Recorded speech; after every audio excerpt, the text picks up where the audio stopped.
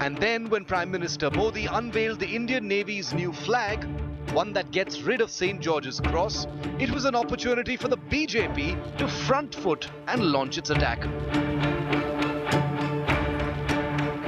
Obliquely blaming Nehru's leadership and the Congress-led UPA for failing to get rid of the colonial-era relic. The BJP's firebrand Bengaluru MP added ammo to the attack with this tweet, blaming what he called the Congress's slavish colonial mindset for its decision to allow the return of the St. George's Cross.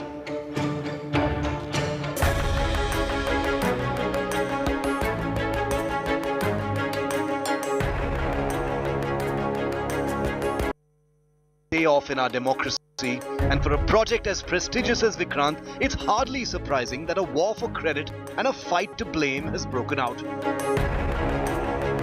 But may we just say that on a day like today, those who deserve credit above all the politics and bickering, are the men and women of the Indian Navy's Naval Design Bureau.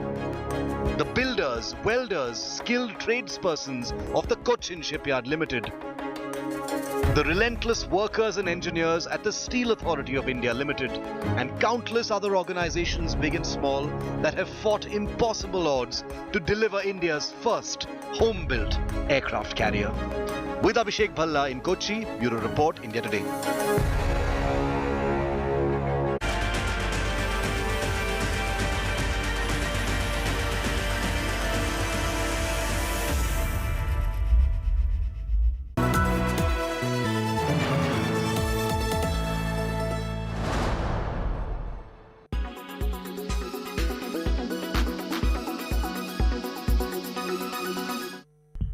Can Taiwan defend itself against China? China did many military drills around Taiwan. If China decides to launch a full-blown military attack, its armed forces would dwarf Taiwan's. Here's China and Taiwan's military capabilities compared. Total active forces: China 20,35,000, Taiwan 1,69,000. Ground forces: China 9,65,000, Taiwan 94,000. Navy: China 2,60,000, Taiwan 40,000. Air Force: China 3,95,000, Taiwan 35,000. Reserves: China 5,10,000, Taiwan 16,57,000. Tanks: China 5,400, Taiwan 650. Submarines: China 59, Taiwan 4. Naval ships: China 86, Taiwan 26. Artillery: China 9,834 plus, Taiwan 2,093. Aircraft: China 3,227 plus, Taiwan 504 plus.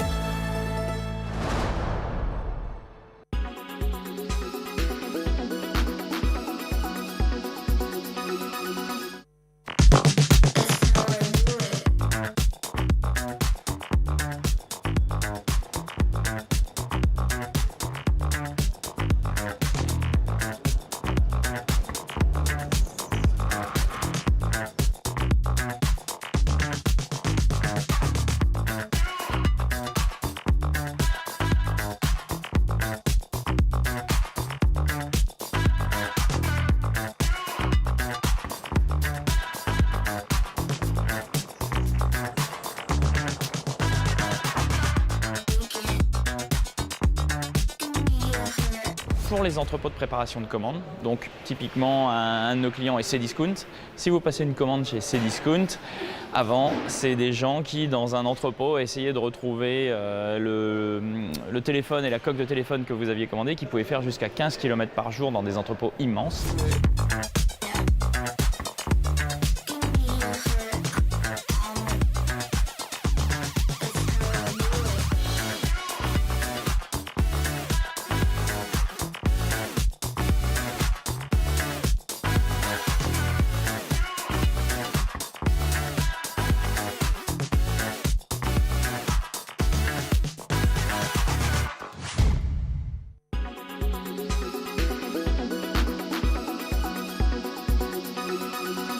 Make your media plan smarter with India Today Live TV on your connected devices. With every sunrise comes new beginnings, new opportunities and new stories. And that's why we're first up. While you're sleeping, we're hard at work to ensure you get the perfect news shot every morning. Get you all the updates. Our morning mission to get you news that's fresh and packed with flavor. Watch First Up every weekday morning with me, Akshita Nandagopal, right here on India Today. Co-powered by The World Comes Together at Sharda University. Co-powered by RK Marble, Khoobsurat Imandari. In association with Dell, advice and expertise to help your business grow. EcoLink LED lights and fans. I don't read the news. I read between the lines to tell you the true version of events. The true story of our times. To document grief, the toughest assignment for any journalist to be. From those who matter. Women politicians going to stick up for each other. Of those who should matter. I document the truth. I don't distort the truth. I don't glamorize the truth. I don't gloss over the truth. The ghosts of India's contentious medieval history have come knocking again. I hustle for the truth. On the ground, in the newsroom, in the studio. I don't try to grab eyeballs. I inform you to make you see the point. To the Point with Preeti Chaudhary. At these times, only on India Today. Co-powered by RK Marble, Khoobsurat Imandari. In association with JioMart, Har Ghar Ka Mart. So sorry.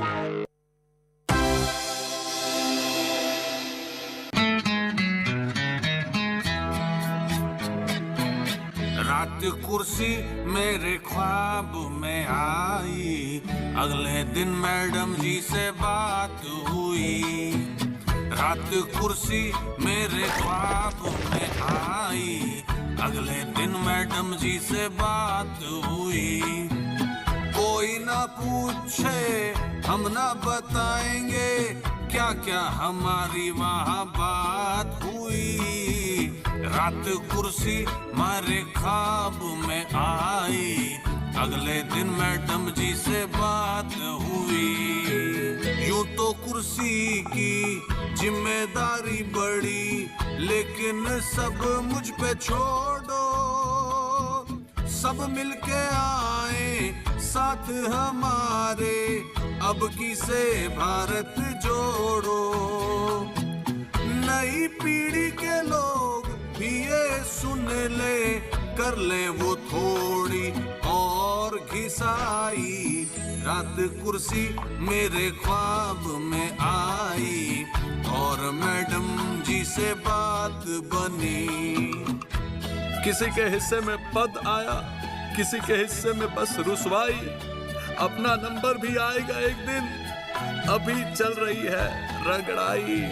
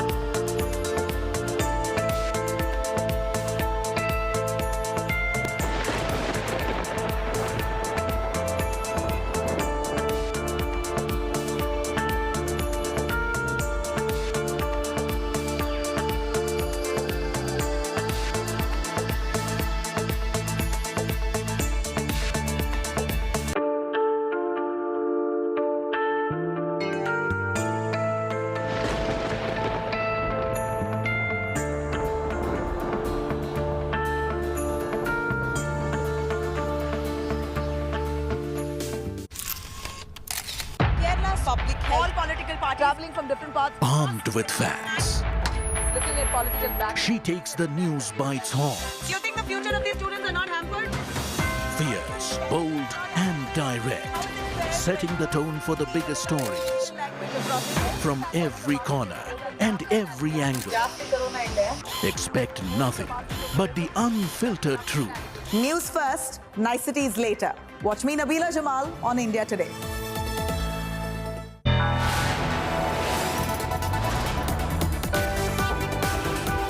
You are watching India Today.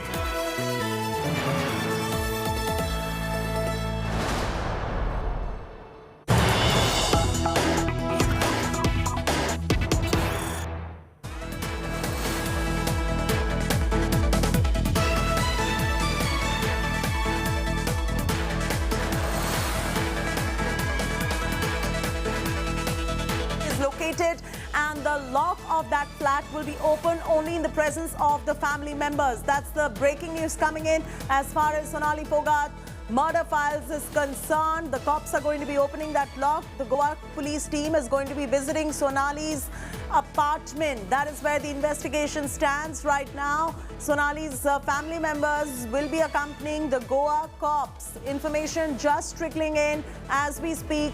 Cops will be unlocking Sonali's Gurugram flat.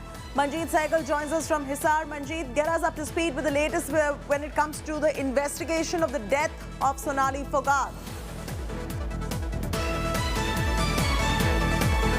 Well, Jyoti, the family members of Sonali Phogat, including two of her brothers, Rinku Dhaka, Watan Dhaka, and brother-in-law, have got a call from the Goa police, which has asked them to reach the Gurugram at 2 o'clock. The police will be opening the flat owned by Sonali Phogat. Remember, the cops during the investigations have found that Sonali Phogat and the prime accused in the case, Sudhir Pal Sangwan, had stayed at this flat before leaving to Goa on 22nd of August. So this is on the request of the family members that the Goa police will be opening the flat in the presence of the family members. Family members had earlier expressed the apprehension that Sudhir Pal Sangwan, with the help of his close aides, can destroy the evidences. That is why the properties based in Gurugram should be opened in the presence of the family members.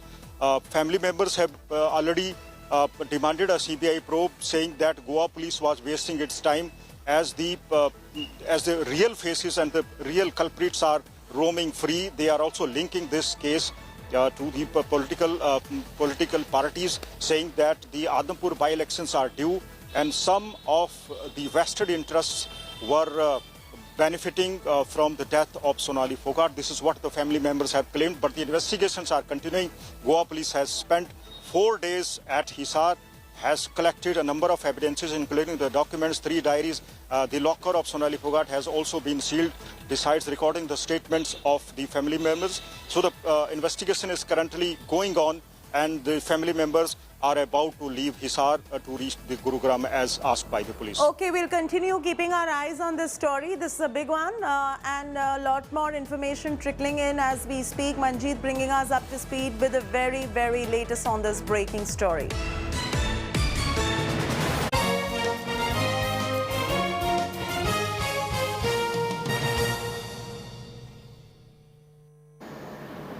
And the Congress party is all set to hold Mehngai Par Halla Bol rally against rising inflation in the country. The rally is coming ahead of the party's 3,500-kilometer Bharat Jodo Yatra from Kanyakumari to Kashmir starting 7 September. That's going to be witnessing the participation of several Congress leaders and MPs too. The rally will be held in Delhi's Ramlila Maidan, will be kicked off by party leader Rahul Gandhi and will witness the participation of lakhs of Congress workers and leaders from the country. Congress President Sonia Gandhi and Priyanka Gandhi will not be participating in this rally. The Congress has been attacking the government over price rise and unemployment and saying that these are issues of the common man and should be discussed at all forums.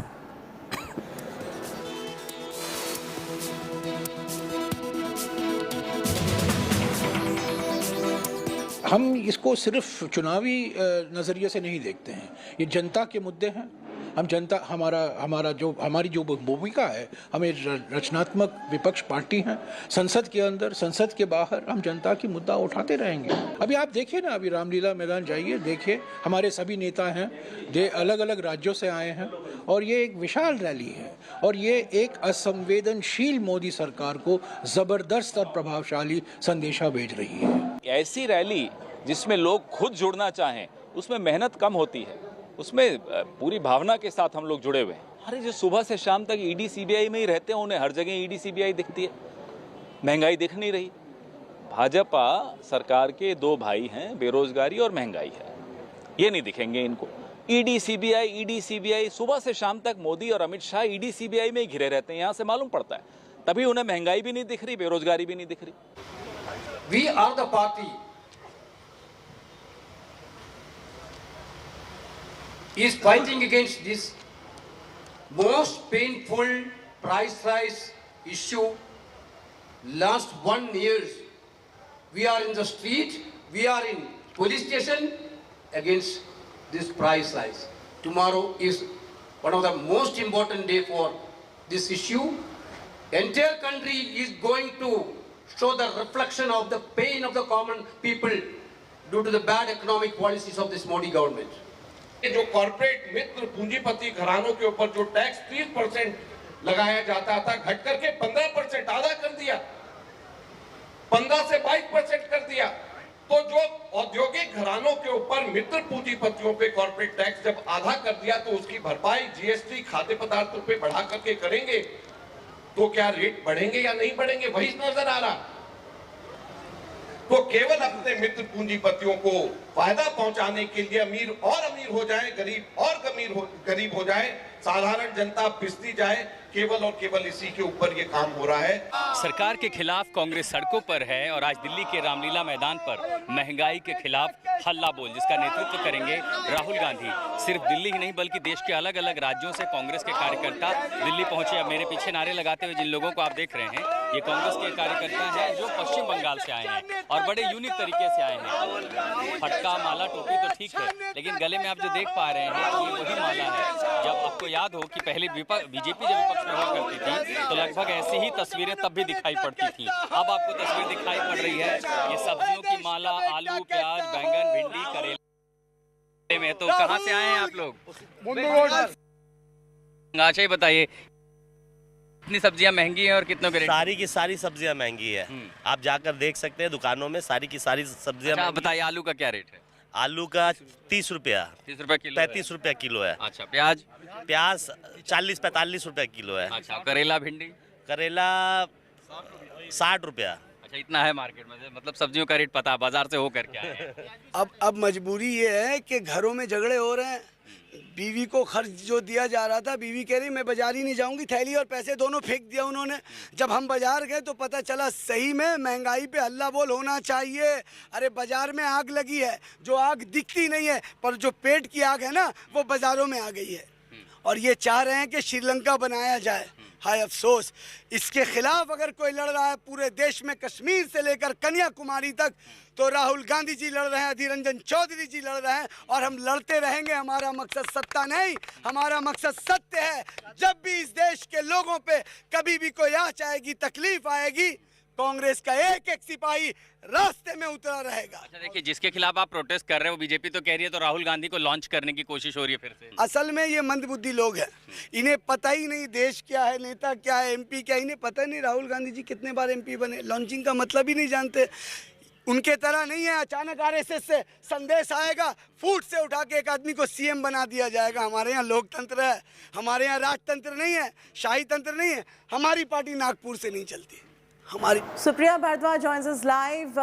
Supriya, you know, outside of the politics that is going on as far as this rally is concerned, with BJP and Congress exchanging barbs, one good thing is that two issues pertaining to the common man in this country, jobs and inflation, these are the two issues that one needed an opposition to voice about, and that is being done finally by the Congress, a little late in the day, but never too late.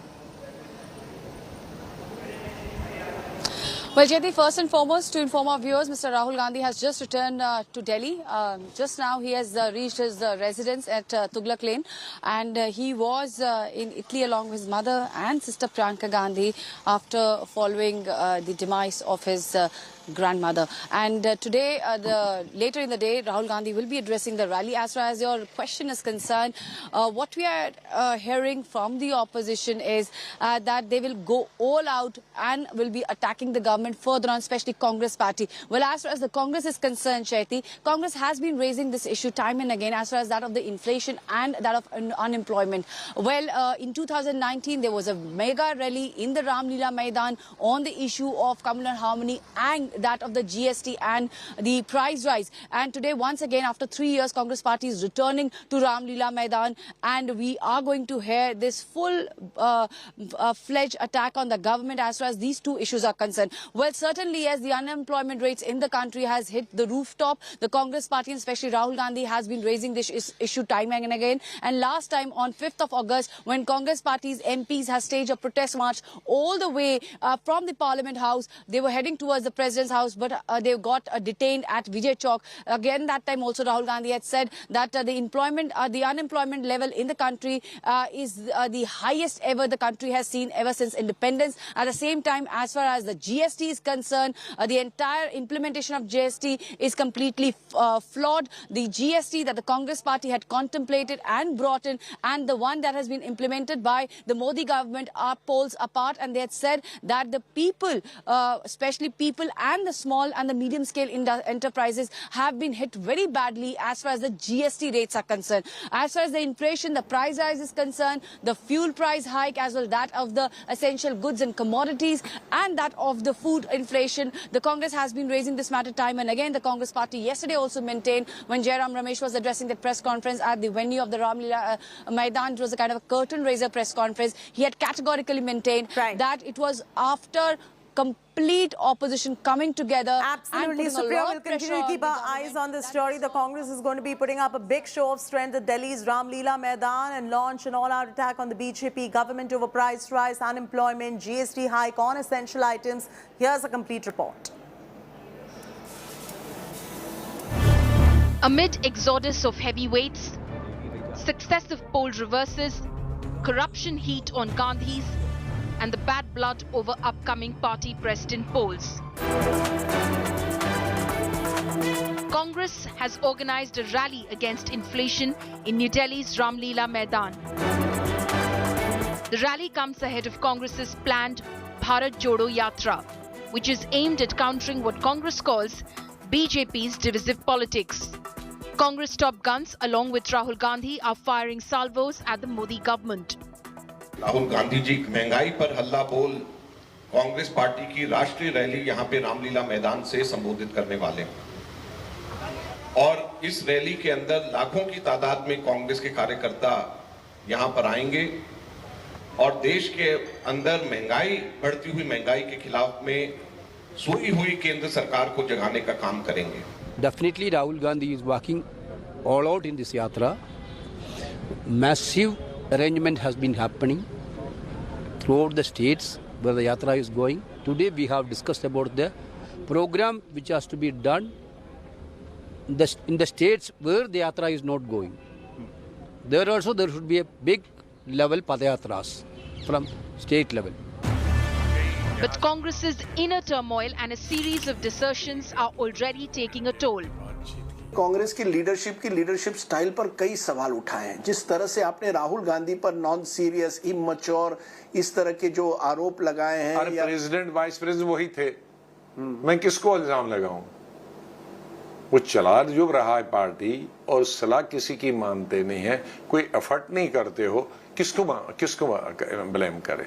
The fact that a youngster like me complained about the sycophant Darbari culture, and now a senior seasoned leader who has given his blood and sweat to the party is speaking about it becoming a club of PAs and security guards, shows that leaders across age groups are disappointed, frustrated by this entire coterie culture which is thriving in the Indian National Congress. BJP, which mocks Rahul Gandhi, calling him a political tourist, has been terming the Congress campaign a stunt to save corrupt Gandhi family. कल भारत जोड़ो कुछ आंदोलन शुरू कर रही है। Congress party को इस प्रेस कॉन्फ्रेंस के बाद हमारी हिदायत है, भारत केवल वही जोड़ सकता है जो भ्रष्टाचार छोड़ सकता है। जो भ्रष्टाचार छोड़ नहीं सकता वो भारत जोड़ कैसे सकता है? ये भारत जोड़ो नहीं, ये गांधी परिवार बचाओ आंदोलन इनका आरंभ हो रहा है। Congress campaign aimed at rebranding Rahul Gandhi as the principal 2024 challenger is witnessing a war of words. देश को एक जोड़ने का जो संदेश पूरे हिंदू देश भर में वो जाएगा और इसका स्वागत करना चाहिए। और भारतीय जनता पार्टी के राष्ट्रीय अध्यक्ष इसका मजाक उड़ा रहे हैं।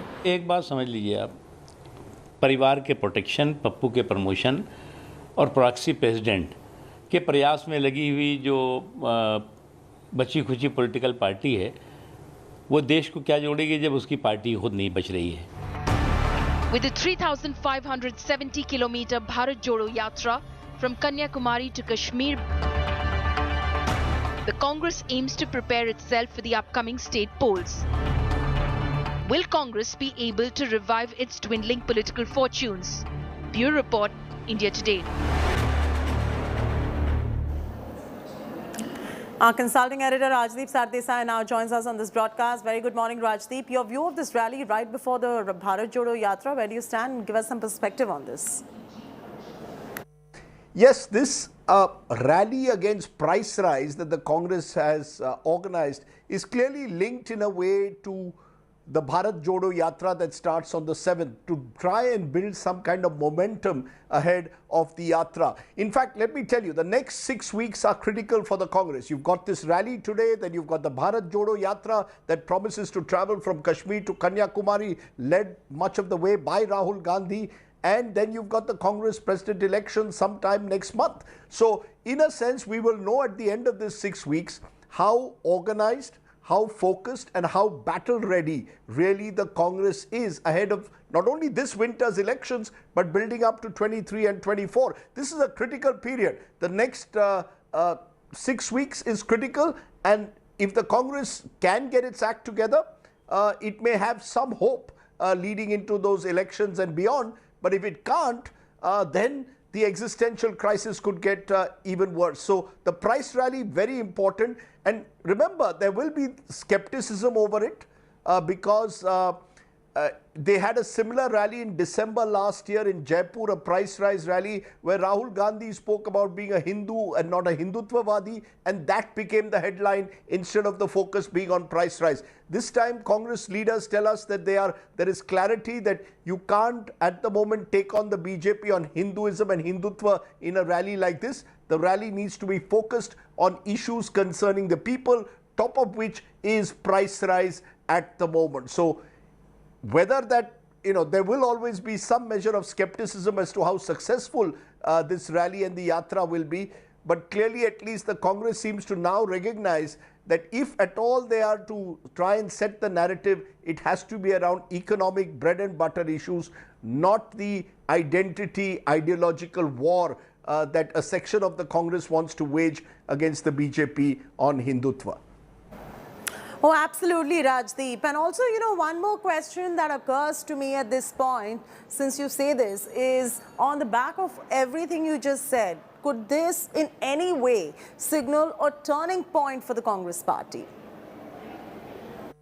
Well, look, there have been many false dawns for the Congress in recent times. We can go back to even 2018, which was really the best year for the Congress in recent times. They won several elections. Rajasthan, Chhattisgarh, Madhya Pradesh formed a government in Karnataka, and it appeared that the Congress was building up for 2019. Rahul Gandhi's leadership was becoming more assertive. And guess what? They completely imploded in those elections and have struggled ever since. They are leaderless at the moment. There is no captain at the ship. And I think that is the biggest crisis in the Congress, that they need to resolve this issue, that you can't have power without responsibility, power without accountability, a charge that is leveled often against Rahul Gandhi. He's going to have to decide what his role is going to be, and the party is going to have to decide how do you arrest this steady drift and decline in a week where Ghulam Nabi Azad, the ultimate insider, has also left the Congress. Why is it that so many people, even from Rahul's generation,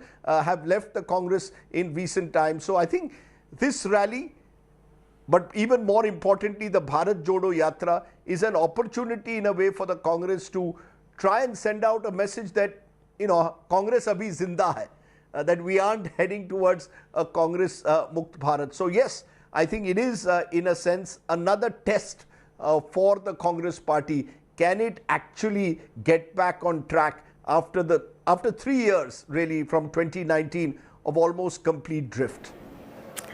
Well, thanks so much, Rajdeep, for that perspective. With that, it's the wrap from me, Chaiti Narula, on this bulletin. For further news and updates, don't forget to log on to indiatoday.in or download the app. But stay with us. We're bringing you the latest as far as the investigation of Sonali Phogat's death case is concerned.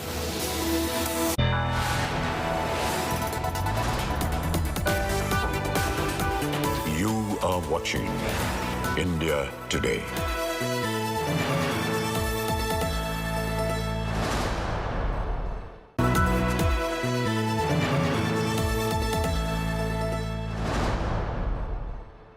खेल पत्रकारिता में career बनाने का सुनहरा मौका। Join करें India today media institute. Register करने के लिए www.indiatodaymediainstitute.in पर विजिट करें।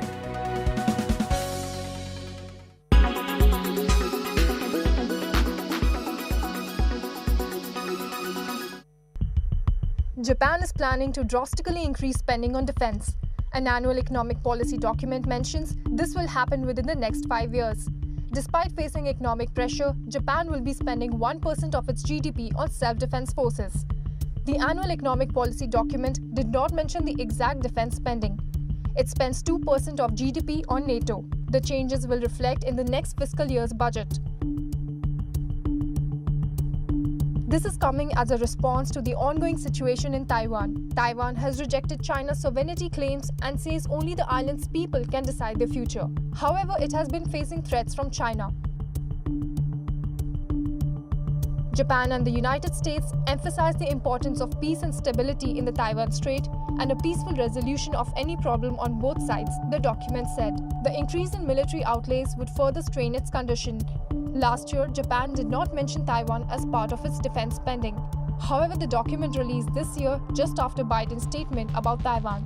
The US has been saying that it is willing to defend the island nation against attack by China using its military strength. China sent its 9 ballistic missiles in Japan's exclusive economic zone for the first time on 4th August. Japan's defense minister called it a serious problem that affects our national security and the safety of our citizens. The exclusive economic zone extends up to 200 nautical miles from Japan's coastline beyond the limits of its territorial waters. Indeed, Japan is getting affected by China-Taiwan friction. Japan's neighboring island of Okinawa and Taiwan hems in Beijing force. This would impact the sea lanes that supply Japan's economy.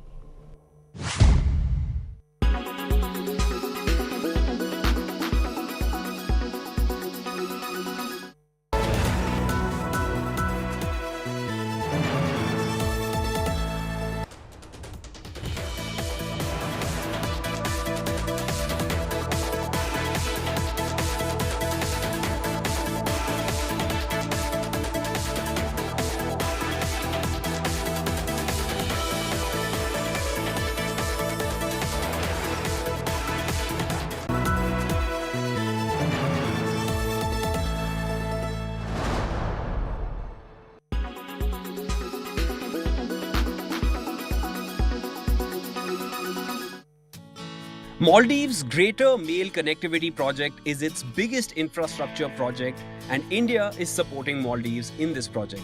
This project is supported with a grant of $100 million and with a credit of $500 million. The loan granted has a 5-year grace period. Maldives has to pay back the loan with 1.75% interest rate.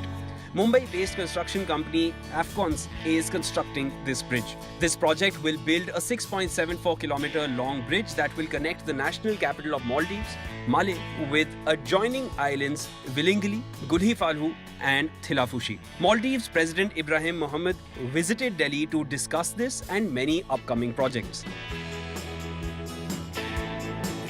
This project will help India in further momentum. India is supporting the Maldives government to build 45 major projects. A grant assistance of $16.88 million will be given to the Maldives. Of these 45 projects, 17 are done and inaugurated. These projects cover diverse areas such as tourism, sustainable development, education, fisheries, local infrastructure and youth development. India helping Maldives is a signal that India has replaced China. China built the Sinamale Bridge for Maldives.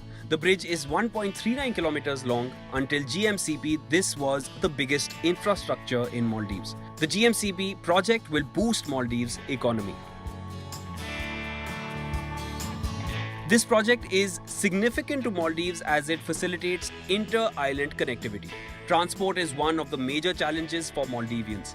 They always have to travel through ferries and boats. The condition worsens during the monsoon. Malé is one of the most densely populated cities in the world. This bridge will improve connectivity to the country's capital city. This has been a persistent issue for the residents. The bridge will be completed by the year 2023.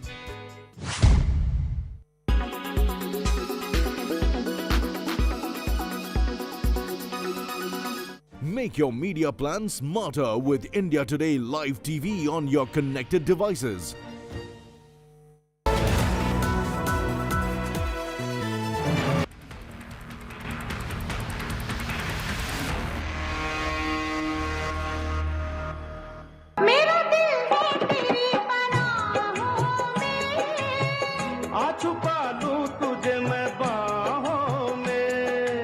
She was a TikTok star.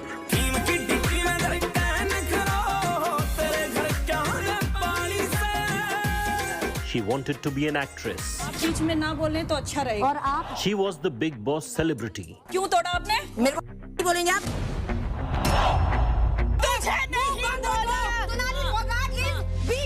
Sonali Phogat was the National Vice President of BJP Mahila Morcha. She was a widow and a mother at the age of 42. She died under mysterious circumstances miles away from her home in Goa on 22nd August. Initial reports suggested her death was due to heart attack, but her family cried foul. अपने sister की body देखी तो उनके चेहरे पे जो निशान थे, चेहरा उनका बिल्कुल नीला हो चुका है और कान बिल्कुल नीले हैं। बाकी बॉडी ठीक है, नॉर्मल थी, कोई चोट का निशान नहीं था, लेकिन चेहरा नीला वजह होने की वजह जिस तरह हमने वैसे ही वर्बली डॉक्टर हैं या जो भी बड़े बुजुर्ग उनसे थोड़ी राय मशवरा किया भी ऐसे बॉडी तो बोले कि जिस तरह कोई भी चीज हाथ पैर या चेहरा नीला पड़ना ये एक पॉइजन है। 2 days after her death, autopsy revealed murky truth incriminating her personal assistant and an associate for murder. We got the complaint of the brother of the deceased, and based on that complaint we have registered a case under section 302/34 IPC, that is the murder case, and we are investigating the case. Videos of the night before her death revealed her partying with her assistant Sudhir Sangwan and an associate Sukhwinder Singh. She is forced to drink from a bottle, allegedly spiked. Later in the wee hours of the morning, she is seen with the same associate being escorted in a visibly inebriated state to the washroom. और एक video से जाहिर होता है कि उसको एक substance forcefully victim को वन ऑफ द एक्यूज पिला रहा है। करीब 4:30 बजे जब वो अपने आप को संभालने में नाकाम रही तो मुलजिम विक्टिम को बाथरूम टॉयलेट की तरफ लेके जाता है और फिर वहाँ करीब 2 घंटे वो रहते हैं टॉयलेट में। जिसका एक्सप्लेनेशन अभी तक एक्यूज ने नहीं दिया है। In a shocking audio call accessed by India Today, the same Sudhir can be heard blatantly lying about Sonali's health to her relative Sachin. वहीं हो क्या अभी? हाँ, गोवा हूँ भाई। अच्छा, तो ऐसे कैसे हो गया ये? पता नहीं भाई कैसे हुआ, मेरे तो समझ में नहीं आ रहा। He told Sachin that Sonali was perfectly fine and the two had a good conversation through the night. रात तो सारी रात तो रात ही बतलाए। In the audio, he claimed that Sonali died after he left the room for 5 to 7 minutes in the morning. सुबह 7-7:30 बजे की बात है, मैं 5 से 7 मिनट के लिए कमरे के बाहर गया था, इतनी देर में उठ गया। Soon after, both were taken into custody for questioning and they confessed to drugging Sonali's drink. The owner of the Goan club, where the late night party took place, and the peddler who supplied drugs to the accused were also arrested. मेरे को justice मिलना चाहिए, investigation होनी चाहिए proper, और जो culprit है उन्हें पनिशमेंट मिलनी चाहिए। Sonali Phogat's family fights for justice and truth about her death.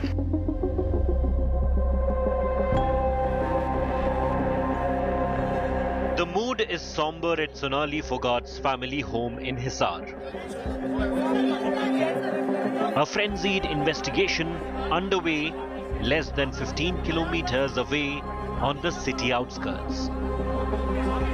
Teams of Goa and Haryana police arrived at Phogat's 6.5-acre farmhouse. Sudhir Sangwan and Sukhwinder Singh, two of the 5 suspects under arrest in connection with the former TikTok star's alleged murder, are believed to have been frequent visitors to this sprawling estate. Goa police team has reached Sonali Phogat's farmhouse. We can see 2 Goa police team members along with the Haryana Hisar police officials have reached at the Sonali Phogat's farmhouse, where the accused Sudhir Pal Sangwan and his friend regularly used to visit. Investigations by the police teams of the 2 states have now expanded into accusations that one of Sonali Phogat's assistants, Sudhir Sangwan, plotted to grab her properties in Hisar and Gurugram. वो काफी time से ये षड्यंत्र रच रहा है जी कि इनको परिवार को सबसे पहले तो भाई परिवार को दूर करे, धीरे धीरे फिर उसको काबू में लिया ताकि परिवार साथ नहीं देगा तो इसका मैं कुछ भी कर सकता हूँ। उसने मतलब गुड़गांव फ्लैट है वो भी अपने नाम किया है, और भी कुछ ऐसी चीजें हैं जो अभी तक हमें पता नहीं है, उसकी डिटेल हम बाद में निकलवाएंगे।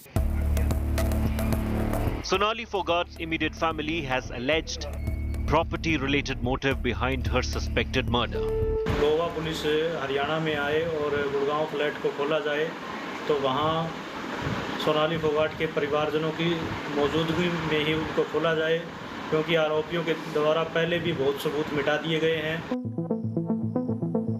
An accountant of Sonali Phogat, Shivam, is being questioned after the family alleged he made off with digital and paper evidence of his employer's properties. A laptop recovered from him has been sent for forensic examination. In the meantime, at Goa, the police crackdown has started. Sonali Phogat was allegedly drugged here while partying. Rules apparently bent. Inhibitions lost. And consequences turned fatal for the former TikTok star. An imminent closure of Curly's restaurant in sight, with the Goa police now moving to have its permit cancelled. हमने गोवा सरकार को लिख दिया है strongly recommend करके कि इस case की सीबीआई जांच कराने के लिए वो कार्रवाई करें। As the Phogat case snowballs, India Today has reached out to one of the 2 senior doctors involved in the post-mortem. Dr. Mandar Kantak candidly shared his opinion. Turns out that the autopsy he conducted has revealed multiple external injuries on the woman's body. Injury किस body किस part में है? Body में है, हर जगह है, पूरे body में इंजरी है? और लेस बाहर है, हाथ में, पैर में, around legs, I said no, legs, buttocks, thighs पे इंजरी है। थोड़ा वो गिरी और उसने hit the wall in the toilet, that is what the accused said.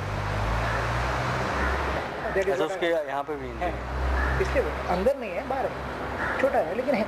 से we write a 7 pages report, every detail is written in that, there is nothing left for discussion in that. If further discussion is required, it can only come after I get all these reports. Phogat was declared dead on arrival at Goa's St. Anthony Hospital early Tuesday. Her family withheld consent for autopsy till Thursday. Dr. Mandar Kantak fears the 2-day delay in Phogat's post-mortem could prove critical in determining the drug overdose. In his opinion, the viscera samples must be examined in a designated lab without further delay. 2 दिन के बाद 2 दिन वो बैठ के क्या कर रहे थे और क्या किया वो मुझे मालूम नहीं। आपके पास बॉडी 2 दिन बाद आई है? नहीं, बॉडी इधर थी लेकिन पोस्टमार्टम 1-2 दिन बाद हुआ ना, क्योंकि 2 दिन के बाद जो रिपोर्ट हमको दिया उन्होंने एक ही लाइन लिखा, नेचुरल, कुछ नहीं, इंजरीज कुछ नहीं, ऐसे पैचेज है। तो ब्लाइंड केस आपको दिया, सब कुछ मालूम होते हुए भी, तो आपका क्या परिस्थिति होगी? तुम ये क्या होता है ना, जब दोस्त ये wherever the power is and wherever who wants to turn it the way he or she wants, later उनको मैं दूँ, हम क्या, हम तो एक सर्वेंट है और एम्प्लॉई है, हमारा साइंटिफिक जितना है हम करेंगे और उतना ही किया हमने। So drugs, not poison. Poison and drugs and poison है ना, for us drug is a poison. अच्छा। Narcotic drugs, psychotropic substances, everything which is causing harm is for poison. अब उसमें कॉम्बिनेशन क्या है, अल्कोहल हो सकता है, दूसरा हो सकता है, हमको मालूम आना, and I hope it come positive, क्योंकि ये ड्रग्स ना, specially this psychedelics and all this, they are transient drugs, they are taken only for effect for few hours, I hope they get it done fast, that is only I hope. तो कब भेजना है police decide करती है? हमने उनको दिया है ऑलरेडी, अब वो एड्रेस चेंज कर रहे हैं, कहाँ पे भेजना है, फिर कब में भेजना है उनके मन में आएगा तब भेजेंगे। This is what this delays everything, फटाफट भेजा तो अच्छा होता है। ये आप डिसाइड नहीं करते हैं? नहीं, पुलिस डिसाइड करती है कि किस फॉरेंसिक लैब में जाएगा या कहीं भी भेज सकते हैं। तो ये हार्ट अटैक हुआ या फिर क्या हुआ? हार्ट का कुछ नहीं है उसमें, लेकिन हमने टेस्ट के लिए रखा। अच्छा, सब टेस्ट के लिए रखा। इनिशियल में हार्ट का कुछ नहीं है, बायनाश नहीं मिला, इसलिए, लेकिन हमने टेस्ट के लिए रखा, क्योंकि ये सब है ना, हार्ट बोल रहे। तो फिर क्या रीजन, कॉज ऑफ डेथ फिर क्या था? हमने रिजर्व रखा है ना, वो सब टेस्टिंग विसेरा के लिए जा रहा है ना। So rule in the favor of all these drugs things. The one and only OG ਕਾਟ ਦੇ ਵੈ ਤੇਰੇ ਨਖਰੇ ਜਨਾਬ ਫਿਟਿੰਗ ਵਾਲੇ ਸੁੱਟਾਂ ਨੇ ਤੂੰ ਪਾਣਾ ਛੋੜ ਦੇ ਐਟੀਟਿਊਡ ਬਿਊਟੀ ਮੈਂ ਲਗਾਵੇ 4 ਚਾਂਦ ਭੂਰ ਕੇ ਨੂੰ ਛੋਰਿਆਂ ਨਾਲ ਲਖਣਾ ਛੋੜ ਦੇ। Sonali Phogat was a go-getter from an early age. She always aspired to be an actress. Got her first break as an anchor for a program on Doordarshan. While working for Doordarshan, Phogat joined the BJP in 2008. This opened many avenues for the actor. Phogat went on to work with big names of regional cinema, including Ravi Kishan and Jimmy Shergill. She also got a chance to feature in the 14th edition of Big Boss. आपकी बच्ची को बीच में नहीं घसीटा, बल्कि आपने किसी की बच्ची, वो है रुबीना, उसको आपने कहा। आपने ये शो देखा है, आपको पता है कि इस घर के अंदर क्या क्या टास्क होते हैं, किस हद तक लोग जाते हैं। सलमान जी, मैं यहाँ ये नहीं करने आई हूँ जो मुझे गालियाँ दे, मैं उसके आगे काम करती घूमूंगी। Sonali featured in a number of music videos and had a sizable following on TikTok.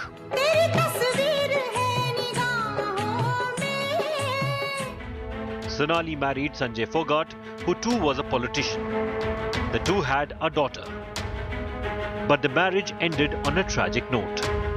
After just a few years, her husband died under mysterious circumstances in 2016. Sonali then focused her efforts on work. In 2019, seeing her growing popularity, the BJP gave her a chance to prove her mettle. Sonali Phogat was given the ticket from Hisar's Adampur seat against then Congress leader Kuldeep Bishnoi. Sonali, however, lost the election by a big margin. Controversial in life, her death too is not devoid of controversy. Her family suspects foul play in her sudden death in Goa.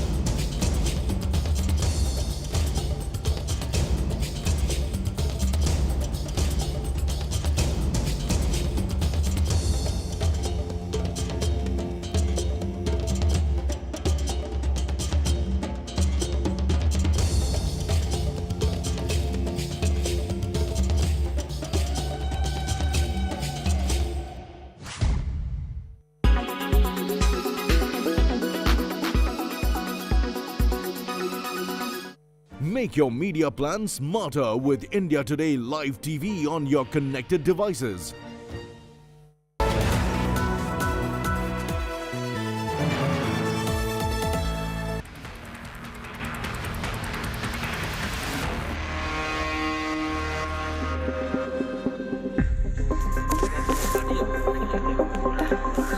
India Today has accessed a footage of accused Sukhwinder, aide of Sonali's PA Sudhir Sangwan.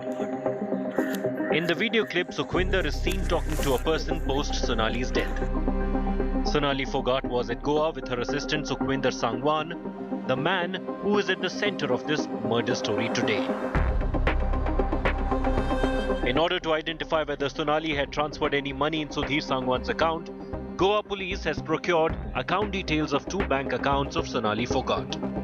One account is with a public sector bank and another is with a private bank.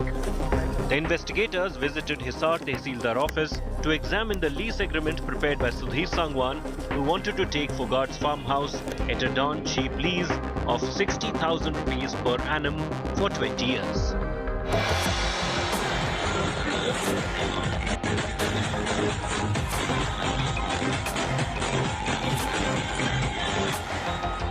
He is visible in this video, partying with BJP leader. And he is visible in the final available image of the social media star before her death. The Goa police says he has confessed spiking Sonali Phogat's drink, triggering a chain of events that ended in her death. In the investigation so far, we have told you about her assistant Sudhir Sangwan. But very little has been known so far about the other man in the images, Sukhwinder Singh. Goa police believes there were economic reasons for the alleged crime.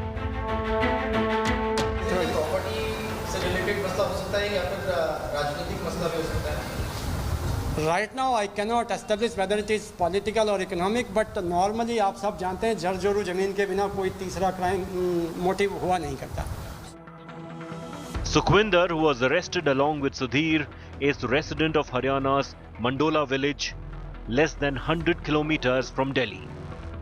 Going by the moniker SS, Sukhwinder, who has been remanded to police custody, owns a crusher in the nearby mining areas. Has a cousin sister who is a national level rower and is the son of a farmer. But first, how did Sukhwinder come into contact with Sonali Phogat in the first place?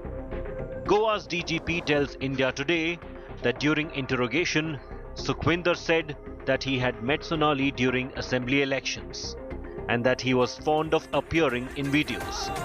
So he used to engage with Sonali. In fact, Sukhwinder was allegedly to play a small part in Sonali's shoot in Goa on 25th of August, a plan cut short by her death 2 days prior. The police is now investigating what Sukhwinder said to his family before he was arrested last Friday. His wife Sonia, who is expecting, says that he definitely has political contacts for his business and that he is clear about his innocence. Political angle से फंसाया जा रहा है, उसकी सिर्फ इतनी सी ही गलती थी कि वो उस पे वहाँ पे मौजूद रह गया। इसके अलावा उसका इससे कोई लेना देना नहीं है। ना हम किसी सोनाली फोगाट को जानते, ना उसके परिवार वालों को जानते, ना हम सुधीर सांगवान को जानते। हमारा लड़का यही है नहीं, धंधा अपना धंधा से काम किया करता, वहाँ जानता बिजनेस किया करता। मेरे बेटो गलत फंसाया से महाराज, एक बेटो से हमारे बेटो ऐसा काम करते भी नहीं करे और ना हमारे बेटो ने कदे ऐसा काम सोचा। सब बाण बेटे की इज्जत रखा कर दो। Neighbors and villagers speak up for Sukhwinder in disbelief that he could be involved in such a crime. लड़का बहुत बढ़िया है, यहाँ गांव में उसके कोई लाग लपेट नहीं है। यहाँ पूरा गुआंड में और गांव में किसी से भी पता करो आप, कोई भी मतलब लाग लपेट नहीं है उसके। But Sukhwinder's proximity to controversial Haryana politician and sitting MLA Gopal Kanda has stirred word of a political conspiracy. आज तक ना इस प्रकार का उसका गांव स्तर पे कोई रिपोर्ट रहा है, ना कोई लेना देना है। उन्होंने मैंने पूछा तो उसे कहा है, उन्होंने बॉम्बे के बारे में बताया था और अक्सर वो काम के सिलसिले में बाहर रहता है। As the investigation goes deeper into the true motives for the death, it has only gotten murkier at the Golden Palm Beach of Goa.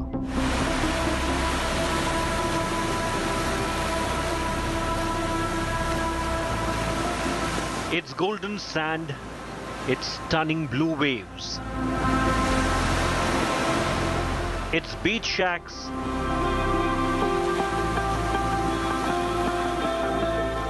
little churches, and classic castles.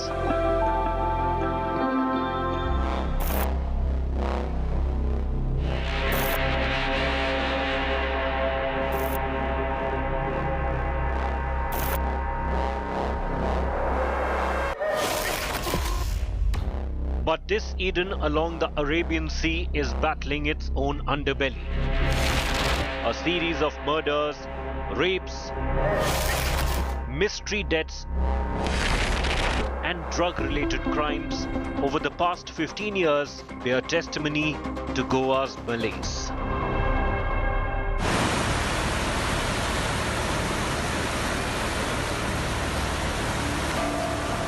The seafront restaurant is no stranger to controversy. Police suspect her assistant drugged Sonali Phogat at Curly's on the Anjuna beach. The same restaurant hit the headlines 14 years ago. Back then, the mother of British teenager Scarlett Keeling alleged her daughter had visited Curly's just before coming to the spot where she was sexually assaulted and left to die.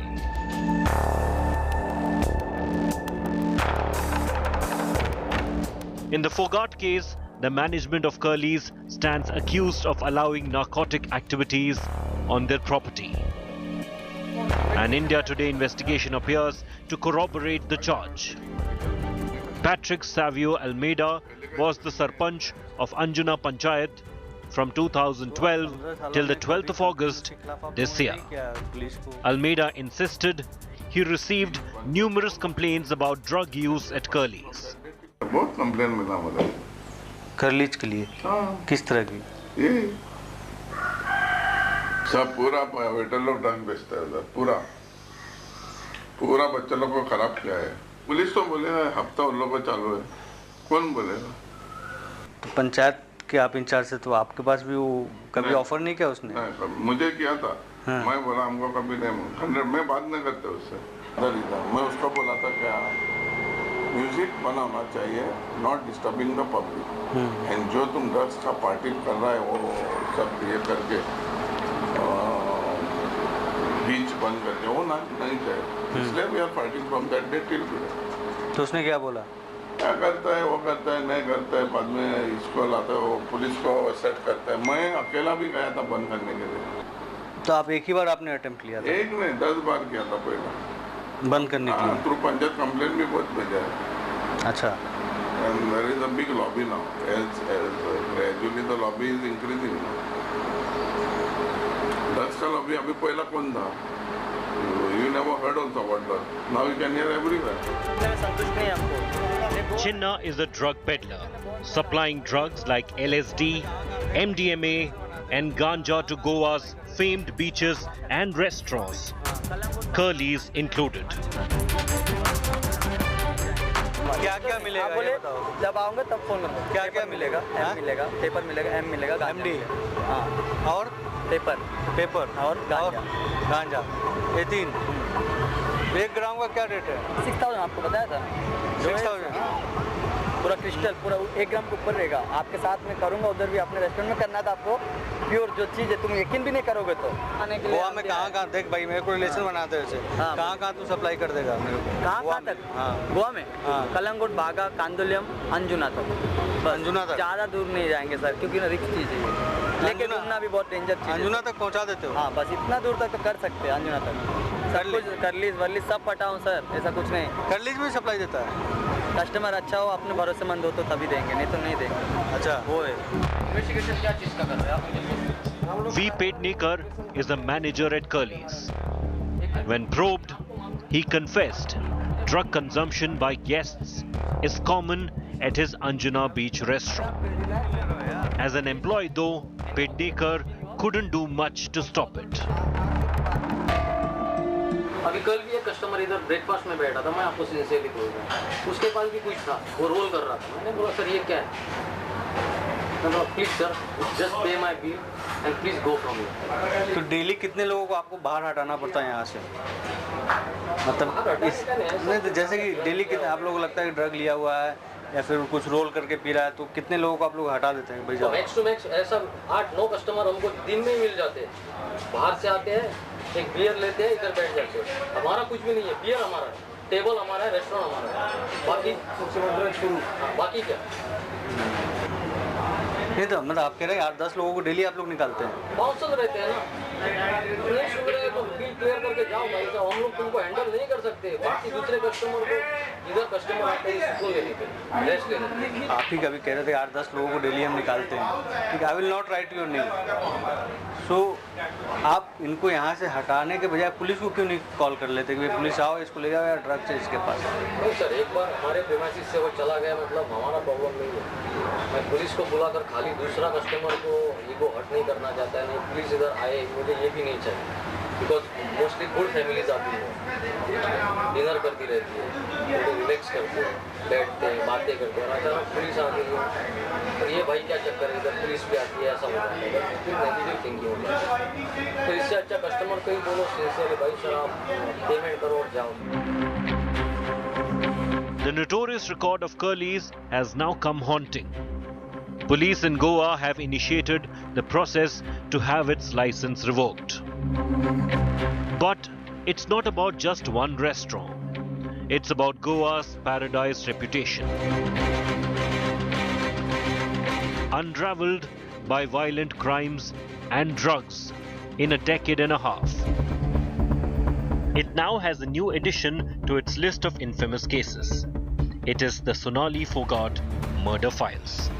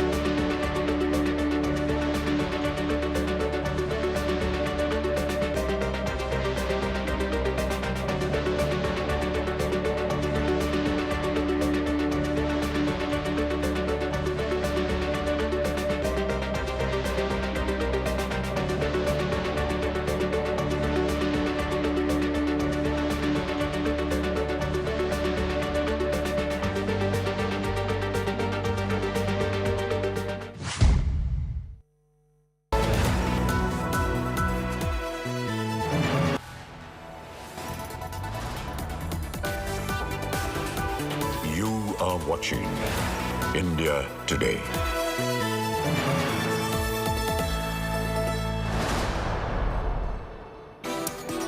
Very good morning. Thanks for being with us on India Today. I'm Shaiti Narula, getting you all the top stories. Let's start with the headlines.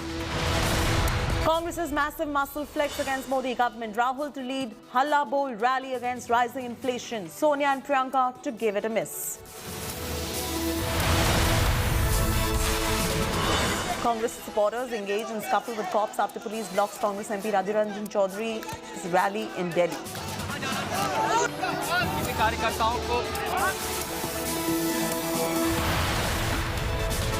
War of words between Congress and BJP over Bharat Jodo Yatra. BJP claims Congress tactics to save Gandhis. Questions: Congress Jodo or Bharat Jodo? As part of Hyderabad Liberation Day, BJPI's mega celebration on September 17, OAC demands renaming KCR caves in.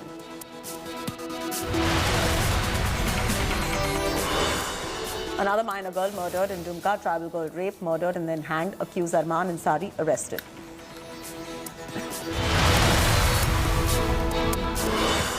MS Dhoni to continue as CSK skipper in the upcoming season of Indian Premier League. Good news coming in for all the Dhoni fans.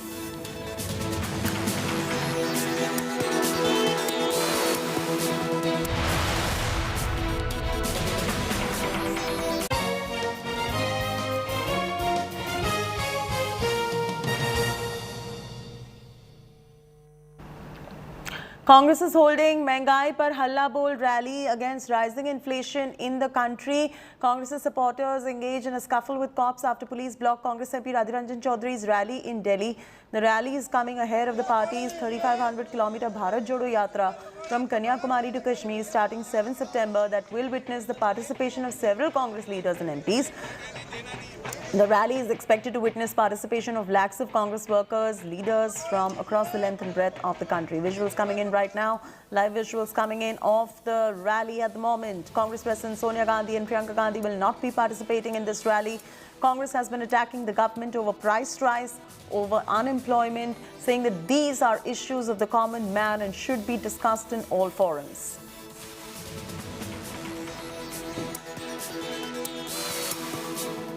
ये तस्वीरें आप देख रहे हैं heli road से कांग्रेस और Delhi police के कार्यकर्ताओं के बीच में झड़प जैसी स्थिति है। पुलिस ने इनको रोका। अधीर रंजन चौधरी के नेतृत्व में पश्चिम बंगाल से आए जो कार्यकर्ता थे वो रामलीला मैदान जाना चाहते हैं जहां कांग्रेस ने महंगाई और बेरोजगारी के खिलाफ हल्ला बोल कार्यक्रम बुलाया है। दिल्ली पुलिस ने बस लगाई, इनको यहाँ पैदल मार्च करने से रोक दिया है। और ये आप देखिए दिल्ली पुलिस के अधिकारी और अधीर रंजन चौधरी के बीच आप देख रहे हैं धूप की स्थिति यहाँ पर बन गई और पुलिस इनसे गुजारिश करे कि इनको पैदल यात्रा न करने दी जाए। यहाँ बसें लगाई गई हैं कि इनको बसों में फिर यहाँ से ले जाया जाएगा। और अब पुलिस के खिलाफ नारेबाजी हो रही है। क्या हुआ? आखिर देखिए ये डेमोक्रेसी है। अधीर चौधरी के नेतृत्व में हम लोग जा रहे हैं, क्यों हमें जाने नहीं दिया जा रहा? और अब देखिए ये पहले बैरिकेड लगाया गया था, पुलिस ने ह्यूमन चेन बनाया और उसके बाद उस ह्यूमन चेन को तोड़ने में ये लोग कामयाब रहे। अधीर रंजन चौधरी आगे। अधीर रंजन जी आप कहाँ जाना चाहते हैं? अजीब सी बात है, हमें जुलूस भी नहीं निकलने देते दिल्ली वालों ने। क्या होता है ये? पहले हम लोग पुलिस वालों को बताया कि भाई जुलूस निकलना है। ये बंगाल से लोग आए हैं यहाँ जुलूस में शामिल होने के लिए। ये जो हमारे आज गैदरिंग है ये रैली में शामिल होने के लिए। प्रदर्शन से मैसेज क्या देगी कांग्रेस? अजीब सी बात है, हम तो महंगाई के खिलाफ आवाज उठाना चाहते हैं, महंगाई के खिलाफ आवाज बुलंद करने के लिए आए हैं, फिर भी इस तरीके की बाधा क्यों दिया जा रहा है पता नहीं। इसका बड़ा आरोप यहाँ से कि जब ये नेता मार्च निकालना चाहते थे पुलिस इन्हें आगे नहीं जाने दिया। देखिए आगे फिर एक बार यहाँ बैरिकेड लगा दिया गया है। यहाँ देखिए बैरिकेड फिर से पुलिस ने लगा दिया है, इसके आगे जाने की अनुमति नहीं है। पीछे से दिल्ली पुलिस की गाड़ियाँ हैं जो कोशिश कर रहे हैं कि इन कार्यकर्ताओं को यहाँ से इन बसों में ले जाया जाएगा। इसके आगे जाने की अनुमति दिल्ली पुलिस ने नहीं दी है। आगे कुछ अधिकारी हैं, यहाँ पीछे पुलिस के कुछ जवान है, बैरिकेड लगा के इन कार्यकर्ताओं को यहाँ पर रोकने की कोशिश की जा रही है। और अब इस बस को आगे लाया जाए। देखिए सब पुलिस जो है पूरी तरह से कोशिश कर रही है इन कार्यकर्ताओं को कि आगे ना जाने दिया जा रहा है। यहाँ नारेबाजी हो रही है, देखिए धक्का मुक्की की भी स्थिति, नारेबाजी हो रही है पुलिस के खिलाफ। एक रास्ता बंद किया तो वहाँ देखिए जीप के पीछे दूसरे रास्ते से भी कार्यकर्ता निकलने की कोशिश, उनको रोकने की कोशिश की जा रही है। देखिए एक रास्ते से बंद किया तो वो पीछे के रास्ते से निकलने की कोशिश कर रहे हैं, वहाँ से जो कार्यकर्ता है वो जा रहे हैं। देखिए यहाँ भी इनको रोकने की कोशिश की जा रही है। हालांकि रामलीला मैदान पर प्रदर्शन की जो अनुमति है, बड़ी संख्या में कार्यकर्ता वहाँ पहुँचे हैं, लेकिन अधीर रंजन चौधरी और उनके समर्थक यहाँ से मार्च करके जाना चाहते हैं तो मार्च पुलिस नहीं करने दे रही है और इनके लिए बाकायदा कहा गया कि आप AICC चले जाएं, वहाँ से जो पूरी व्यवस्था है सभी नेता क्योंकि बसों में बैठकर जाएंगे।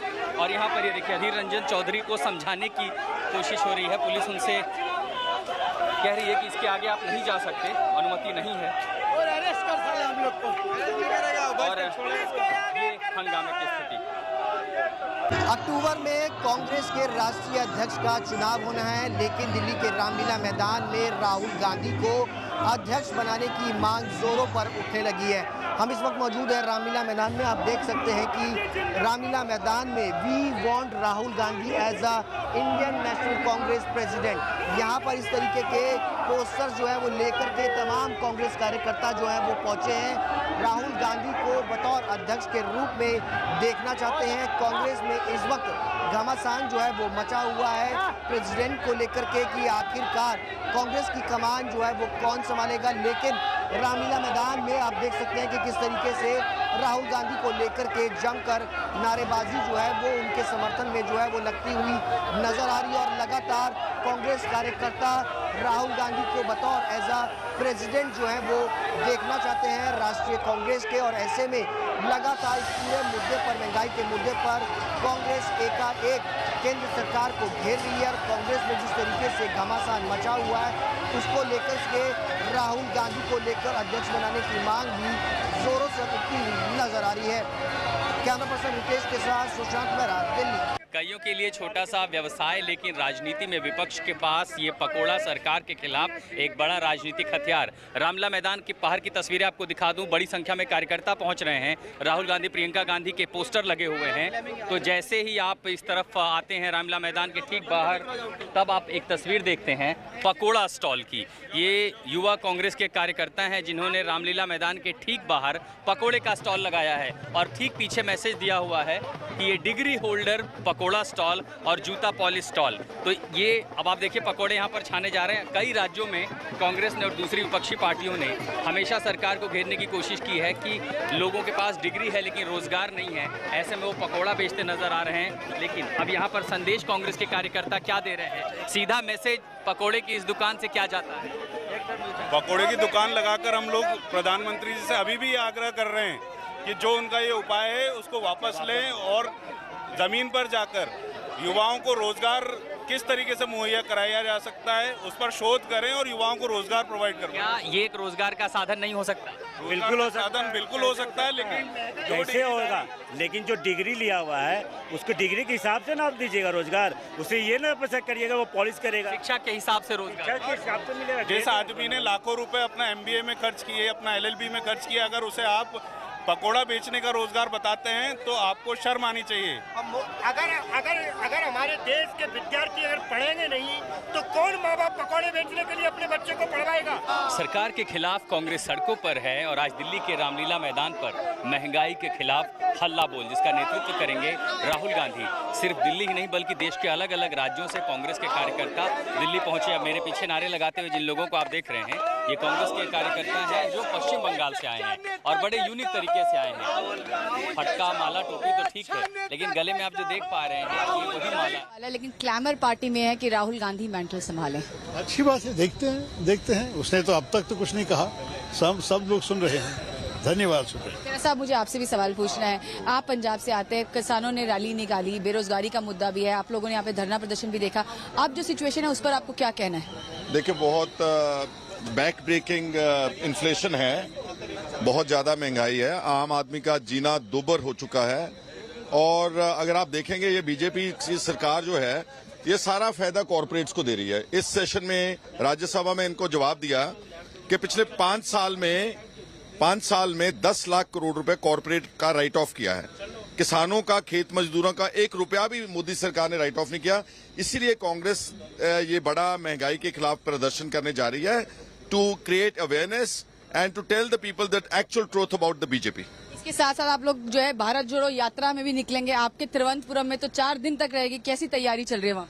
अच्छी तैयारी चल रही है। इनफैक्ट दिग्विजय सिंह आज जा रहे हैं, मैं तो कल जा रहा हूँ। हम लोग काफी कॉन्फिडेंट है। कन्याकुमारी में तो शुरुआत होगी 2 दिन में, और उसके बाद तो हम तिरुवनंतपुरम में उनको स्वीकार करेंगे। मेरे लोग में बहुत ऊर्जा है जनता की, और पार्टी में तो बहुत कंप्लीट कमिटमेंट के साथ ही आगे चले। कितनी इंपॉर्टेंट है ये party from political point of view and organisational point of view? देखिए, पार्टी, आपको पता है कि आप लोग की तरफ से, माध्यमों की तरफ से यही शिकायत था कि पार्टी एक्टिव नहीं है। अब तो हम इतने ज्यादा एक्टिव है कि आप लोग पूछ रहे हैं कि एक्टिव क्यों हो। देखिए, बात यह है कि आज दिल्ली में रैली है, कल राहुल जी गुजरात जा रहा है, 2 दिन के बाद कन्याकुमारी में है, और उसके बाद पूरा देश में ये भारत जोड़ो यात्रा चलेगी। 150 दिन राहुल गांधी रास्ते में होंगे। मेरे ख्याल में ये सब से लोग को पता चलना चाहिए कि कांग्रेस आराम नहीं कर रहे हैं। हम तो जनता की सेवा के लिए, जनता के मुद्दों, जनता की समस्याओं को उठाने के लिए हम लोग सारे रास्ते में निकल रहे हैं। आपको क्या कहना है? भारत जोड़ना इसलिए क्योंकि BJP is on the path to break Bharat. They are dividing people on religion. They are creating a situation where the secular fabric is in threat. तो कांग्रेस ने ये जो भारत जोड़ो यात्रा राहुल गांधी जी ने तैयार की है, इससे भारत की यूनिटी, इंटेग्रिटी एंड जो स्ट्रेंथ है हमारी यूनिटी इन डाइवर्सिटी, उसको स्ट्रेंथन करेंगे हम। मिस्टर उल्का भी यहाँ पे है। आप लोगों ने प्रदर्शन किया था काले कपड़े पहन के, उसके बाद जो रिएक्शन आया उस पर आपको क्या, आप लोगों ने भी रिएक्ट किया। आज आप लोग फिर से महंगाई के मुद्दे पर जो है यात्रा, जो है रैली करने जा रहे हैं, उसके बाद भारत जोड़ो यात्रा है, आपको क्या कहना है इसमें? मैं इसमें यही कहना है कि हम बहुत ही सीरियस है इस मुद्दा को लेके। महंगाई के ऊपर जो हम लोग का प्रोटेस्ट था वो आगे लेके जा रहे हैं, एंड ये लगातार लेके जाएंगे जब तक कि कोई ये सरकार झुकती नहीं है, अपना वो प्राइस वगैरह कम नहीं करती है। भारत जोड़ो यात्रा में भी हम लोग का 2 मेन मुद्दा है, बेरोजगारी एंड महंगाई पे। तो इस पे हम लोग लगातार लड़ते रहेंगे, एंड जब तक ये सरकार अपने घुटनों के बल पे टिकेगी नहीं, हम ये लड़ाई जारी रखेंगे। क्लैमर है पार्टी में कि राहुल गांधी जो है वो अध्यक्ष बने, आपको क्या कहना है? 99% वर्कर्स चाहते हैं कि राहुल गांधी जी अध्यक्ष बने। चुनाव होना चाहिए, जो भी चुनाव लड़ेंगे ठीक है, लेकिन मेरे ख्याल से राहुल गांधी जी को फिर से वापस आना ही पड़ेगा। ये उनकी मर्जी नहीं है, हम सब वर्कर्स की डिमांड है ये। तो आपको एक बार फिर से यहाँ पे पूरा दिखाना है, कांग्रेस पार्टी के तमाम वरिष्ठ जितने नेता हैं वो लोग सब यहाँ बस से बैठकर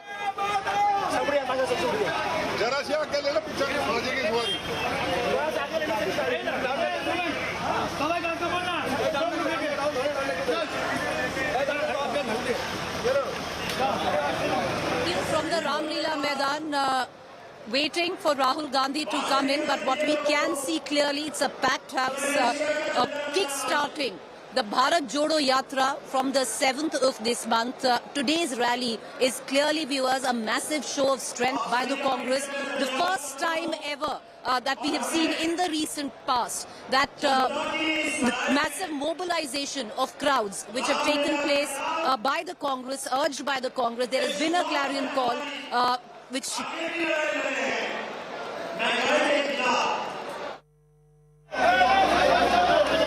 First to my colleague Supriya, who's joining us right now from right outside where I'm standing at the Ramlila Maidan, speaking to those who are coming in. Over to you, Supriya.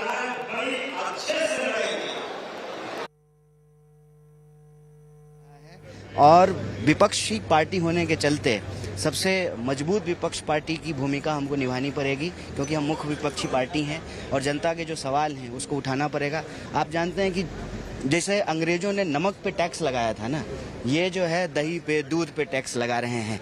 तो ऐसी परिस्थिति में हम जनता के सवालों को लेकर के यह हल्ला बोल रैली कर रहे हैं, और हम अक्सर ये बोलते हैं कि भाजपाई की खोल दे बोल पोल, महंगाई पे ऊंचा बोल, महंगाई पे हल्ला बोल, बेकारी पे हल्ला बोल। अच्छा, इसके साथ साथ एक और जो सवाल है वो ये उठ के आ रहा है कि बीजेपी ने उल्टा हमला कांग्रेस पार्टी पे बोल दिया। बोला तो पार्टी रिवाइवल की रैली और यात्रा है भारत जोड़ो यात्रा से, और साथ में राहुल गांधी को रीलॉन्च करना, ये बीजेपी के नेता बोल रहे हैं। आपको इस पे क्या कहना? देखिए, ये भाजपा का चरित्र है। हम महंगाई पे हल्ला बोल रहे हैं, वो कांग्रेस पे हल्ला बोल रहे हैं। तो देश की जनता को चुनना है कि उनकी परेशानी क्या है।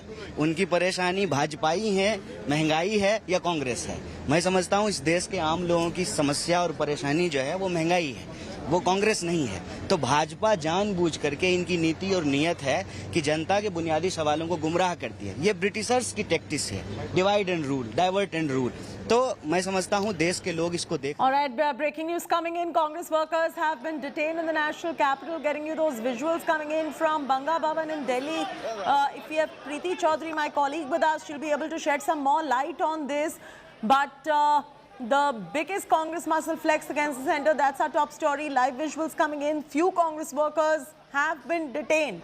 That is what we are picking up. Who these workers are, we'll get you more in moments from now. But this is a nationwide rally, which is over price rise, inflation, unemployment, and at the moment the visuals that are coming in are from Delhi. You can see a lot of police barricading right there in the national capital as well, and a few Congress workers have been detained from the national capital. You can see the police vans over there as well, and the Congress workers being detained on your screens at the moment. Let's bring Preeti Chaudhary on this broadcast for more on this story. Congress workers are being detained as we speak. Visuals on your screens right now of Congress workers being detained in the national capital. We're bringing you the latest as far as the Congress nationwide rally is concerned. Lots of police, lots of barricading. The Congress party workers, leaders, members of parliaments out there in full throttle, protesting against price rise, inflation, unemployment, raising their voice, coming across as a voice of opposition in this country against the ruling party. And now a few Congress workers been detained in national capital is our top story. Breaking news coming in, live visuals coming in of the workers being detained by the Delhi police. We'll bring you more in terms of how many, who they are, the reasons for their detention when Preeti joins us in moments from now.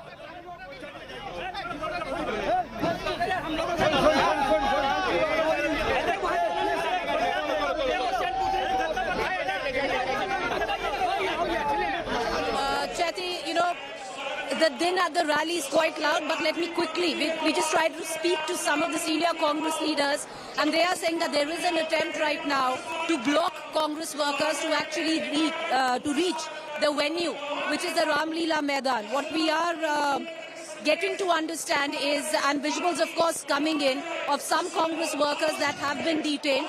The Congress is asking when the permission was given for a rally, why is it that detentions are in fact taking place? Why is it that Congress workers are getting detained? Because most of them are making their way right here to the venue at the Ram Leela Maidan. One must understand the clarion call of Chalo Ram Leela Maidan. The Congress had made sure this time around it filters down to the various districts, wherever the cadre is. So the minute you step out, what you see is also a massive row of buses. People have come from all across the country, especially, from Haryana, from Rajasthan.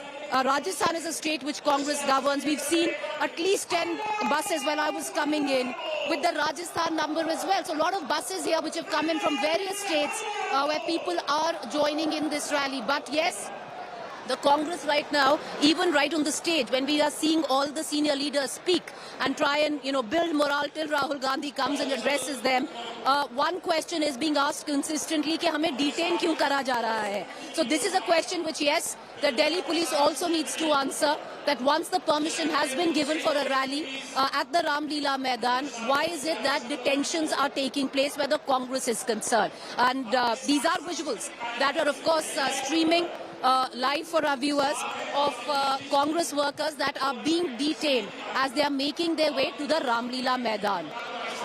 I want to cut across to our reporters. We're going to continue to get you more.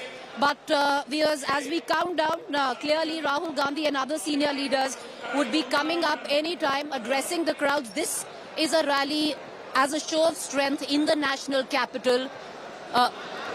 Let's listen in. Let's listen in. को लेके Congress party लगातार आवाज उठाने का काम किया। आदरणीय हमारा नेता राहुल गांधी जी के नेतृत्व में संसद से लेके सड़क तक वो आवाज उठाने का काम, और ये इस गुंगे बेरे निकम्मे सरकार जो सोया है, ये सरकार को जगाने के लिए आज महंगाई पर अल्लाह बोल कार्यक्रम में आज पूरा देश से लोग आया है। आम लोगों से लेके तमाम लाखों लोग आके आज ये सरकार को जगाने का काम करेंगे। मतलब बहुत सारे लोग आए हैं, लेकिन जो आपके एक पुराने नेता हैं वो कश्मीर में आज ही के दिन पहले रैली कर रहे हैं कांग्रेस छोड़ने के बाद। देखिए कौन क्या कर रहा है, कौन नहीं कर रहा है, वो हमको कोई मकसद नहीं। कांग्रेस पार्टी राहुल जी का एक ही मकसद है, इस देश का आम इस आखिरी लाइन में आखिरी व्यक्ति कोई परेशानी में खड़ा है उनके साथ खड़ा रहना, इस समय में देश को बचाना और इस समय में संविधान को बचाना, युवा को बचाना, गरीब मजदूर महिला सबको बचाने का काम कांग्रेस पार्टी का है।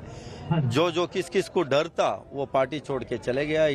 जो बीजेपी का जो तोते हैं ईडी आईटी किसी से जो स्क्रिप्ट जो बात आ रहा है वो सारे जो बीजेपी का स्क्रिप्ट से जो बात आ रहे हैं सबको पता है, जनता को भी समझ में आ गया ये लोग क्या है कर। ठीक शुक्रिया।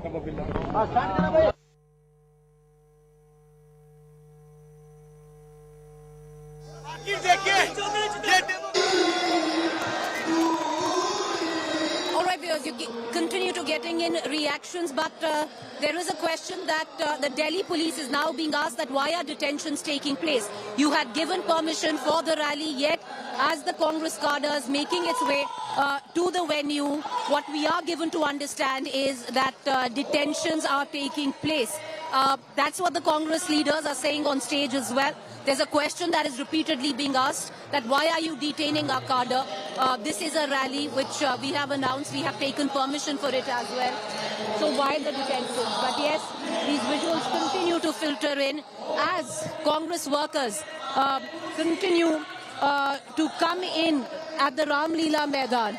Because this is, as per the Congress, a massive show of strength right before the Bharat Jodo Yatra, which the Congress kickstarts from the 7th of September from Kanyakumari. I want to cut across to Ashutosh, my colleague who's joining me live right outside Ramleela Maidan.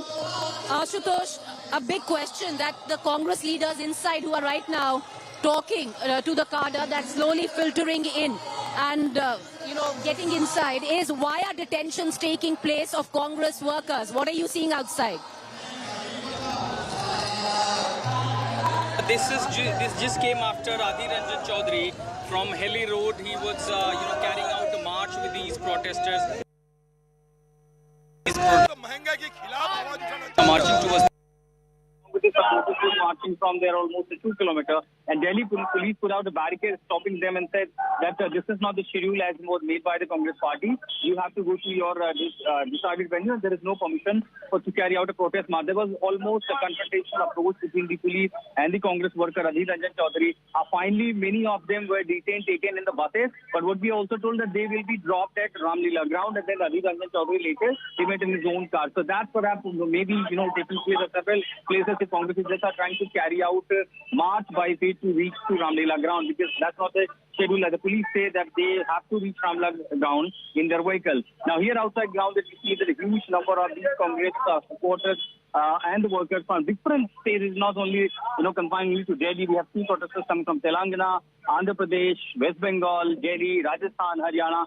In a huge number, they are reaching at Delhi's Ramleela ground to participate in this Halla Bowl against inflation and the soaring prices of essential commodity. And very interesting, like you rightly mentioned out, just 3 days after when Rahul Gandhi is starting Bharat Jodo Yatra from Kanyakumari to Kashmir, and that has given also ammunition to the BJP when it is questioning that whether is it an attempt to relaunch Rahul Gandhi as the president of the Congress. Well, clearly we have seen the posters also at Ramleela ground, Preeti. Huge number of protesters carrying a human chain with a poster that says, "We want Rahul Gandhi as the president of Congress party." Those banner posters, and all over you see the massive cutouts of Priyanka Gandhi and Rahul Gandhi. So clearly, even the Congress workers from the ground also, hinting towards the same that what could be the next when the next election of Congress president takes place. This could be one symbol that is also coming, indication coming from the Ramleela ground and this protest venue. Preeti.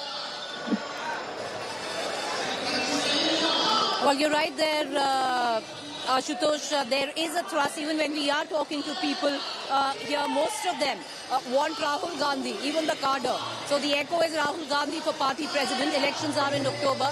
But Ashutosh, we're going to come right back to you. We're going to continue to get our viewers the latest, the reason, viewers, that the Delhi police is detaining some of the Congress leaders and workers. As per the Delhi police's, that permission is there for a rally, not a protest march. And there are a lot of Congress workers led by Congress leaders who are actually marching to the venue in protest, holding placards, squatting, and taking out a protest march to the venue. That's what the Delhi police is opposing. A fair amount of politics at the back of the Mehengai rally in the national capital. Listen in. Amid exodus of heavyweights, successive poll reverses, corruption heat on Gandhis, and the bad blood over upcoming party president polls, Congress has organized a rally against inflation in New Delhi's Ramleela Maidan. The rally comes ahead of Congress's planned Bharat Jodo Yatra, which is aimed at countering what Congress calls BJP's divisive politics. Congress top guns, along with Rahul Gandhi, are firing salvos at the Modi government. इस rally के अंदर लाखों की तादाद में कांग्रेस के कार्यकर्ता यहां पर आएंगे और देश के अंदर बढ़ती हुई महंगाई के खिलाफ में सोई हुई केंद्र सरकार को जगाने का काम करेंगे. Massive arrangement has been happening throughout the states where the yatra is going. In the states where the yatra is not going, there should be a big level padayatras. But Congress's inner turmoil and a series of desertions are already taking a toll. Congress की leadership style पर कई सवाल उठाए हैं. जिस तरह से आपने राहुल गांधी पर नॉन सीरियस, इमैच्योर, इस तरह के जो आरोप लगाए हैं. अरे प्रेसिडेंट वाइस प्रेसिडेंट वही थे. मैं किसको इल्जाम लगाऊं? वो चला जो रहा है पार्टी और सलाह किसी की मानते नहीं है, कोई एफर्ट नहीं करते हो, किसको ब्लेम करें? Leaders across age groups are disappointed, frustrated by this entire coterie culture which is thriving in the Indian National Congress. BJP, which mocks Rahul Gandhi, calling him a political tourist, has been terming the Congress campaign a stunt to save corrupt Gandhi family. Bharat केवल वही जोड़ सकता है जो भ्रष्टाचार छोड़ सकता है. जो भ्रष्टाचार छोड़ नहीं सकता वो भारत जोड़ कैसे सकता है? ये भारत जोड़ो नहीं, ये गांधी परिवार बचाओ आंदोलन इनका आरंभ हो रहा है. Congress campaign aimed at rebranding Rahul Gandhi as the principal 2024 challenger is witnessing a war of words. देश को एक जोड़ने का जो संदेश पूरे हिंदू देश भर में वो जाएगा और इसका स्वागत करना चाहिए. और भारतीय जनता पार्टी के राष्ट्रीय अध्यक्ष इसका मजाक उड़ा रहे हैं. परिवार के प्रोटेक्शन, पप्पू के प्रमोशन और प्रॉक्सी प्रेसिडेंट के प्रयास में लगी हुई जो बची खुची पॉलिटिकल पार्टी है वो देश को क्या जोड़ेगी जब उसकी पार्टी खुद नहीं बच रही है. With the 3,570 kilometer Bharat Jodo Yatra from Kanyakumari to Kashmir, the Congress aims to prepare itself for the upcoming state polls. Will Congress be able to revive its dwindling political fortunes? Bureau Report, India Today. Well, viewers, one thing is clear. Well, if the Congress wanted a show of strength, after a very long time, at least it's been able to motivate its cadre, no matter whether it be in Rajasthan, Uttar Pradesh or Haryana, to actually come out in droves. This is, for somebody who's covered the party for a while in terms of, what's been going on in the last couple of years. This is, I have seen for the first time, the kind of crowds that the Congress is being able to pull in at the Ramleela Maidan. With these visuals, I'm going to go into a quick break to stay with us. Our coverage of the Congress's Mehengai rally, kick-starting the Bharat Jodo Yatra on the 7th September continues.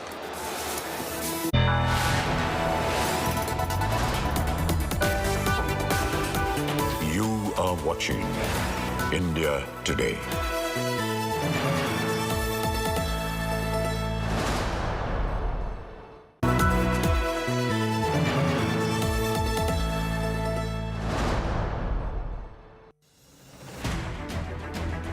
I don't read the news. I read between the lines to tell you the true version of events.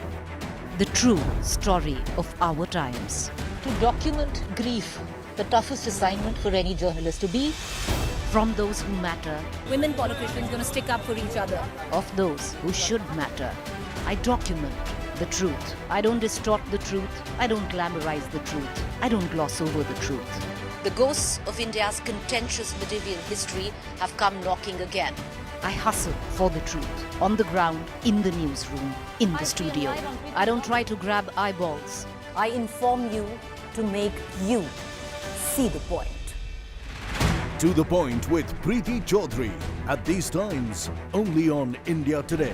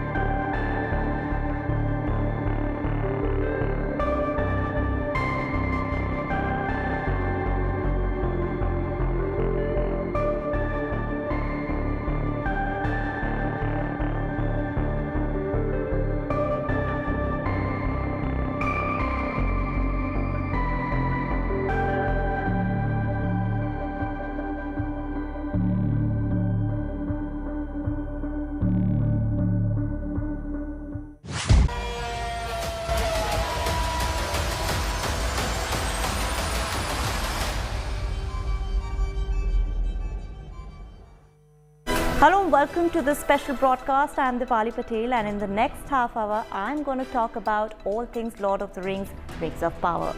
The magical world of dragons, elves, dwarves and hobbits left fans and readers mesmerized ever since it caught their eyes.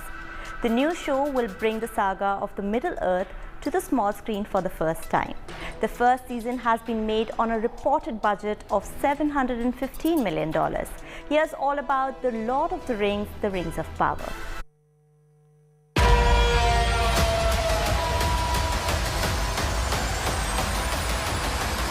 The Lord of the Rings, The Ring of Power, which is based on J.R.R. Tolkien's iconic fantasy world, will bring the second age of Middle-earth to life in live action. There is a tempest in me.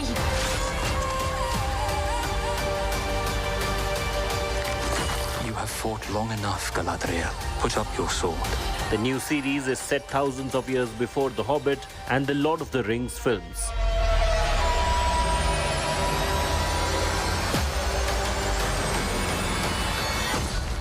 Without it, what am I to be? It's a time period in Middle-earth referred to as Second Age, as time in the world is divided across impactful global events. The Third Age, where Sauron is a big glowy eye and is hunting for his ring, is very far away from the events of this series. Not fate, nor destiny. Ours was the work of something greater. The prequel stars Morfydd Clark, Robert Aramayo, Markella Kavanagh, and Benjamin Walker in key roles.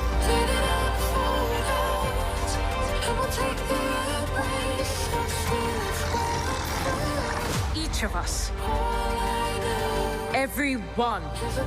The first season of this series will be 8 episodes long, and streaming service Amazon has reportedly announced that it will be making 5 seasons. I am not the hero you seek. Whatever it was you did, be free of it. One day this will be your kingdom.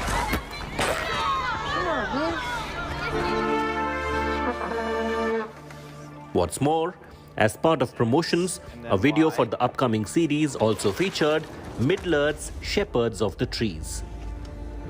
It follows a young, awkward boy as he discovers the Lord of the Rings books, becoming a passionate fan before attending a special screening of the Rings of Power premiere in what appears to be an elf cosplay.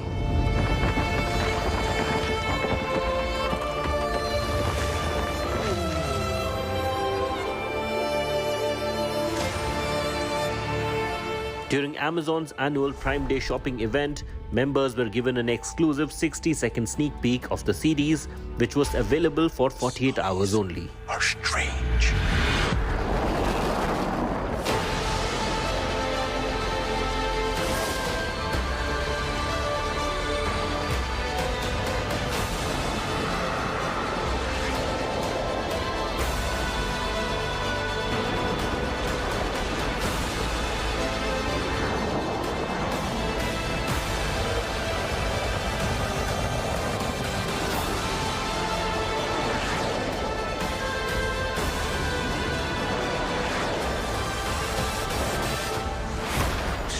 That's not all. The series, which is reportedly the most expensive TV show ever, One day this will be your kingdom. Raise your sail and then let go. had its premiere at London's Leicester Square, with the area turned into a leafy pasture. Streaming giant Amazon reportedly bought the rights to the appendices of Tolkien for $250 million.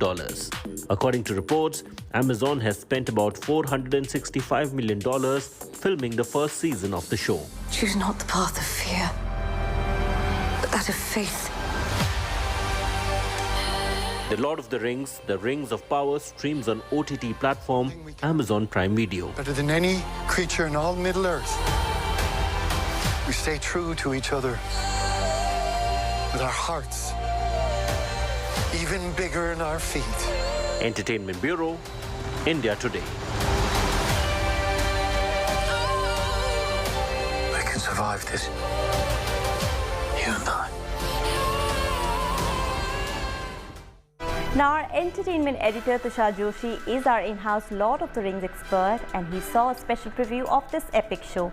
But should the Rings of Power be on your weekend binge list? Here's our special club review. The makers of the Lord of the Rings, the Rings of Power, are dropping the first 2 episodes of the most anticipated series. So should you make your way back to Middle-earth? Well, let's find out as our entertainment editor Tushar Joshi joins me to give us a lowdown. Tushar, I want to begin by asking you a question that's on everyone's mind. How similar is the storyline to Lord of the Rings? Dipali, before answering that question, I have to tell you that The Rings of Power is one of the most anticipated series of the year for 2 reasons. One is the fact that we have all grown up watching the Lord of the Rings films, and those are iconic films in that genre. I mean, who hasn't watched Lord of the Rings? And if you haven't, you better watch it before you start watching The Rings of Power. And the second reason why we are discussing the comparisons between Lord of the Rings and The Rings of Power is the fact that the creators have managed to bring back the world that we grew to love, the story of that magical ring, the story of Sam and Frodo that we watched in those 3 films. That is sort of coming back in The Rings of Power. To answer your question, it is a very different story from the Lord of the Rings series. You know, in 2001 to 2003, we had these 3 films, The Fellowship of the Ring, The Two Towers, and The Return of the King. This is one of the biggest trilogy in the history of Hollywood films, in fact, in the history of cinema. So The Rings of Power sets its story around characters that we've grown to know and love from the films. But it's not a very similar story. It's a very different world. There are different creatures. There are different magical characters that have been introduced by the makers. But it's a very interesting world. Also, it is one of the most expensive shows of all time. Does it reflect in the series, especially the VFX? Oh, it does reflect, and how. I mean, I was privileged enough to watch the first 2 episodes on a huge screen in a theater. And I was literally mind blown by the sheer scale of the VFX of the series. They have put a lot of money, but apart from the money, they've also paid attention to detail. everything from the costume to the set to where the special effects look on the big screen, the action scenes look on the big screen, it is magical. If you've been a fan of Lord of the Rings, if you're aware of the world of Lord of the Rings, if you're aware of elves and dwarves and hobbits and men, then this world in the Rings of Power will just sort of mesmerize you with its special effects. The special effects are one of the biggest highlights, Dipali, of the Rings of Power. Tushar, I also want to ask you, this series has come around the same time as House of the Dragon. You think it will have any impact? Well, I mean, you're getting two things at the price of one. I'm not complaining. If you're a fan of the fantasy fiction genre, you're getting to watch the story in Westeros, or you're getting the story of House of the Dragon. You're getting to see the story of the Middle Earth in the Rings of Power. I mean, for anybody who's a fanboy of this genre, it's the best time to sort of have two big-ticket shows streaming onto OTT platforms. There are no comparisons. But yes, the genre is very similar. And I think fans can enjoy both these shows on these two different streaming platforms. It's the time to be a fanboy. I think it's a great time for all of us. For someone who's a fan of Lord of the Rings, how good or bad is the Rings of Power experience? See, I have only watched the first 2 episodes of the Rings of Power, right? And every episode, I mean, the first episode and the second episode ends on a cliffhanger, which means you're sort of drawn into what is going to happen next. As somebody who has read the books, who has watched the movies, and who's super excited for Rings of Power, I can tell you that it's not a disappointment at all. Of course, I mean, you will expect similar names like Gandalf, like Sam and Frodo, characters like Gollum, especially the creature who was iconic in those films, to sort of make an appearance or get a mention. That doesn't happen too early on in the books, in the episodes, simply because, like I said, this is a different world. It's a different timeline. I met the creator of the show, J.D. Payne, and he told me how he has taken storylines and characters from the appendices of the book, which means that whatever supporting characters that Tolkien imagined in his world, that's where the story of the Rings of Power sets in. I think, to answer the question, the Rings of Power opens with a bang, and it sort of takes you into that world from the opening frame. I can't wait to watch the next few episodes, and I think it's a massive treat for anybody who's wanting to sort of enjoy a big ticket experience, a spectacle, sitting at home watching it on your big screen. Try to watch this on a bigger screen. Even if you have a television, if you have a friend probably who has a 55-inch TV, go watch it at his place. You will enjoy the experience. I'm sure everybody's excited to watch it. So that was our entertainment editor, Tushar Joshi, summing up his overall experience of Lord of the Rings, the Rings of Power. Together we can survive this. Fight with me.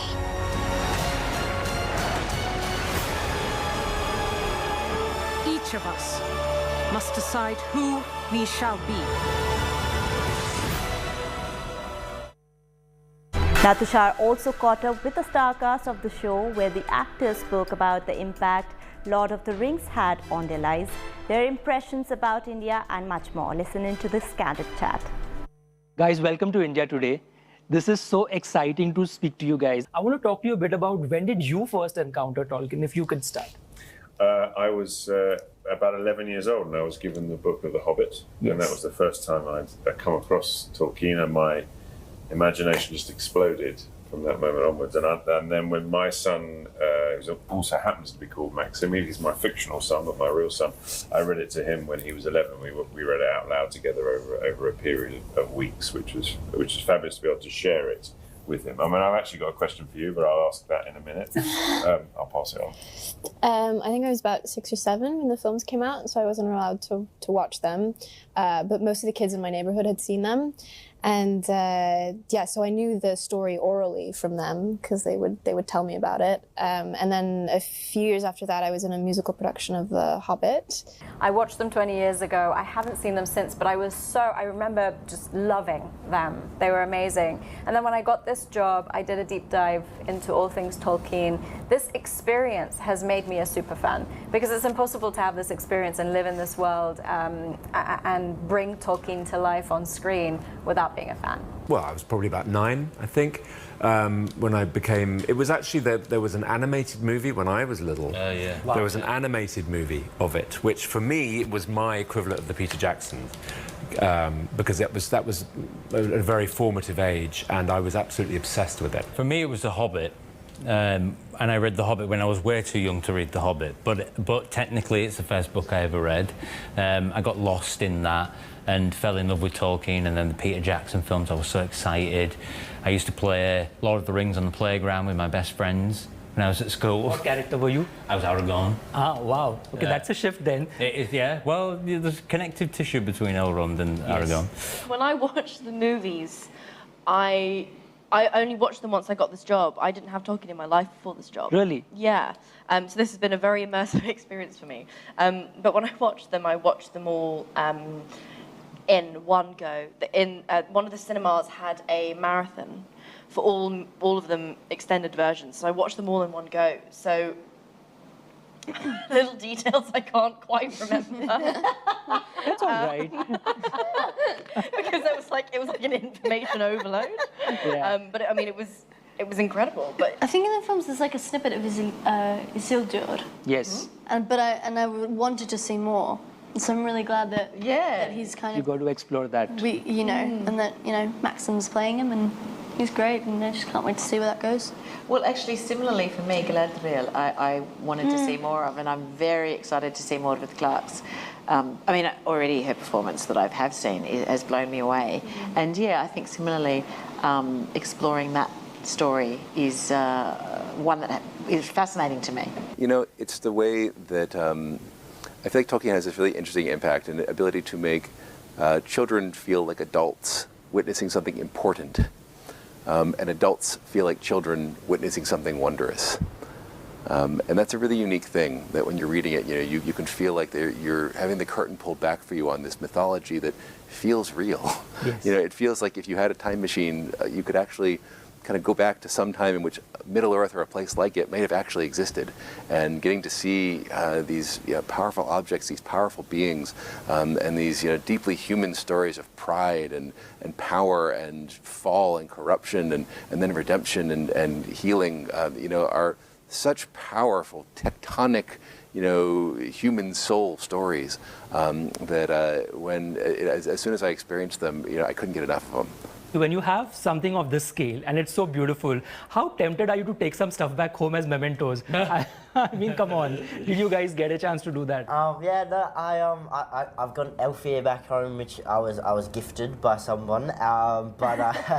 The sword that I use, I would love to take that home, and I've been begging so many people, but I haven't been allowed to yet. But I think I'm going to manifest it that I will, and I'm going to ask to get two so I can auction one off to charity as well. Oh, wow. That's beautiful. Yeah, so that's hopefully. Yeah. I took my hair home. Oh. Yeah, so I have what was that like? Bronwyn's hair. It's wonderful. I think it's just a nice memento to remind me of her. Yeah. I'm definitely going to take the ring that I wear, which we developed in a discussion with Kate Orley, who's our costume designer. Yeah. And it's a ring. It's a gold ring with Elvish engraved around it, which says "Safe Return," which was a gift from Elendil's wife because he's a mariner going out on his boat. So that's a great one. Yeah. I kind of got lucky because I already have some bits and bobs. Oh wow! Well, no. My character has she draws and she has a notebook, and I spent a lot of time drawing with Daniel Reeve, who made Bilbo's handwriting, and because of all the time I spent with him, I have things he's written, I have things I've written, I have his drawings and my drawings all in the big book. You. Yeah. Well, we got great drawings from Emma, who drew Maxim and I. Oh wow! Do we get to see that ever? Are you putting that out? I'd probably take Lloyd's wig and just make a little Elendil statue at home, something I could admire and see. It's all my own hair, people. It's all my own hair. It would make me happy when I go to sleep. I would take certainly some things from my workshop. We did a photo shoot, and I had a golden scroll. I don't know if you remember the advertising campaign initially was just our hands holding various objects, and Celebrimbor's was a golden scroll. And you pull it and you pull out a map or a plan or whatever. That would be a nice thing to have. Yeah. What about you? Me and Kate Hawley, who's the great costume designer on the show, came up with this wonderful piece, which maybe you, so I won't talk about it too much, but it's part of a travelling garb. it was a beautiful thing that never was seen in the show, and there's so many versions of that. Things that were created and thrown out that I thought were incredible, or things that were kept but not seen, you know. But the great thing is that we have so much scale, hopefully, and ability to, you know, go back and maybe they'll be seen next time. Poppy wears a spoon on her belt. That's sort of like a badge of honor in the Proud Fellow family. So I think I'd take that. Oh, good one. Very good one. I think I would take Nori wears an anklet. Kind of the one of the amazing things about the costume designer Kate Hawley was that she created these apple seeds that every half-foot had, and they'd be to varying degrees depending on how many people how many half-foots they'd lost. So, you know, the elders of the community had a particularly large amount of them, and they were kind of threaded within the costumes, and so I think that was kind of something that I had an anklet, which I would love to have taken with me. Right. I've said this before. I'd like to take the feet. Ooh. I'd like to hang out on the weekend with my feet, just wiggling my the toes. Oh my goodness. Yeah, going to the shops. Like I just like to take the feet because they're so beautifully made, and they work so hard to perfect them and make them comfortable and feel like our own feet. That I'd love to take Marigold's feet. Right. When you have material this vast, right, and you have characters that are iconic, like you name Saruman, or you name Sauron, or you name Gandalf, or Galadriel, all of these people we've grown to know. Yep. For those who haven't read the books or watched the films, and this could be their window into this mystical world, what was it? Was that also a perspective for you while making this? Yes, we were really, it was really important to us that this show could be for a really wide audience. You know, it could be for super fans. So if you can order your coffee in Elvish and, you know, are really far down the rabbit hole, awesome. There will be Easter eggs for you, and there's things in every frame that you can freeze frame, and you can read the, you know, Tengwar script, you know, on the hilt of a sword and see what Elvish poem it's referencing. You know, or if you've never seen the movies, you've never read the books, you've never even worn a ring before, you know, you could jump into our show, and the human drama of it, and the Elvish drama and the Dwarvish drama, but the, you know, the characters and the stories will be enough to, we hope will be enough to, you know, just sweep you into Middle-earth and to get you then to invest in a larger mythology, and then hopefully eventually people will decide they want to read the books and do the deep dive. Also, welcome to India. Thank you. The land of folk tales and folklore. I mean, how has it been? Have you got time to do anything, eat anything, explore the country? Just a little bit, yeah. No, I just got here about 36 hours ago, and you know, I went out to the streets and you know, met really interesting people. You know, right away had a, you know, oh wow, someone tied this around my wrist and gave me a blessing, and I was like, wow, that's amazing. And then I also went and got some food and you know, had amazing taste sensations explode into my mouth, which were amazing. And you know, just got to like drive around the city just a little bit, but I'm planning on doing more tomorrow. But you know, I've loved Indian food for years. I enjoyed some Bollywood films and you know, Indian music, and had Indian friends. You know, I actually have an Indian friend here with me right now who came from the States to kind of be with me during the premiere, and you know, so it's so amazing to finally get to put my feet on this amazing soil. Had incredible food. Yeah. Did anything stand out that you were like, oh, let me just have a spoon more of that, let me get another bite? We had this dessert. It's orange. It's a traditional Indian dessert. We spoke about this yesterday. Our wonderful chef was telling us about it, and it's the type of thing is a laddu. It's a laddu, yes. And we had it's sweet, it just sort of bursts into your mouth. And our particular laddu was a was it a savory or sweet? It was sweet, but it was sweet, but it was only just sweet. Yeah. Was it I can't believe I missed out. Motichur. Not bad, you got it right. Motichur laddu, yeah. Yes, yellow bright orange. We need to try. And we were, you know, we were so happy to have it, not only because it tasted delicious, but because it was such a traditional Indian dessert that we were. Yeah, it had. And he like learnt it from his mother. Yeah, you could feel the history and the taste. It was really, it was lovely. Right, I mean, it's such a deep and profound experience and joyful experience working here. And I was so happy when the plane came into Mumbai. I was like, I'm back. It was really exciting. And I was just saying to these two that, you know, that we haven't got much time this time, but get out there as much as you can and feel the city. It's incredible. Would you be up for another Bollywood film? Oh, definitely. And I've told these two, if they get the opportunity, grab it with both hands. Grab it with both hands. Do you have anything on your list that you want to sort of do, given the time that you have in the city? I actually went out yesterday morning and just had a walk through the streets, and I love kind of just having a walk, you know, because you get a sense for the city and it's so vibrant and yes. so great. I love the food. This is my second time in India because I filmed Hotel Mumbai Yes. here for a couple of months. So I did my exploring of Mumbai, Rajasthan. It was beautiful. This trip, I don't know how much time we're going to get, but I hope to be able to. I really wanted to take Tyro around Mumbai. I mean, I've had the good fortune of working with Anupam Kher in Hotel Mumbai and Nimrat Kaur in Homeland. So they introduced me really to the world of Bollywood, and it brings me such joy. I think, and also because I'm Iranian, a lot of Iranians grew up with Bollywood movies. Absolutely. It's very big in Iran. You know, the project also has been so much guarded in the sense of fans are so excited. There was Comic-Con and there was all of that excitement. There are theories going online of what the series will be. What is the one thing you want to sort of tell everybody who's on the edge of their seats, just waiting to stream this? You know, it's a really good balance of the familiar. You'll find if you love the trilogy, the films, you'll find something that's familiar in this, the books. And then also it's a really healthy, refreshing injection of new and unseen. You'll see Numenor for the first time. Yes. You'll see coastlines, which we haven't seen on screen before in the Tolkien world. And I'm just really excited for audiences to see it. What's this going to be like for that 12-year-old that I was when I read the books and my son was when I read The Hobbit? What's it going to be like to sit down and watch The Rings of Power for the first time, to receive Tolkien and his imagination on such a scale? So I'm just really excited about that, and the people that I've worked with who are some phenomenally good actors in the show, and it's been beautiful to make some magic with them. Hopefully, you. The sense of togetherness, I think. Yes. I really hope that, you know, people come together to watch it and feel better. I'm so excited for people to see it. Well, I mean, I'd love them to know a little about the story. I'd love to know we are doing obviously the story of the Forging of the Rings of Power, the Rise of the Dark Lord Sauron, the Fall of Numenor, and the Last Alliance of Elves and Men. I'd love to tell them that this is a 50-hour story that we have planned out. From the beginning, we were very lucky to know that Amazon had committed, to make this, huge story. And so it's not just something we're sort of making up as we go along. Tolkien has given us the breadcrumbs and all the clues we need to be able to, adapt this world and to bring it to life in the most spectacular way possible. I also want people to know, especially the hardcore fans, how much this material means to us.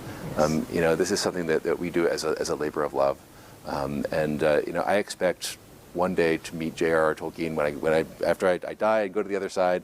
I will sit down with him, maybe in a format somewhat like this, where I expect to look him in the eye and he'll ask me, "What did you do with my legacy?" Because this will be the last thing I say, is that I feel like this is a time in the world's history in which we're all going through a lot of darkness. Every generation suffers in its own unique way. But our generation is going through the economic distress, political distress, social unrest, military unrest in various parts of the world, and there's a lot of entertainment out there that is just sort of disposable. You watch it one day, you forget it the next. Tolkien is something that sticks with you. On that note, thank you so much. Thank you for making this. Thank you for, kudos to all the hard work that has gone behind this, from the lightman to the technician to the cast. Congratulations. Thousands of people. Thousands of people. Really looking forward to Rings of Power. A lot of them in India. We had a lot of great visual effects work that was done here as well. Yes, I believe so. So on that note, looking forward to watching. Thank you. Thank you so much, Jake. Appreciate it. That's all we could pack in our special broadcast. Hope you enjoyed watching it as much as we did while producing it. Keep watching our daily show in the club from Monday to Friday at 2:30 p.m. and 11:30 p.m. only on India Today to get your daily dose of entertainment. Also, do not forget to send me your feedback on Twitter handle. This is me, Dipali Patel, signing off. Thanks for watching and goodbye.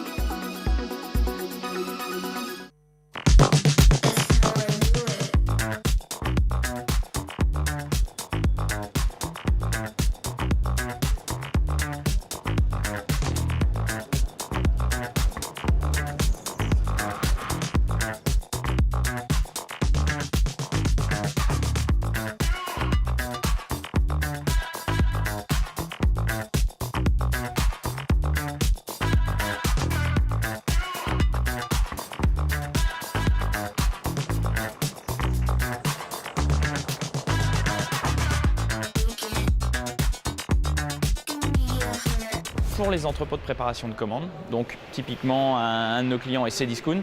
Si vous passez une commande chez Cdiscount, avant c'est des gens qui dans un entrepôt essayaient de retrouver le téléphone et la coque de téléphone que vous aviez commandé, qui pouvaient faire jusqu'à 15 km par jour dans des entrepôts immenses.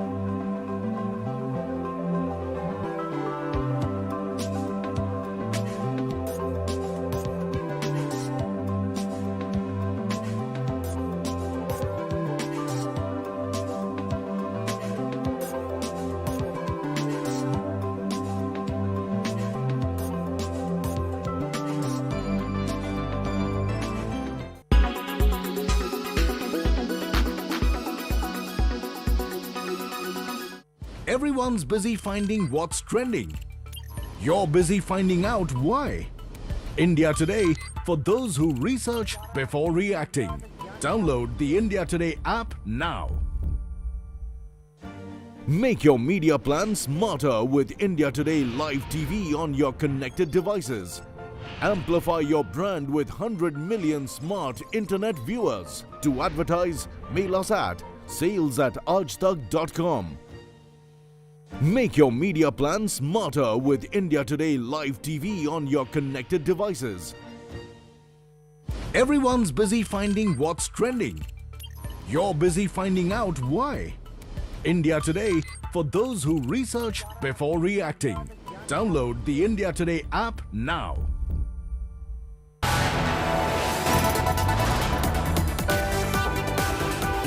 You are watching India Today.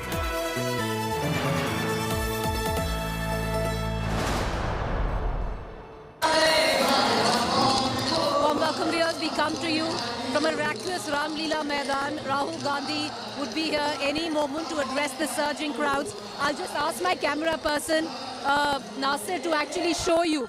Can you see that banner? We want Rahul Gandhi as president. That's the NSUI banner. We want Rahul Gandhi as president. This is the NSUI wing. But as per where the Congress cadre is concerned, all roads lead to the Ramlila Maidan. It's the biggest show of strength is what the Congress would hope to believe and will hope to be consistent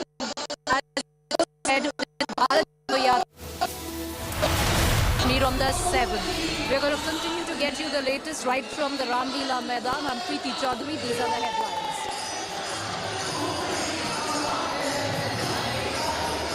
Congress massive muscle flex against Modi government. Rahul to lead Halla Bol rally against Sonia and Priyanka give rally a miss.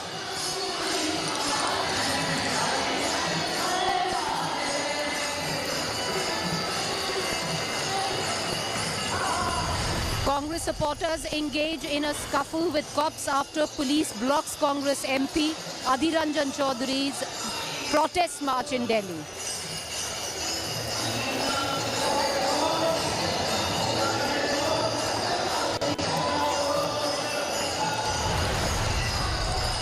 War of words between Congress and BJP over Bharat Jodo Yatra. BJP claims Congress tactics to save Gandhi's questions. Congress Jodo or Bharat Jodo?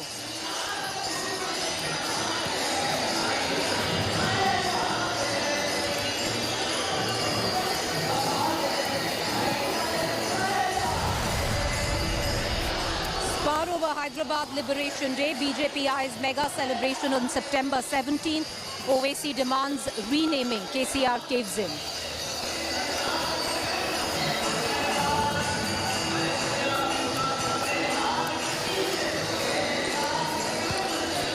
Another minor girl murdered in Dumka. Tribal girl raped, murdered, then hanged. Accused Arman Ansari arrested for murder.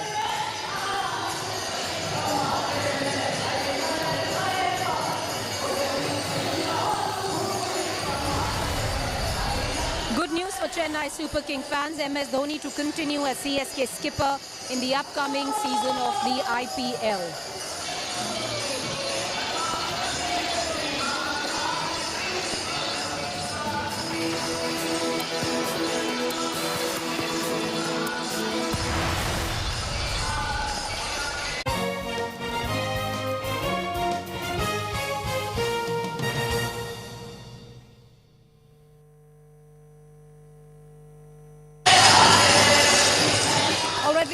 Top focus right now is the Ramlila Maidan in the national capital. It's where we've been reporting from. But the latest that is coming in is that Rahul Gandhi is en route.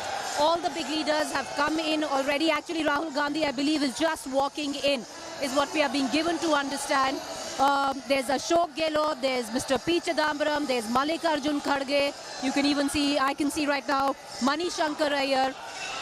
Brass of the Congress on the stage and the cadres there trying to fill in the Ramlila Maidan. Jairam Ramesh, Meera Kumar, Abhishek Manu Singhvi, all of them on stage waiting for Rahul Gandhi to come and start addressing the crowds and Mengai rally. The Congress hopes, viewers, with this to put the focus on national issues and also to build momentum to kickstart the Bharat Jodo Yatra. The question is, can the Congress be consistent? That's what's the big question is, where the cadre is concerned, for someone who's followed rallies of the Congress after a very long time, we've actually seen, some motivation in the cadre. The sheer fact that they've come in from far-flung areas in Rajasthan, in Uttar Pradesh, in Madhya Pradesh, from Haryana, in buses, but they've at least been motivated to come. It's been many times earlier that you haven't seen that kind of motivation from Congress workers. So is it the turning point for the Congress? Well, most will and should suggest it's way too early to say that. And will the Congress be consistent in it is the big question. But let's listen in to all the Congress workers whose destination today seems to be the Ramlila Maidan. My colleague Ashutosh in conversation with them. सरकार के खिलाफ कांग्रेस सड़कों पर है और आज दिल्ली के रामलीला मैदान पर महंगाई के खिलाफ हल्ला बोल जिसका नेतृत्व करेंगे राहुल गांधी। सिर्फ दिल्ली ही नहीं बल्कि देश के अलग अलग राज्यों से कांग्रेस के कार्यकर्ता दिल्ली पहुंचे। अब मेरे पीछे नारे लगाते हुए जिन लोगों को आप देख रहे हैं ये कांग्रेस के कार्यकर्ता हैं जो पश्चिम बंगाल से आए हैं और बड़े यूनिक तरीके से आए हैं। फटका माला टोपी तो ठीक है, लेकिन गले में आप जो देख पा रहे हैं ये वही माला है। जब आपको याद हो कि पहले बीजेपी जब विपक्ष में हुआ करती थी तो लगभग ऐसी ही तस्वीरें तब भी दिखाई पड़ती थी। अब आपको तस्वीर दिखाई पड़ रही है ये सब्जियों की माला, आलू, प्याज, बैंगन, भिंडी, करेले में। तो कहाँ से आए हैं आप लोग? अच्छा, बताइए कितनी सब्जियां महंगी हैं और कितनों के रेट? सारी की सारी सब्जियां महंगी है। आप जाकर देख सकते हैं दुकानों में सारी की सारी सब्जियां। अच्छा, बताइए आलू का क्या रेट है? आलू का 30 रुपया, 30 रुपया किलो, 35 रुपया किलो है। अच्छा, प्याज? प्याज 40-45 रुपया किलो है। अच्छा, करेला, भिंडी? करेला 60 रुपया। अच्छा, इतना है मार्केट में, मतलब सब्जियों का रेट पता बाजार से होकर क्या है? अब मजबूरी ये है कि घरों में झगड़े हो रहे हैं। बीवी को खर्च जो दिया जा रहा था, बीवी कह रही मैं बाजार ही नहीं जाऊंगी, थैली और पैसे दोनों फेंक दिया उन्होंने। जब हम बाजार गए तो पता चला सही में महंगाई पे हल्ला बोल होना चाहिए। अरे बाजार में आग लगी है, जो आग दिखती नहीं है पर जो पेट की आग है ना वो बाजारों में आ गई है। और ये चाह रहे हैं कि श्रीलंका बनाया जाए। हाय अफसोस, इसके खिलाफ अगर कोई लड़ रहा है पूरे देश में, कश्मीर से लेकर कन्याकुमारी तक, तो राहुल गांधी जी लड़ रहे हैं, अधीर रंजन चौधरी जी लड़ रहे हैं और हम लड़ते रहेंगे। हमारा मकसद सत्ता नहीं, हमारा मकसद सत्य है। जब भी इस देश के लोगों पे कभी भी कोई आँच आएगी, तकलीफ आएगी, कांग्रेस का एक एक सिपाही रास्ते में उतरा रहेगा। अच्छा देखिए, जिसके खिलाफ आप प्रोटेस्ट कर रहे हो, बीजेपी तो कह रही है तो राहुल गांधी को लॉन्च करने की कोशिश हो रही है फिर से। असल में ये मंदबुद्धि लोग हैं, इन्हें पता ही नहीं देश क्या है, नेता क्या है, एमपी क्या है, इन्हें पता नहीं राहुल गांधी जी कितने बार एमपी बने, लॉन्चिंग का मतलब ही नहीं जानते। उनके तरह नहीं है अचानक आरएसएस से संदेश आएगा, फूट से उठा के एक आदमी को सीएम बना दिया जाएगा। हमारे यहाँ लोकतंत्र है, हमारे यहाँ राजतंत्र नहीं है, शाही तंत्र नहीं है। हमारी पार्टी नागपुर से नहीं चलती, हमारी पार्टी दिलों से चलती है। कईयों के लिए छोटा सा व्यवसाय, लेकिन राजनीति में विपक्ष के पास ये पकोड़ा सरकार के खिलाफ एक बड़ा राजनीतिक हथियार। रामलीला मैदान की बाहर की तस्वीरें आपको दिखा दूं, बड़ी संख्या में कार्यकर्ता पहुंच रहे हैं, राहुल गांधी प्रियंका गांधी के पोस्टर लगे हुए हैं। तो जैसे ही आप इस तरफ आते हैं रामलीला मैदान के ठीक बाहर, तब आप एक तस्वीर देखते हैं पकोड़ा स्टॉल की। ये युवा कांग्रेस के कार्यकर्ता हैं जिन्होंने रामलीला मैदान के ठीक बाहर पकोड़े का स्टॉल लगाया है और ठीक पीछे मैसेज दिया हुआ है कि ये डिग्री होल्डर पकोड़ा स्टॉल और जूता पॉलिश स्टॉल। तो ये अब आप देखिए पकोड़े यहाँ पर छाने जा रहे हैं। कई राज्यों में कांग्रेस ने और दूसरी विपक्षी पार्टियों ने हमेशा सरकार को घेरने की कोशिश की है कि लोगों के पास डिग्री है लेकिन रोजगार नहीं है, ऐसे में वो पकोड़ा बेचते नजर आ रहे हैं। लेकिन अब यहाँ पर संदेश कांग्रेस के कार्यकर्ता क्या दे रहे हैं, सीधा मैसेज पकोड़े की इस दुकान से क्या जाता है? पकोड़े की दुकान लगाकर हम लोग प्रधानमंत्री जी से अभी भी आग्रह कर रहे हैं कि जो उनका ये उपाय है उसको वापस लें और जमीन पर जाकर युवाओं को रोजगार किस तरीके से मुहैया कराया जा सकता है उस पर शोध करें और युवाओं को रोजगार प्रोवाइड करवाएं। क्या ये एक रोजगार का साधन नहीं हो सकता? बिल्कुल हो सकता है, बिल्कुल हो सकता है, लेकिन कैसे होगा? लेकिन जो डिग्री लिया हुआ है उसको डिग्री के हिसाब से ना आप दीजिएगा रोजगार, उसे ये ना पैसा करिएगा वो पॉलिश करेगा। शिक्षा के हिसाब से रोजगार, शिक्षा के हिसाब से मिलेगा। जिस आदमी ने लाखों रुपए अपना MBA में खर्च किए, अपना LLB में खर्च किया, अगर उसे आप पकोड़ा बेचने का रोजगार बताते हैं तो आपको शर्म आनी चाहिए। अगर हमारे देश के विद्यार्थी अगर पढ़ेंगे नहीं तो कौन माँ बाप पकोड़े बेचने के लिए अपने बच्चे को पढ़वाएगा? आप लोग जो है भारत जोड़ो यात्रा में भी निकलेंगे, आपके तिरुवनंतपुरम में तो 4 दिन तक रहेगी, कैसी तैयारी चल रही है वहाँ? अच्छी तैयारी चल रही है। इनफैक्ट दिग्विजय सिंह आज जा रहे हैं, मैं तो कल जा रहा हूँ। हम लोग काफी कॉन्फिडेंट है। कन्याकुमारी में तो शुरुआत होगी 2 दिन में और उसके बाद तो हम तिरुवनंतपुरम में उनको स्वीकार करेंगे। मेरे लोग में बहुत ऊर्जा है जनता की और पार्टी में तो बहुत कंप्लीट कमिटमेंट के साथ ही आगे चले। कितनी इम्पोर्टेंट है ये party from political point of view and organisational point of view? देखिए पार्टी, आपको पता है कि आप लोग की तरफ से, माध्यमों की तरफ से यही शिकायत था कि पार्टी एक्टिव नहीं है। अब तो हम इतने ज्यादा एक्टिव है कि आप लोग पूछ रहे हैं कि एक्टिव क्यों हो। देखिए बात यह है कि आज दिल्ली में रैली है, कल राहुल जी गुजरात जा रहा है, 2 दिन के बाद कन्याकुमारी में है और उसके बाद पूरा देश में ये भारत जोड़ो यात्रा चलेगी। 150 दिन राहुल गांधी रास्ते में होंगे। मेरे ख्याल में ये सब से लोग को पता चलना चाहिए कि कांग्रेस आराम नहीं कर रहे हैं। हम तो जनता की सेवा के लिए, जनता के मुद्दों, जनता की समस्याओं को उठाने के लिए हम लोग सारे रास्ते में निकल। मोदी निर्मित बेरोजगारी ने देश के युवाओं के भविष्य को तबाह कर दिया। आज रोटी खाना, आज गैस का सिलेंडर भरवाना, आज आटा, दाल, चावल, तेल खरीदना दूभर हो गया है। इसलिए महंगाई के खिलाफ ये हल्ला बोल रैली है। राहुल गांधी जी के नेतृत्व में कांग्रेस के लोग देश की जनता के लिए हुंकार करेंगे।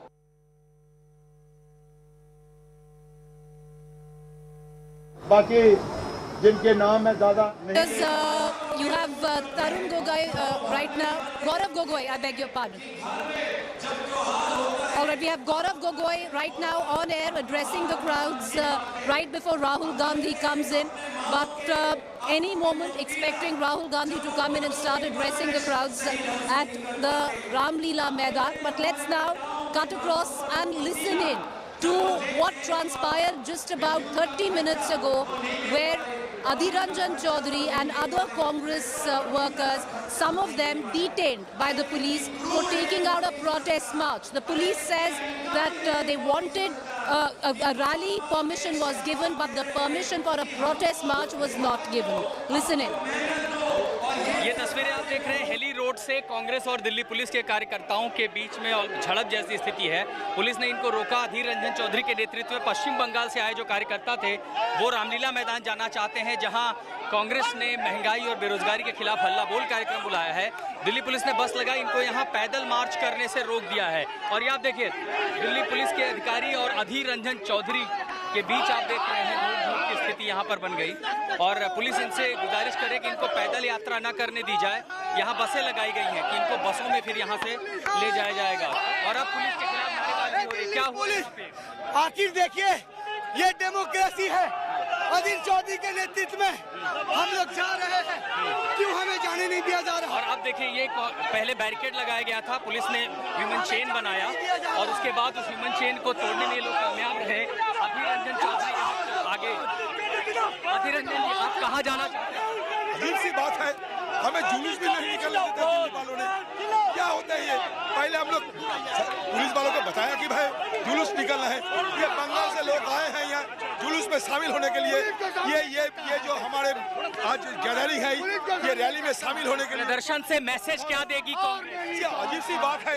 हम तो महंगाई के खिलाफ आवाज उठाना चाहते हैं, महंगाई के खिलाफ आवाज बुलंद करने के लिए आए हैं, फिर भी इस तरीके की बाधा क्यों दिया जा रहा है पता नहीं। इसका बड़ा आरोप यहाँ से कि जब ये नेता मार्च निकालना चाहते थे, पुलिस इन्हें आगे नहीं जाने दिया। देखिए आगे फिर एक बार यहाँ बैरिकेड लगा दिया गया है।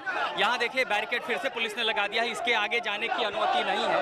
पीछे से दिल्ली पुलिस की गाड़ियाँ हैं जो कोशिश कर रहे हैं कि इन कार्यकर्ताओं को यहाँ से इन बसों में ले जाया जाएगा। इसके आगे जाने की अनुमति दिल्ली पुलिस ने नहीं दी है। आगे कुछ अधिकारी हैं, यहाँ पीछे पुलिस के कुछ जवान हैं, बैरिकेड लगा के इन कार्यकर्ताओं को यहाँ पर रोकने की कोशिश की जा रही है। और अब इस बस को आगे लाया जाए। देखिए सब पुलिस जो है पूरी तरह से कोशिश कर रही है इन कार्यकर्ताओं को कि आगे ना जाने दिया जा रहा है। यहाँ नारेबाजी हो रही है, देखिए धक्का मुक्की की भी स्थिति, नारेबाजी हो रही है पुलिस के खिलाफ। एक रास्ता बंद किया तो वहाँ देखिए जीप के पीछे दूसरे रास्ते से भी कार्यकर्ता निकलने की कोशिश, उनको रोकने की कोशिश की जा रही है। देखिए एक रास्ते से बंद किया तो वो पीछे के रास्ते से निकलने की कोशिश कर रहे हैं, वहाँ से जो कार्यकर्ता है वो जा रहे हैं। देखिए यहाँ भी इनको रोकने की कोशिश की जा रही है। हालांकि रामलीला मैदान पर प्रदर्शन की जो अनुमति है, बड़ी संख्या में कार्यकर्ता वहाँ पहुँचे हैं, लेकिन अधीर रंजन चौधरी और उनके समर्थक यहाँ से मार्च करके जाना चाहते हैं तो मार्च पुलिस नहीं करने दे रही है और इनके लिए बाकायदा कहा गया कि आप AICC चले जाएं। वहाँ से जो पूरी व्यवस्था है सभी नेता की बैठ कर जाएंगे और यहाँ पर अधीर रंजन चौधरी को समझाएं। Lots of questions that have come forth, viewers, which beg to be asked at this time. Can the Congress actually keep the momentum on national issues with this Mehengai rally? Will it be consistent in days ahead? Will it give it that push where the Bharat Jodo Yatra is concerned? Let's bring in Congress spokesperson Radhika Khera and the Bharatiya Janata Party spokesperson Shehzad Poonawala. You know, I'd barely be able to hear you both with the din is so high at this rally. But, you know, Ms. Khera, I'd like to begin with you. Now, the fact is, you have been able to pull in your cadre, motivate them to actually come in. This kind of crowd for the Congress is unusual. You haven't ever seen it in the recent past at least. But the fact that the cadre has come in, the question is, will the Congress be consistent? Preeti, first of all, I would like to begin by saying Modi Sarkar ke do bhai, berozgari aur mehengai. And which is why not only the cadre of the Congress party, but the common man is a part of this rally. And I'm very glad that you have been telling your viewers consistently and reporting and telling everyone, because the BJP always says Congress to khatam hai. Congress does not have workers, Congress does not have leaders. And Congress leaders are, they don't even believe in Rahul Ji. Rahul Ji is leading the rally, he's the face of the party. And the workers are there in support of him. And the workers are here raising very important issues which are troubling the common man. That is Mehengai and Berozgari. They are issues where you are also suffering, we are also suffering. And I'm sure the BJP spokesperson is also feeling the pinch of Mehengai right now. And it is unfortunate that we have a finance minister whose priority is only to ensure Modi ji's photos are there on the posters and hoardings wherever she goes. She is not bothered that the common man has to pay how much money to buy basic dal, roti, sabzi. And the only people the Modi Sarkar is bothered about are the corporates. The corporate tax has been slashed down from 30% to 15 and 22% to benefit who? People like Adani, who no one knew of, and suddenly, after the Modi government comes to power, they are the third richest people in the world. So this rally, most importantly, like we always say and we always believe in, The Congress is fighting for the common man. The Congress is the voice of the common man who is being tortured at the hands of this government. Okay. Well, you know, Radhika Khera, the fact is that you have been able to at least enthuse your cadre to let them, to make them come to the Ram Leela Maidan. But the fact also is that the rally that we see and the crowds that I see behind me are largely cadre driven. We don't quite see the common man attaching themselves to this cause as just yet. We've only seen buses come from various parts of the country. There is a flush, yes. But the very sheer fact, that you've been able to pull in the cadre, that in itself, many would suggest is a feat where the Congress stands. Shehzad Poonawalla, even if it is the cadre of the Congress that is coming from all parts of the country and culminated at the Ram Leela Maidan, these visuals, because we haven't seen so much of it from the Congress, are they intimidating? If I may, and I am not interrupted, भ्रष्टाचार पर वार तो याद आई महंगाई और बेरोजगार। राजस्थान में बेरोजगारी दर 31% पार, एक साल से 20% के ऊपर है, पर नहीं करते हैं कोई भी वहाँ पर काम या काज। बिहार में तिरंगा पकड़ने वाले, नौकरी मांगने वाले को मारते हैं लाठी से और डंडे हजार, और फिर बोलते हैं कि वी आर फॉर महंगाई एंड बेरोजगारी। So this kind of hypocrisy, I think it should not have been called हल्ला बोल, it should have been called hypocrisy बोल। ये hypocrisy बोल है कांग्रेस का। 1 liter of petrol, Preeti, it's good you live in Noida, not in Rajasthan, costs 108 rupees a liter. In Noida, where perhaps you may be going for office work, it costs 96 rupees a liter. Please ask dear Radhika why it is so expensive, because VAT is kata. The most expensive electricity is in Rajasthan. In Maharashtra, when they had a government, forget cutting VAT on petrol, they cut VAT on imported liquor. But that's not the issue. She's mentioned about some Adani person also. Let me tell you that if this Adani person was some Rediwala in Karol Bagh before 2014, why is it that Adani was given SEZs by UPA? Why is it that in Rajasthan he's been given a solar power plant project? Why is it that the highest investment has come from Adani in Rajasthan under the Ashok Gehlot government? Why is it that the NDA government gave him the Dighi port? Why is it that they cleared many projects of Adani, lots of loans during the UPA tenure? तो क्या वो ready वाला था क्या 2014 से पहले? Look, and last time you remember, Preeti, when there was a rally on Mengai in December, it was Rahul Gandhi who said that Hindutva teaches how to hit or how to kill minorities. So they are the ones who are not consistent on this issue, and this is the issue that has propped up only because they are all against the idea of action on corruption. Today when action is being taken on corruption, ये भ्रष्टाचार का भाईचारा, इसलिए महंगाई का है सहारा. Now I asked Radhika Khera that what is her solution for berozgari of 31% in Rajasthan? What is her solution for the Kisan who has been given a farm loan waiver that they promised in Rajasthan? What is their solution for the highest petrol rates and highest electricity rates in Jaipur and in Rajasthan? Please give us a solution also.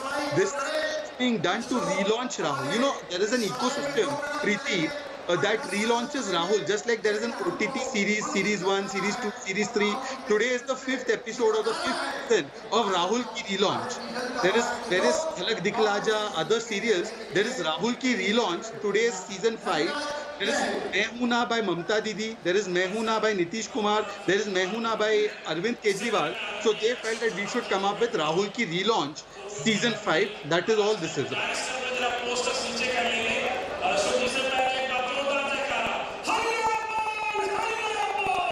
Okay, well, Shehzad, I don't live in Noida, I live in Delhi. Petrol is actually cheaper in Delhi than Noida. But having said that, you've made a very pertinent point. And Radhika Khera, I'm going to come back to you on that. Because, yes, in that sense, Shehzad is spot on when he says Rahul Gandhi cannot be relaunched every political season before every election. This time, before the Gujarat election, before your own party elections. Because what we can see behind me are, of course, life-size posters of Rahul Gandhi. And every 2 minutes, you will see the NSUI pick up a placard which says Rahul Gandhi for president. We'll come down to that. Stay with me. I want to cut across to Maushmi. And I want to, get in a word from Maushmi on what the Congress says right now. Maushmi, the fact that Rahul Gandhi will be the spotlight where this rally is concerned, he'll be addressing the crowds. There is no Priyanka Gandhi or even Sonia Gandhi on the dais today.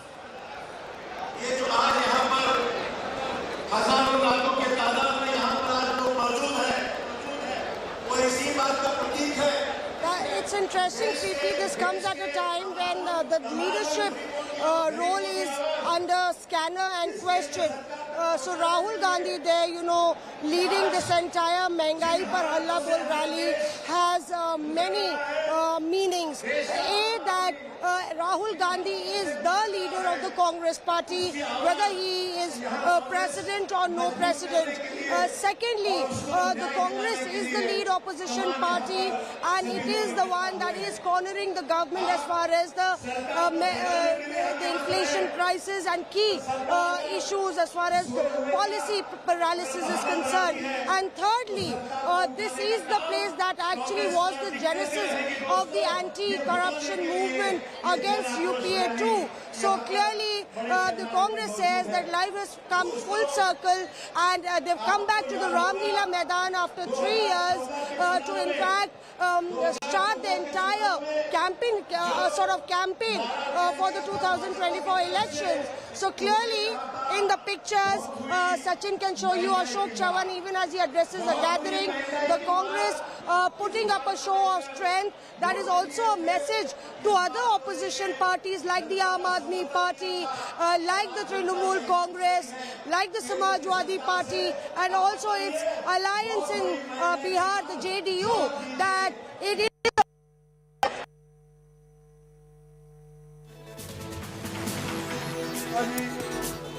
Ashok Sharma.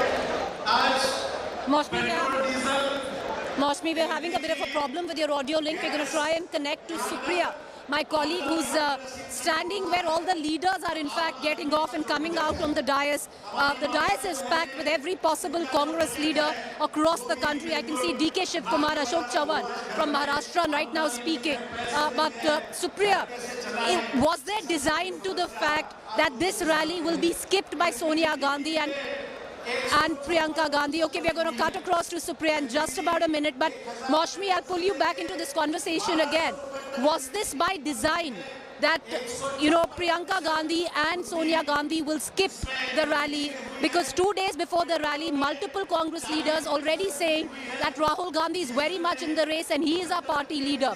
When I turn around the cadre here, most of them given placards which says Rahul Gandhi for president. What does it mean?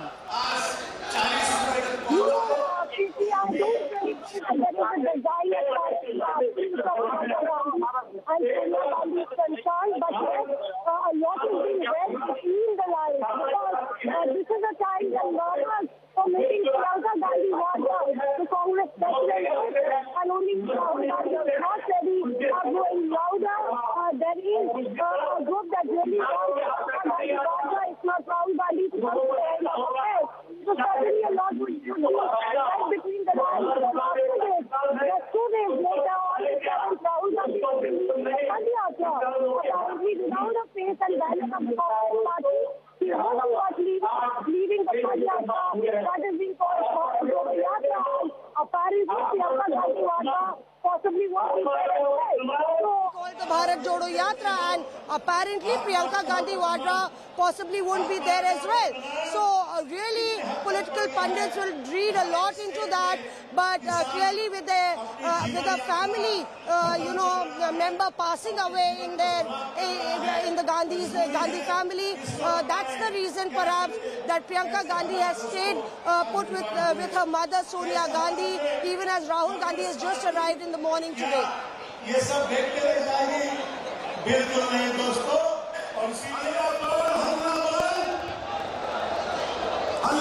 All right, Maushmi, stay with me.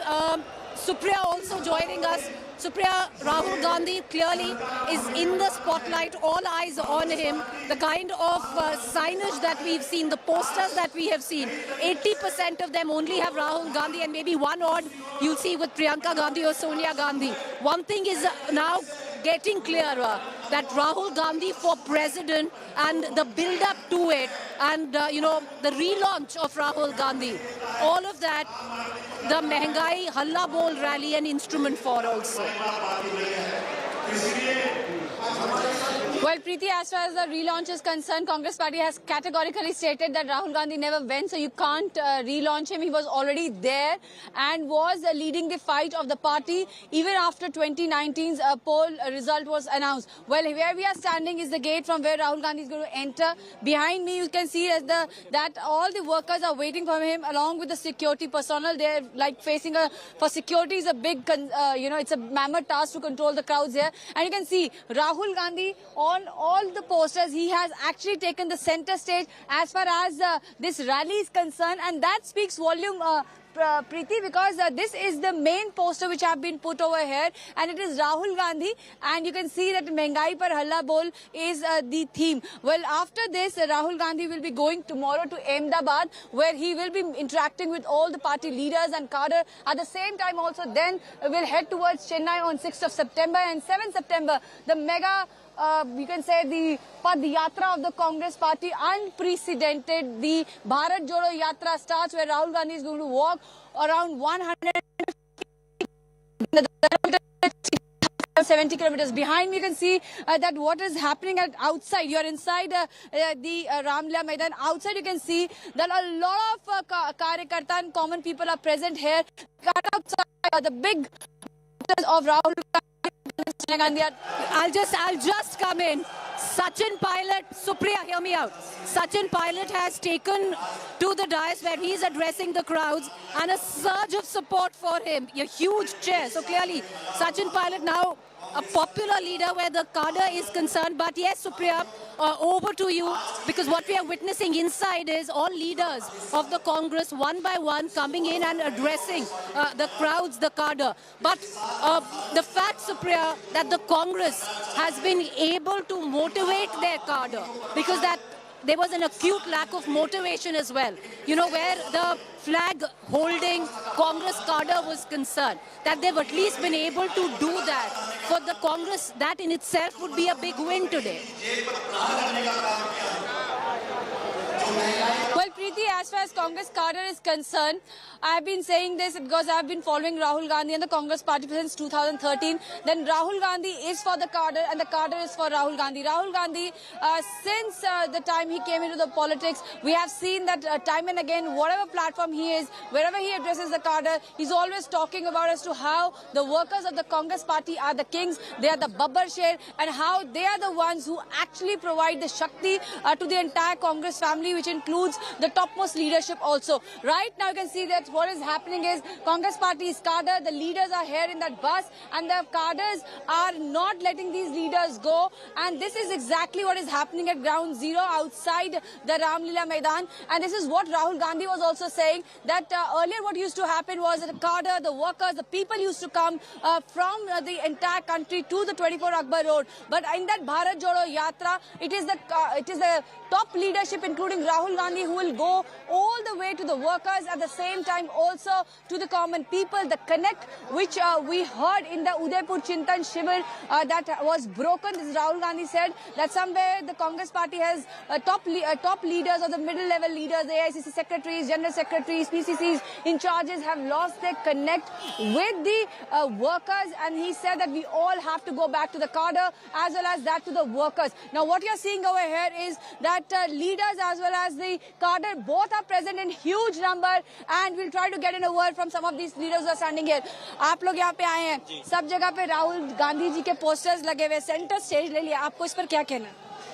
नहीं, देखो आज जो देश में सुप्रिया जी भयंकर महंगाई, बेरोजगारी और जो सजगता फैली हुई है के विरोध में आज कांग्रेस पार्टी ने जो महंगाई के रोके, इसके जब तक देश में महंगाई और बेरोजगारी दूर नहीं होगी, जब तक कांग्रेस पार्टी इस मुद्दे को उठा के रखेंगे। राहुल गांधी जी कहते हैं कांग्रेस का कार्यकर्ता बब्बर शेर है, और अब देखें सुनने में कोई शक नहीं है, इसमें कोई शक नहीं है। कांग्रेस कार्यकर्ता जो है वो कह रहा है कि हमारा जो वेट है हम अपने नेता के पीछे थ्रो करते हैं। बहुत सारे लोगों से हमने पूछा कि आप राहुल गांधी कहते हैं कांग्रेस का नेता जो है वो कांग्रेस का कार्यकर्ता जो है वो बब्बर शेर, तो वो कहते हैं हमारा नेता भी बब्बर शेर है। तो आपको इस पर क्या कहना है? राहुल गांधी के सब जगह पोस्टर्स लगे, क्या राहुल गांधी जी जो है वो सेंटर स्टेज ले चुके हैं? क्या आपको लगता है आगे उनको पार्टी का मान संभालनी चाहिए? मैं ये सवाल आप सबसे पूछ रही हूँ। बिल्कुल संभालनी चाहिए। राहुल गांधी जी ही असली बब्बर शेर है, और राहुल गांधी जी के हाथ में ही कमान जानी चाहिए। युवाओं में, आम लोगों में, जनप्रतिनिधियों में, सब में। listen in to Sachin Pilot addressing the crowds. भैया मेरी सबसे अनुरोध है, पूरा देश हमको देख रहा है मीडिया के साथी के जरिए, कोई आगे जरा नहीं उठाएंगे। जिनका नेता के पास नाम दर्ज करवाना था हो गया है, अब उसको उठा के रखने की जरूरत नहीं है। मैं अब विनती करता हूं, हमारी महिला नेत्री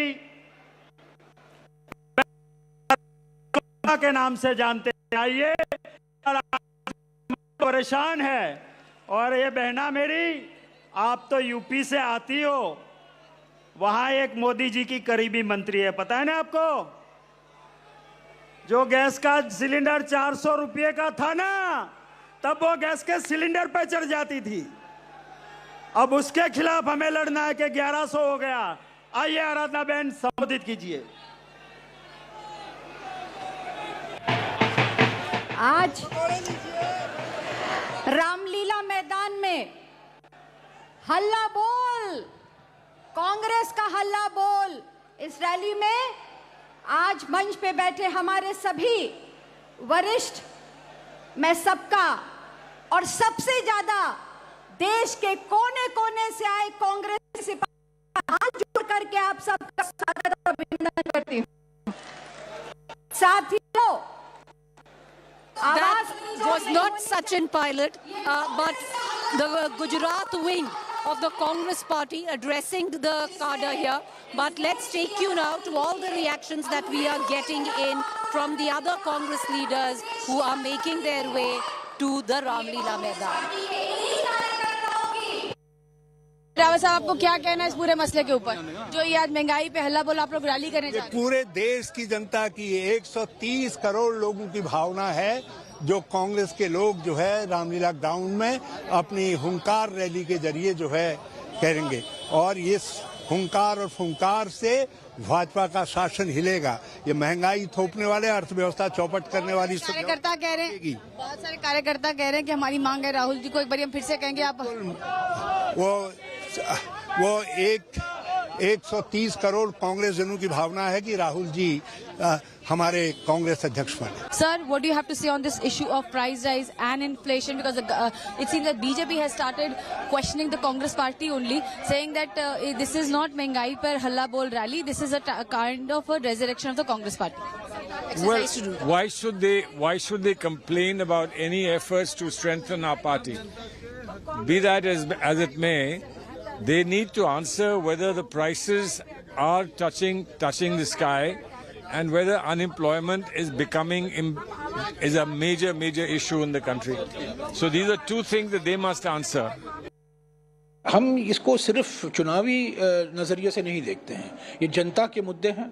हम जनता, हमारी जो भूमिका है, हमें रचनात्मक विपक्ष पार्टी हैं, संसद के अंदर संसद के बाहर हम जनता की मुद्दा उठाते रहेंगे। जो अर्थव्यवस्था का बुरा हाल किया है, जो अमीर और गरीब की खाई को लगातार बढ़ाने का काम किया है, जो मध्यम वर्ग और गरीब की जेब पर प्रहार करने का काम किया है, जो महंगाई का प्रहार लोगों की जेब पर हुआ है, लोगों की कमर टूटी है, उसके विरोध में कांग्रेस पार्टी ने देशव्यापी आंदोलन किया। हर जिले में, हर ब्लॉक में, हर प्रदेश में हम लोगों ने जनता की आवाज को उठाया।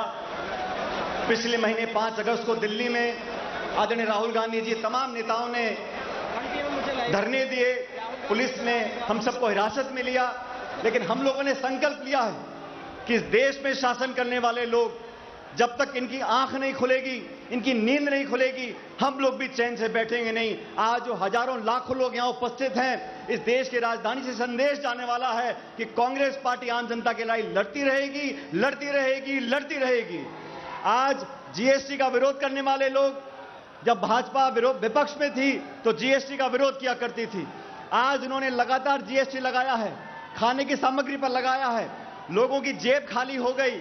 और ये ऐसी सरकार है केंद्र की जिन्होंने किसानों के खिलाफ कानून बनाए, उन किसान के कानून को वापस लेने के बाद आज तक एमएसपी गारंटी की बात नहीं कर रहे हैं। आज राशन, तेल, पानी, गैस सिलेंडर, डीजल, पेट्रोल सब इतना महंगा हो गया कि आम आदमी की वो पहुंच से बाहर चला गया। जो व्यक्ति इन 2 हाथों से मेहनत करता है, दिन भर काम करने के बाद जिसको अपने बच्चों को पालना है, उसके घर में जाकर देखने वाले लोग इस सरकार में नहीं बैठे हैं। किसान के आंसू देखने वाले लोग, गरीब की आवाज को सुनने वाले लोग इस सरकार में बैठे नहीं हैं। हम सबका दायित्व बनता है, कांग्रेस पार्टी के तमाम नेताओं कार्यकर्ताओं का, कि हम देश में जहां पर भी हों हम अपनी आवाज को बुलंद करें, इस केंद्र की सरकार को सबक सिखाएं। और आने वाला समय आप लोगों का है, हम लोगों का है, आम जनता का है। अभी 7 तारीख को राहुल गांधी जी भारत जोड़ो यात्रा निकल रही है। 3,500 किलोमीटर चलेंगे, पूरे देश को जोड़ेंगे और जो माहौल देश में बना हुआ है, गरीबी, बेरोजगारी, महंगाई, उसके खिलाफ आवाज बुलंद करेंगे। अंत में जीत सत्य की होती है, इसलिए मैं आप सब लोगों से आह्वान करना चाहता हूं, इस बढ़ती हुई महंगाई के खिलाफ, बेरोजगारी के खिलाफ, जिस प्रकार संवैधानिक संस्थाओं को खोखला करने का जो कोशिश ये सरकार कर रही है, उसके खिलाफ आवाज बुलंद करें। और जो हल्ला बोला आज हो रहा है, इसकी गूंज पूरे देश में कई महीनों तक होगी। आप सबसे आह्वान करता हूं कि दोनों हाथ खड़े कर कर बोले कि हम हल्ला बोल करते रहेंगे जब तक महंगाई कम नहीं होती। बहुत बहुत धन्यवाद। जय हिंद। राम राम साहब।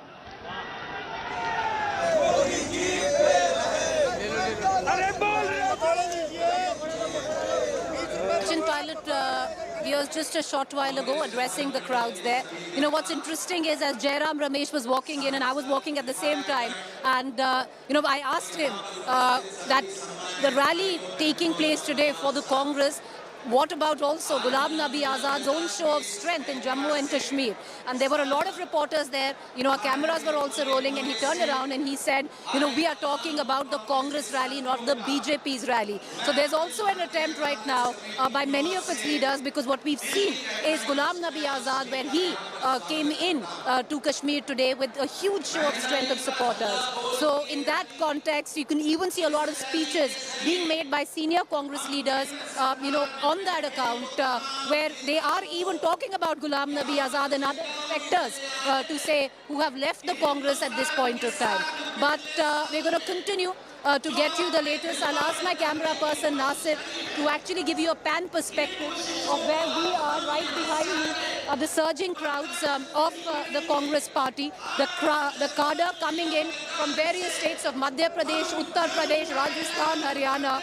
The Congress, for the first time, viewers at least will be happy that they've been able to motivate, enthuse the flag-bearing cadre to actually come out. Is this a rally which has seen a connect with the common man? Do we see people from all walks of life joining in? No, we don't. But for the Congress, I would reckon they would take heart in the sheer fact that they've been able to at least enthuse their cadre that was completely lackluster to actually come out in support of what they are calling the Mehengai Halla Bol rally in Delhi. What's important is that this rally takes place 2 days before Rahul Gandhi kickstarts the Bharat Jodo Yatra, spanning about 3,500 kilometers from Kanyakumari all the way to Kashmir. The Congress is hoping that this rally will give it a bit of a push, a momentum of sorts. On the other hand, one thing is clear, that this rally is seemingly structured around Rahul Gandhi.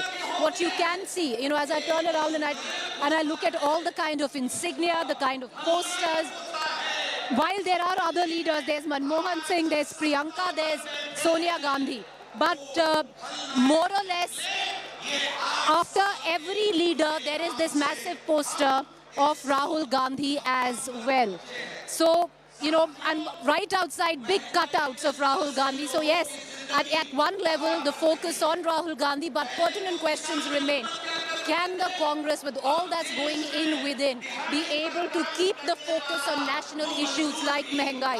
On the other hand, what has been the perennial problem of the party is, can it be consistent? Let's listen in to all the reactions that are coming in.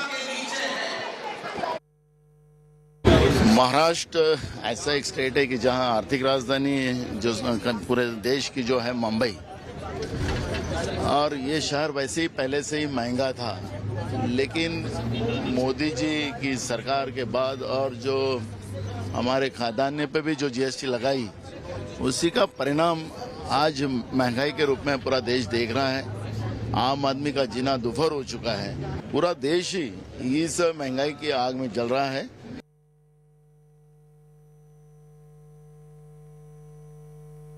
मुख्य रूप से बात यह है कि आम जनता है महंगाई से त्रस्त है, घरेलू अर्थव्यवस्था है चौपट हो गया है। अब उसके जो थाली में जो सामग्री पहले हुआ करता था अब वो सिमट गया है। तो ऐसी स्थिति में महंगाई एक बड़ा मुद्दा है देश के सामने और उसे लगातार कांग्रेस पार्टी उठाती रही है।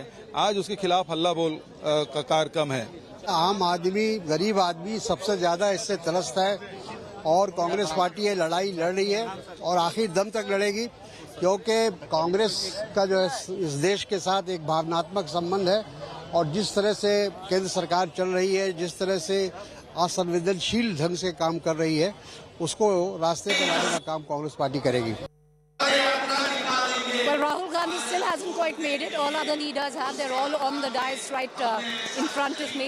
I want to pull in Moshmi into this conversation. Moshmi, when are we expecting Rahul Gandhi to come in and address the crowds? It was to be 11, but one by one we've seen all the other leaders come. करने आए हैं और गुलाम नबी आजाद का एक तरह से अगर देखा जाए तो ये शक्ति प्रदर्शन है। मैं अगर कैमरा पर्सन नीरज से कहूँ वो आपको मंच It is symbolic gesture as far as show of unity is concerned in the leadership, right when the Congress party is at crossroads over the leadership crisis that has been brewing ever since the G23 wrote a letter and slamming the Congress leadership. The G23 member, specifically Ghulam Nabi Azad, while he exited, said that the Congress party hasn't won an election ever since the G23 wrote a letter. So this is a time when the Congress is trying to get its acts together, show solidarity with the Gandhi family, and there you will see Rahul Gandhi. He's supposed to arrive at 1 o'clock. He is arriving from abroad. He did arrive from abroad in the morning. He will be reaching here at 1 o'clock to address this gathering, the sea of Congress workers that we've often seen before 2019 and more so before 2014. So really the Congress party is hoping that this will be a fresh start for it as far as the campaign of 2024 is concerned, and also perhaps a pre-roll as far as the Bharat Jodo Yatra is concerned, though we won't see the Congress flags there. But yes, symbolically, as you mentioned, we see a lot of Rahul posters. Now that seems to be intentional because this is clear show of backing to Rahul Gandhi as far as, becoming the Congress president is concerned. The Youth Congress and several units earlier have already passed a resolution that Rahul Gandhi should take the baton from Sonia Gandhi and make a comeback. But whether this could actually be a relaunch for Rahul Gandhi as far as being the challenger to Prime Minister Narendra Modi is concerned, we'll only have to wait and see. Over to you.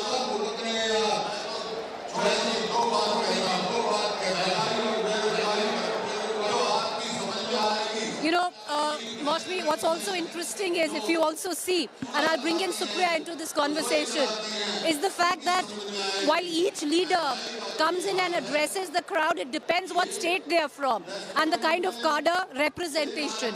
You saw Sachin Pilot and there was a surge in terms of a chair. Bhupinder Hooda just speaking right now, the former Chief Minister of Haryana and the senior Congress leader, now given the reins of the Congress in Haryana, came in, and then again a massive surge. Supriya, so clearly the fact, an indication of the kind of cheers, the kind of applause these leaders are getting is where the cadre is actually coming from, states like Haryana and Rajasthan.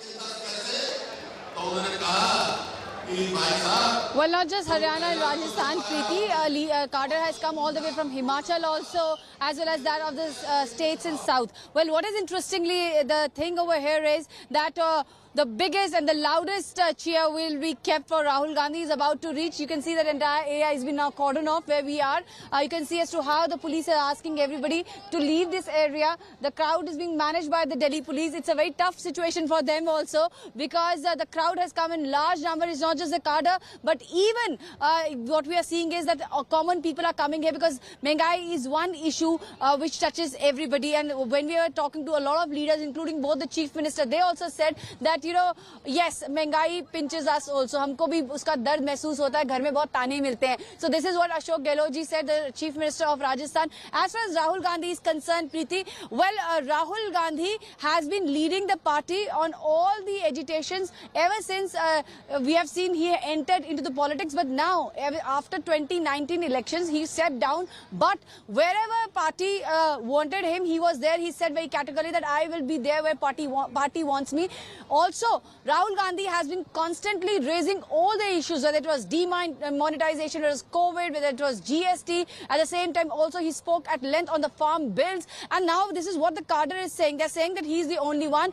We met few Congress workers who had come all the way from Himachal. They said that we know ground zero situation, what is happening at the border, the India-China border, and we know as to what the situation is in Ladakh. But it was only Rahul Gandhi who raised this issue, and they also even ended up saying that our leader is Babbar Sher. When we were just talking to them a couple of minutes back in the previous bulletin, they said our leader is Babbar Sher, and Rahul Gandhi has already thrown his weight behind the workers. Ever since he came into the party, he has been constantly talking consistently about the issue of the welfare of the Congress party's worker. So now the entire, if you see their programming which has happened right from this very rally, Mengai, Pahalla Bol, to all that Bharat Jodo Yatra, Congress party is not only trying to go all out and raise the people related issues, the inflation, the unemployment, making all the right noises, but also is humming the new raga in a different tone. They are saying that it is going to be Rahul Gandhi, and this is what you can see on these posters and banners. I would like to show you as to how there are this entire posters and banners, and almost 80% of it has only photograph of Rahul Gandhi. Well, Congress party is sending a message loud and clear that as far as they are concerned, the worker is saying that for them it is only Rahul Gandhi who should lead the party.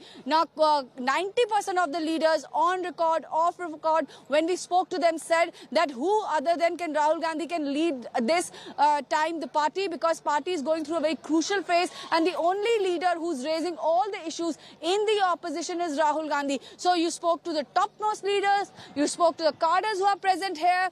They all are saying that Rahul Gandhi should take on the baton and should lead the party. Rahul Gandhi already has made it clear in the Udaipur Chintan Shivir that Congress party has somehow lost its connect with the people, and they have to raise the people related issues. They have to go back to people. So what we are saying now is the implementation of the Udaipur Chintan Shivir, and here I would like to show you there is a cavalcade there. Rahul Gandhi is. I would like to show you that right now Rahul Gandhi has reached here at this situation at the Ramlila Maidan. Rahul Gandhi is going to address the rally. That is Mr. Gandhi's car. He is there in that car. You can see Rahul Gandhi. He has reached the Ramlila Maidan. We would like to show you that Rahul Gandhi has just reached the Ramlila Maidan, and there the cavalcade is entering into the front gate. We are seeing that he's going to walk down there. He's walking down, Preeti, and going inside the venue. So this is the big breaking coming that Rahul Gandhi has reached the Ramlila Maidan, and now we will hear the biggest cheers in the Ramlila Maidan, because we know that the cadre as well as the leaders have thrown their weight behind Rahul Gandhi. Not just the posters, but the people are saying the same thing. Congress's top leader Rahul Gandhi is saying that Congress party has to go back to the grassroots level and has to raise people-related issue, which includes inflation, which includes unemployment, and at the same time also they have to bring the country together, and they have to talk about communal harmony and peace in the country.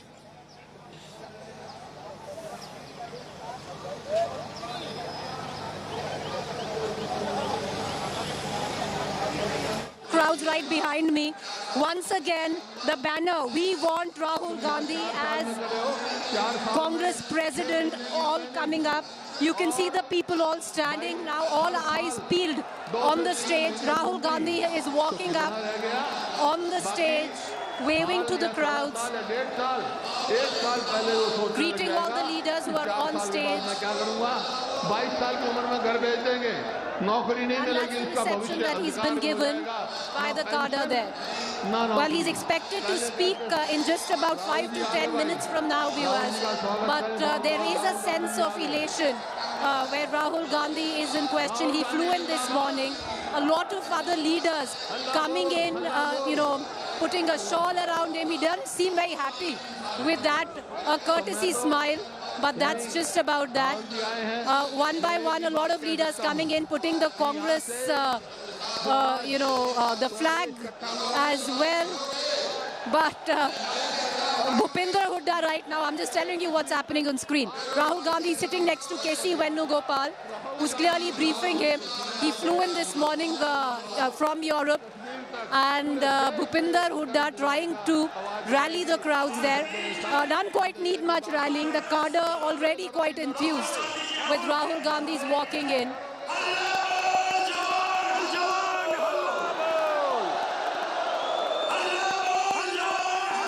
We'll try and dip in to the ambience right now. Ambience sound.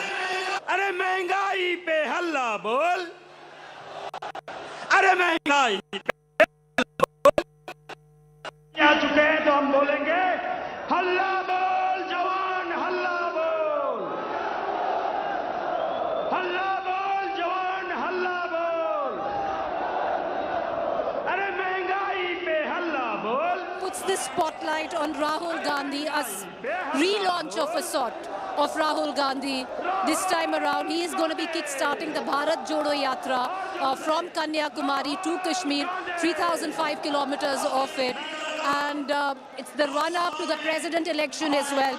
Since the last 1 week, we've seen a lot of Congress leaders come out and openly pitch for Rahul Gandhi as president. They've done so before. But, when asked that will Rahul Gandhi be the president, they've clearly said that he himself hasn't put him out of the race. So Rahul Gandhi is keen on being the president is what most of the leaders are already saying. Adhir Ranjan Chaudhary on the dais addressing the crowds. Rahul Gandhi speaking to KC Venugopal, but all of that taking place on stage now. What's also interesting, viewers, is chemistry, because usually what you see are, the crowds, the dais, but let me give you the, the surround sound of it all. As Rahul Gandhi entered, who's he sitting with? Who's he not, he wasn't very warm to. So the minute he came, there were certain leaders, that went to him immediately. He looked, DK Shiv Kumar, he greeted him very warmly. KC Venugopal greeted him very warmly. The likes of Salman Khurshid were just given a nod. The likes of Ambika Soni were just given a nod. Ambika Soni apparently in the very good books of the Congress, but lots going on in terms of chemistry on stage.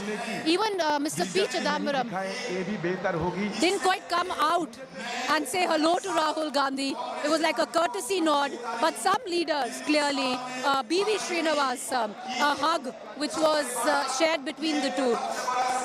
But Adhir Ranjan Chaudhary speaking on stage right now. Listen in, viewers. Ramlila मैदान पहुंचे हैं,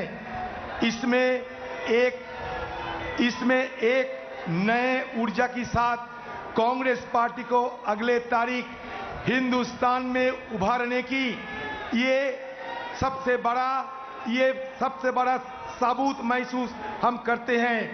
ये सबसे बड़ा ये देखना है कि आज की तारीख में ये रामलीला मैदान से हम क्या शपथ लेते हैं और अगले तारीख हम किस हद तक पहुंचेंगे. आपको शायद ये जानकारी होंगे कि हमारे नेता राहुल गांधी जी के नेतृत्व में अगले 7 तारीख से हिंदुस्तान की कन्याकुमारी से लेकर कश्मीर तक पैदल यात्रा शुरू होने वाला है. राहुल जी खुद 3,500 किलोमीटर की रास्ता पैदल यात्रा करते हुए सफर करेंगे. उसी समय भी हिंदुस्तान की हर कोने में आज जैसा कांग्रेस पार्टी की कार्यकर्ता को इस तरीके से जोश और उत्साह दिखाने की जरूरत होगी. इसलिए मैं शुरू से ही earlier on there was an indication that Rahul Gandhi will not be heading the yatra through the course of its 20 days across 3,500 kilometers. But Adhir Ranjan Chaudhary right now on stage has said that Rahul Gandhi will be doing it on a daily basis every day and traversing the 100 kilometers and heading the Bharat Jodo Yatra himself. So has there been a change of thought? Because earlier on there was an indication it wouldn't just be Rahul Gandhi. But Adhir Ranjan Chaudhary saying that Rahul Gandhi will be doing so through the course of 20 days, and he will be the one who will be heading the yatra. Once again, let's listen in to Adhir Ranjan Chaudhary. आपका नारा बदल दो तो बेहतर होगी। मोदी है तो मुमकिन है कि बदले, ये नारा बदलना चाहिए और नया नारा लगाओ बीजेपी पार्टी कि मोदी है तो महंगाई है। राहुल जी चाहते हैं कि हिंदुस्तान की आज की राजगद्दी से ये महंगाई की रावण को उतारना जरूरी है। राहुल जी समाज को जोड़ने की संघर्ष करते हैं, मोदी जी समाज को तोड़ने की साजिश करते हैं। राहुल जी के साथ यही फर्क है। इसलिए कांग्रेस वर्करों को यही बोलना चाहते हैं मैं कि न संघर्ष न तकलीफ, मजा क्या है जीने में। बड़ा बड़ा तूफान थाम जाएगी जब आग लगी हो सीने में। राहुल जी कहते हैं कि हिंदुस्तान की आज की सरकार सिर्फ 2 लोगों की मदद करते हैं। बीजेपी पार्टी आज हम दो और हमारे दो की पार्टी में तब्दील हो चुके हैं। आपको सुनने में अचरज होगी कि बीजेपी की जमाने में दुनिया के 3 नंबर में पहुंच गए हिंदुस्तान की करोड़पति अदानी साहब, जिनकी हर हफ्ता कमाई 6000 करोड़ रुपया। आपकी कमाई बाजार में जब जाते हैं जेब खाली हो जाते हैं, थैलियां नहीं भरती। फिर अब महंगाई की संघर्ष जब हम करते हैं, हमारे खिलाफ ये सरकार तरह तरह की पाबंदी लगाते हैं। मैं बात खत्म करना चाहते हैं इसलिए कि राहुल गांधी जी सदन आज मंच पे आ चुके हैं। सिर्फ जाते समय एक बात, छोटी सी एक बात रख के मैं अपना बात को विराम देंगे, वो ये है कांग्रेस पार्टी में आना आसान है, कांग्रेस पार्टी से जाना भी आसान है, लेकिन कांग्रेस पार्टी में टिके रहना सबसे कठिन है। आज ये सिपाहियों ने कोई पद की मोहताज पे ये रैली में नहीं शामिल हुए हैं। तो इसलिए मैं कहना चाहता हूं, जिंदगी में कितने दोस्त आए और कितने बिखर गए। किसी ने आए 2 रोज के लिए, किसी ने 2 कदम चलते ही सांस भर लिए, पर जिंदगी का दूसरा नाम है दरिया। वो तो बस बहते रहेंगे, चाहे रास्ते पे फूल गिरे या पत्थर। तो कांग्रेस एक दरिया है, कोई भी यहां आ सकता है, जा सकता है, लेकिन कांग्रेस ये बहता हुआ दरिया हिंदुस्तान की सब लोगों को एक साथ लेकर आगे जाएंगे, मकसद पहुंचेंगे और मकसद में पहुंचते हुए कांग्रेस अपना कर्तव्य निभाएंगे। जय हिंद, भारतीय जातीय कांग्रेस जिंदाबाद, राहुल गांधी जिंदाबाद। आप सबको तहे दिल से मैं स्वागत करता हूं। नमस्कार। धन्यवाद अधीर दा। अब मैं अनुरोध करूंगा मध्य प्रदेश के पूर्व मुख्यमंत्री वरिष्ठ नेता कमलनाथ जी से कि वो आए और हम सब लोगों को संबोधित करें। आदरणीय कमलनाथ जी।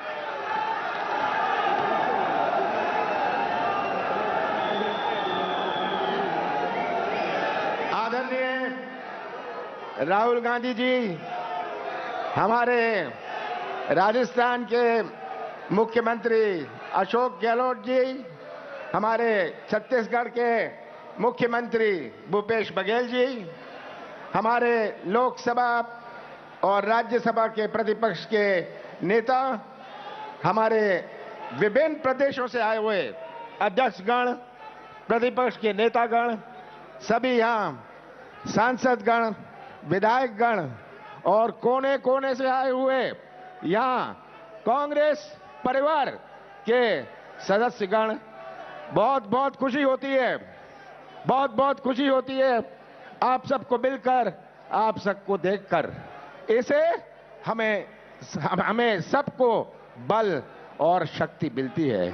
आप देते हैं बल, आप देते हैं वो शक्ति, आप कांग्रेस को वो बल और शक्ति देते हैं।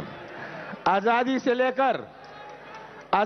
देकर आज तक हमेशा कांग्रेस ने आम जनता की आवाज उठाई है। आज देश की तस्वीर आप सबके सामने है।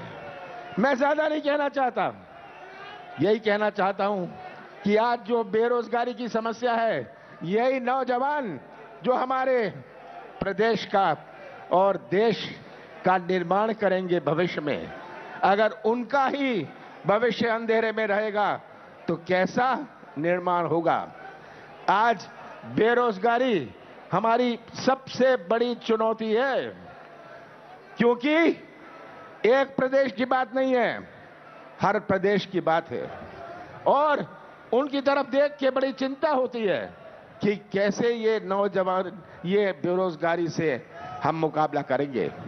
हमारा कृषि क्षेत्र 50% हमारा देश की अर्थव्यवस्था कृषि क्षेत्र पर आधारित है।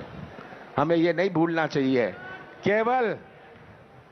केवल टू व्हीलर की बात ना होए, पर जिसकी किराने की दुकान है वो किराने की दुकान तभी चलती है गांव में जब किसानों के जेब में कुछ पैसा होए, किसानों के हाथ में कुछ पैसा होए। उनके बच्चों की पढ़ाई तभी हो सकती है, अच्छे कपड़े तभी पहन सकते हैं जब किसानों की जेब में कुछ पैसा होए। आज भटकता हुआ किसान न्याय के लिए, आज भटकता हुआ किसान खाद के लिए, आज भटकता हुआ किसान बीज के लिए, ये तस्वीर हमारे सामने है। हमारी माताओं और बहनों पर कितना बड़ा हमला हमारे माताओं और बहनों पर हो रहा है। देश भर में अपना देश विश्व में एक देश है जहां सबसे ज्यादा महिलाओं पर अत्याचार अपने देश में होता है। ये आज तस्वीर हमारे सामने है। और बेरोजगारी की बात करें, छोटे व्यापारी की बात करें, महंगाई की बात करें, पर आज मैं कहना चाहता हूं हमारे सामने एक और लड़ाई है। हमारे सामने एक और लड़ाई है, किस रास्ते पर देश चलेगा। हमारे कांग्रेस की संस्कृति जोड़ने की संस्कृति है। हम दिल जोड़ते हैं, संबंध जोड़ते हैं, रिश्ता जोड़ते हैं। हमारे देश की संस्कृति जोड़ने की संस्कृति है। बाबा साहब अंबेडकर ने हमारा संविधान बनाया। ऐसा संविधान बाबा साहब अंबेडकर ने बनाया जो विश्व में मशहूर है। पर अगर ये संविधान, ये अच्छा संविधान गलत हाथों में चला जाए तो देश कहां घसीटा जाएगा। ऐसा कोई देश नहीं है जहां इतनी विभिन्नता हुई। ऐसा कोई देश विश्व में नहीं है जहां इतने धर्म हुए। ऐसा कोई देश विश्व में नहीं है जहां इतनी जातियां हुए। ऐसा कोई देश विश्व में नहीं है जहां इतनी भाषाएं हुए, इतने रस्म हुए, इतने त्योहार हुए। ऐसा कोई देश विश्व में नहीं है जहां इतनी देवी देवताएं हुए। ये हमारे देश की विभिन्नता है और यही संस्कृति हमारे देश को एक झंडे के नीचे रखती है। आज सबसे बड़ी चुनौती हमारे सामने ये भी है कि हम उस संस्कृति पर अपने देश को कैसे जोड़े रखें जो जोड़ने की संस्कृति है। हमारा देश एक ऐसा देश है जिसने विभिन्न धर्मों को भी जन्म दिया। ऐसा कोई देश विश्व में नहीं है। तो आज अपनी संस्कृति टिकी रहे, अपनी संस्कृति जीवित रहे, ये भी एक बहुत बड़ी चुनौती हमारे सामने है। आप सबको याद है कैसे चिल्लाया करते थे बीजेपी के नेता, बीजेपी वाले, जब 5 रुपए पेट्रोल का भाव बढ़ जाता था, 2% महंगाई बढ़ जाती थी, ये कैसा चिल्लाते थे। आज इनको दिखता नहीं है, भटकता नौजवान दिखता नहीं है, किसान की आवाज ये सुनते नहीं है, इनकी आंख नहीं चलती, कान नहीं चलता, मुंह बहुत चलता है और हमेशा ध्यान मोड़ने की राजनीति। आज के मुद्दों पर ये बात नहीं करेंगे, राष्ट्रवाद की बात करने लग जाएंगे। क्या कांग्रेस को पढ़ाएंगे राष्ट्रवाद का पाठ? मैं तो पूछता हूं बीजेपी से, एक नेता का नाम बना दो जो स्वतंत्र संग्राम सेनानी रहा हो। भारतीय जनता पार्टी एक नाम नहीं ले सकती। तो ये तस्वीर आज हमारे सामने है। मैं जानता हूं आप सब राहुल जी को सुनना चाहते हैं। अंत में मैं यही कहूंगा कि आपके ऊपर है बोझ, केवल कांग्रेस का बोझ ही नहीं पर पूरे देश का बोझ आपके कंधों पर है। आप राहुल जी को बल दें, आप राहुल जी को शक्ति दें। 3500 किलोमीटर ये चलेंगे देश जोड़ो यात्रा में। हम सब मिलकर राहुल जी को वो बल और शक्ति देंगे और फिर से कांग्रेस की आवाज हर गांव, हर कस्बे में गूंजेगी। और मुझे कोई शक नहीं कि आने वाले समय में कांग्रेस का झंडा हमारे संसद और तिहाड़ जेल में छोड़ा। इंदिरा जी को 1 हफ्ते या 10 दिन के बाद छोड़ा, लेकिन हमें 20 अगस्त 1988 में गिरफ्तार किया और अगले साल जनवरी में छोड़ दिया, क्योंकि वो जमानत चाहते हैं। हमने जमानत नहीं लिया, लेकिन इस अरसे में दिल्ली के मौसम जम्मू जैसा होता है, श्रीनगर जैसा होता है दिसंबर जनवरी में। सीमेंट का हमारा फर्श था, सीमेंट पर नीचे सोना था, एक कंबल बिछोने के लिए था, वैसे ही जैसे जेल में होता, आधा फटा होता था और आधा ओढ़ने के लिए होता था जनवरी के महीने, और खाने के लिए 2 चपाती और 1 दाल।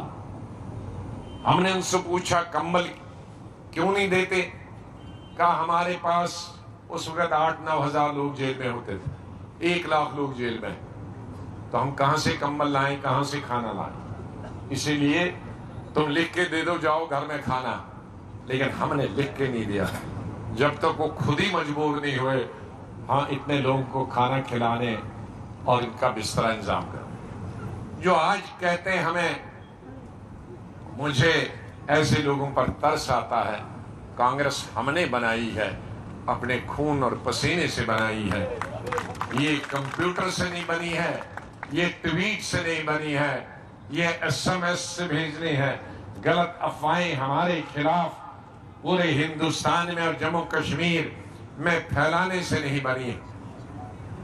दुनिया हमारे लोग, गरीब लोग, किसान लोग, मजदूर लोग, हमारी बहू बेटियां, हमारे नौजवान, हमारे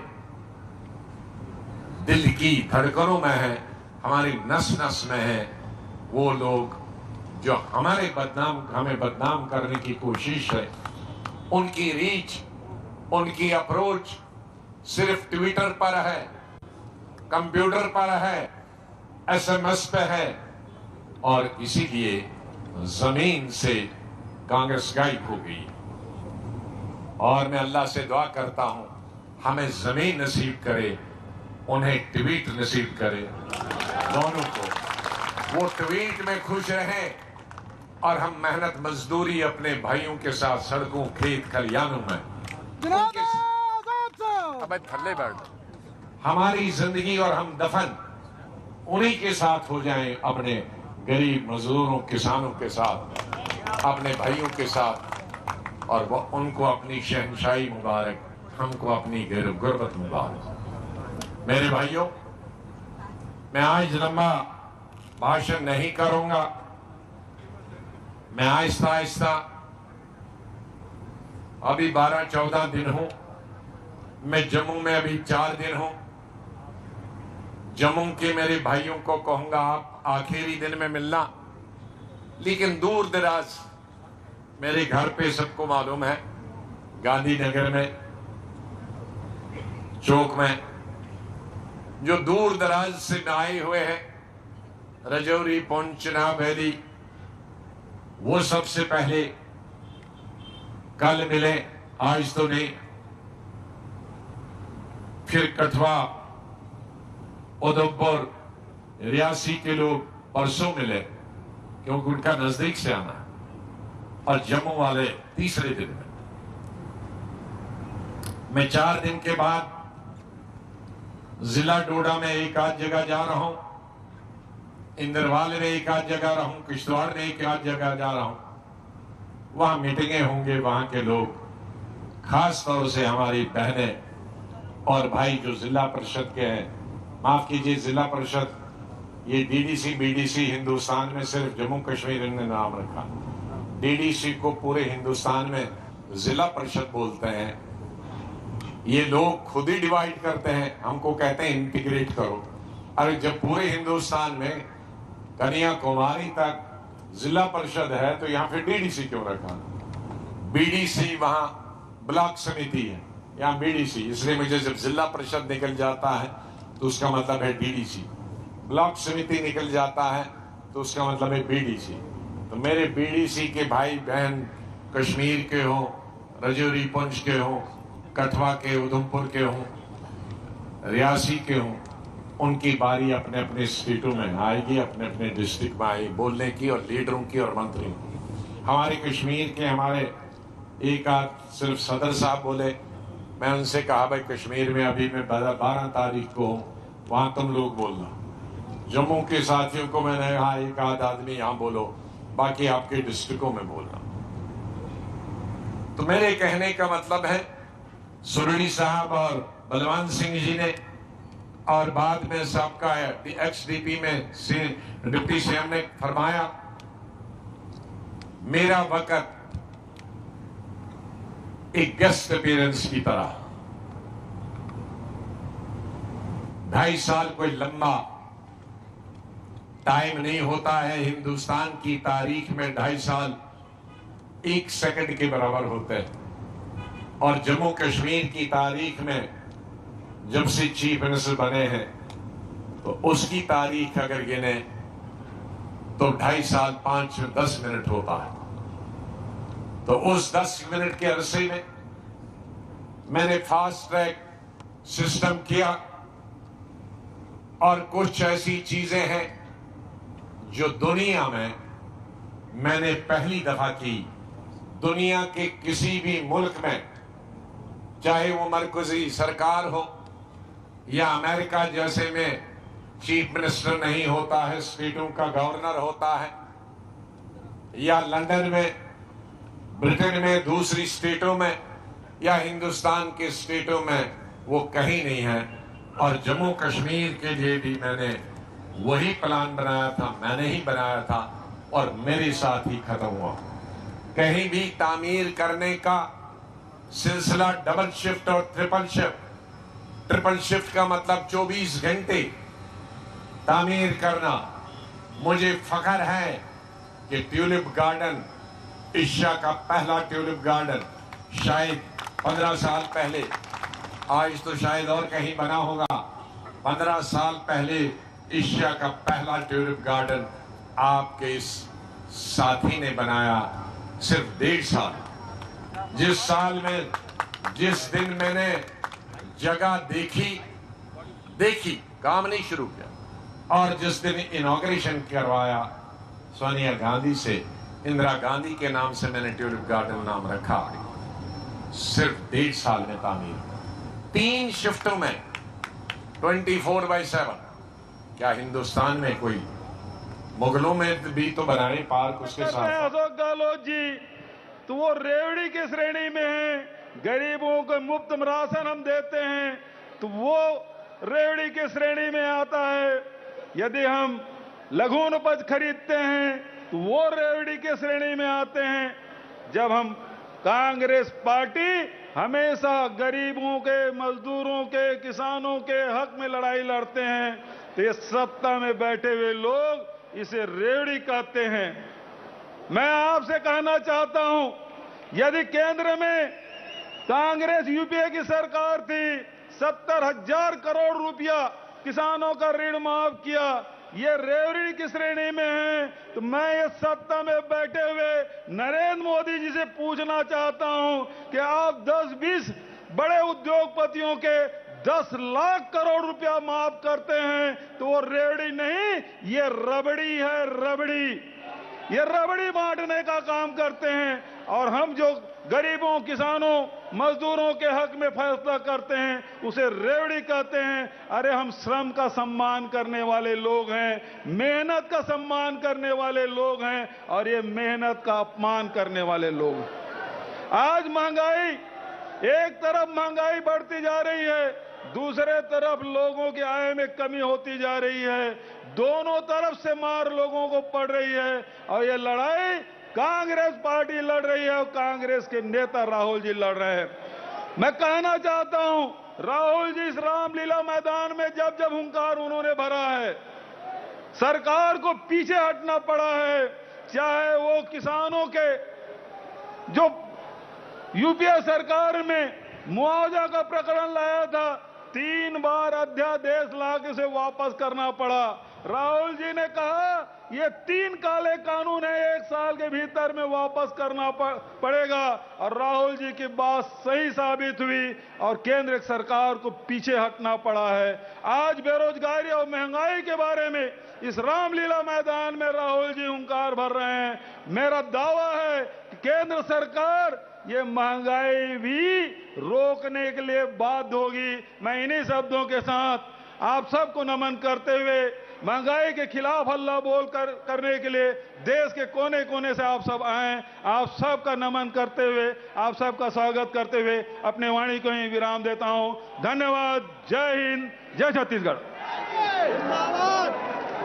गुरुओं, पीरों, पैगंबरों और शूरवीरों की भूमि से आते हुए हमारे साथी प्रताप सिंह बाजवा जी से विनती करूंगा कि आइए और 3 मिनट के अंदर अपनी बात रखिए।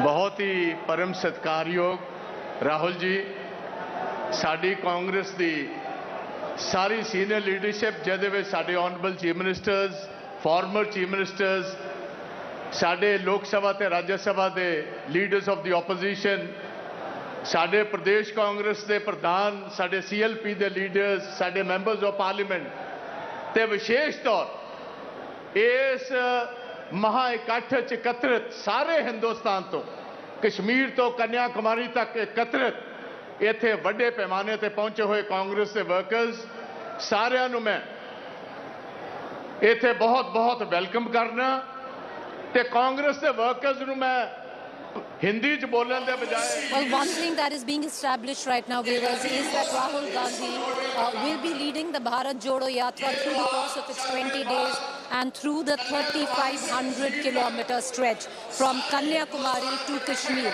Earlier on, there were indications that he might not do so because at some parts he might not be part of the rally, but of the Bharat Jodo Yatra. But right now, it seems, with successive leaders coming in, that he will be doing so. Let's listen.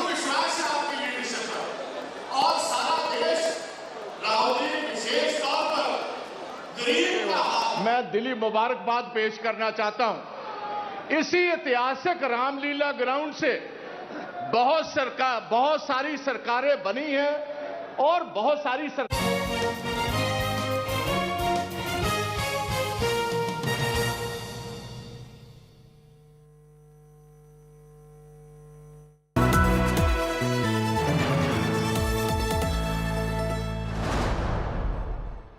Visual communication और digital infographics के हुनर सीखिए देश के सबसे बड़े media समूह के साथ। ज्वाइन कीजिए India today media institute. Register करने के लिए www.indiatodaymediainstitute.in पर विजिट करें।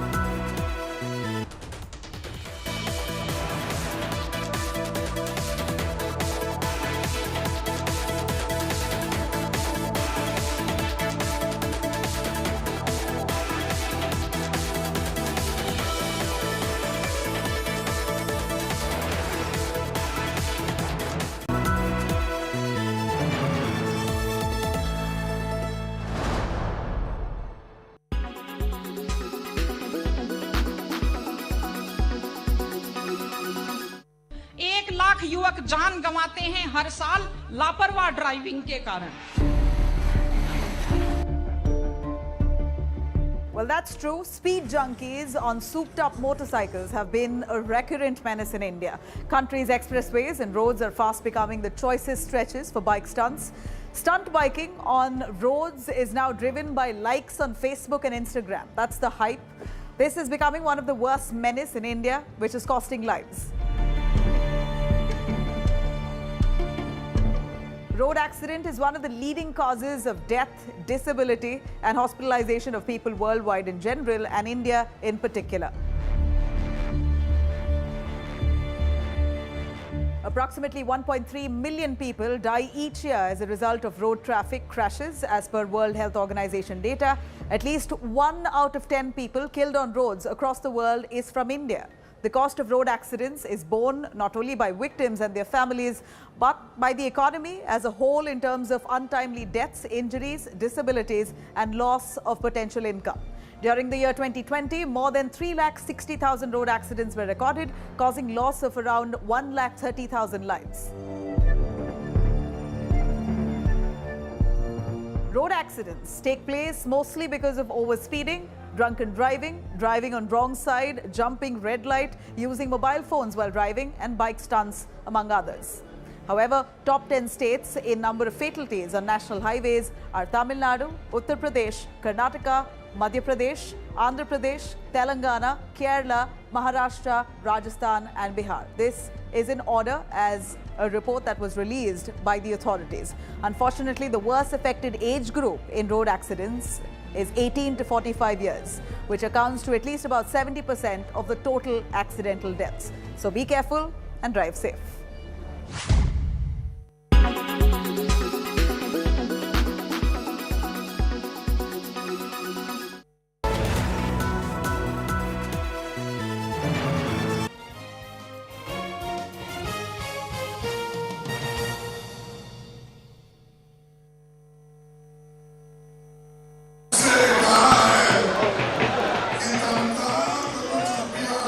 Very muggy September afternoon, viewers.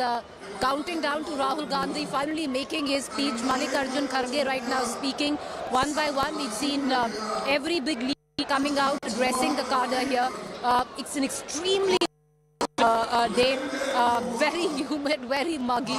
I, on my own person, have seen at least 3 other journalists who just fainted because it's so hot, waiting for Rahul Gandhi to actually speak up. And the area enclosed, the numbers that they were expecting in terms of the cadre was about 50,000. What they say is a little more than that has actually come in right now. Let's cut across and get you the ringside view of what is expected. In just a few minutes, Rahul Gandhi would be speaking to the cadre. What's also of significance, viewers, is that this clearly is now, this rally, the Mehengai Halla Bol rally, is an attempt to build momentum before the Bharat Jodo Yatra, and the fulcrum and the focus of that is being projected as Rahul Gandhi. Life-size posters all across of Rahul Gandhi. The cadre here carrying placards which says Rahul Gandhi for President. There's a clear message, there's clear inception which is being built on that ground that Rahul Gandhi should be president when the elections of Congress president take place later on in October. The other thing which earlier on had little clarity is that will Rahul Gandhi actually lead the entire Bharat Jodo Yatra of 3,500 kilometers, kick-starting in Kanyakumari on September 7th and making its way all the way to Kashmir over 20 days? Well, repeatedly every leader who's coming and speaking is saying that Rahul Gandhi will be doing so and will be a part of the Yatra through the course of 3,500 kilometers, which feeds in to a question that most political analysts have repeatedly asked. Is Rahul Gandhi a consistent politician? His track record is poor on that. You see him fire, then you see him disappear. The Congress, on the other hand, will it be able to sustain and keep the momentum and the heat on national issues like what we are seeing today, which is on Mehengai? The entire rally is the Mehengai Halla Bol rally. So lots of pertinent questions for the Congress. A lot of leaders that we were speaking to. Let's listen to Mallikarjun Kharge. दही पे, दूध पे, गेहूं पे, आटे पे, बच्चों के पेंसिल पे, हर चीज पे जीएसटी बढ़ाई और आज सभी को तंग किया।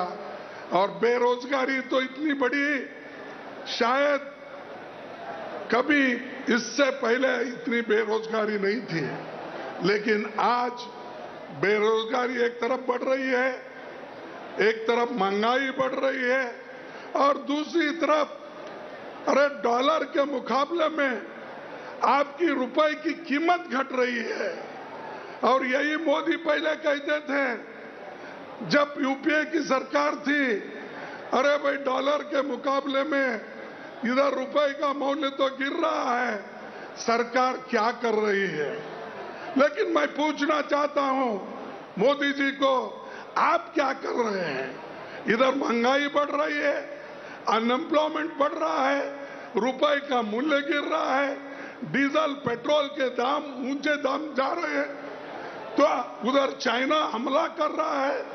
तो ये सारी चीजें आपके सामने हैं, लेकिन मोदी कभी जवाब नहीं देते, वो खामोश रहते हैं।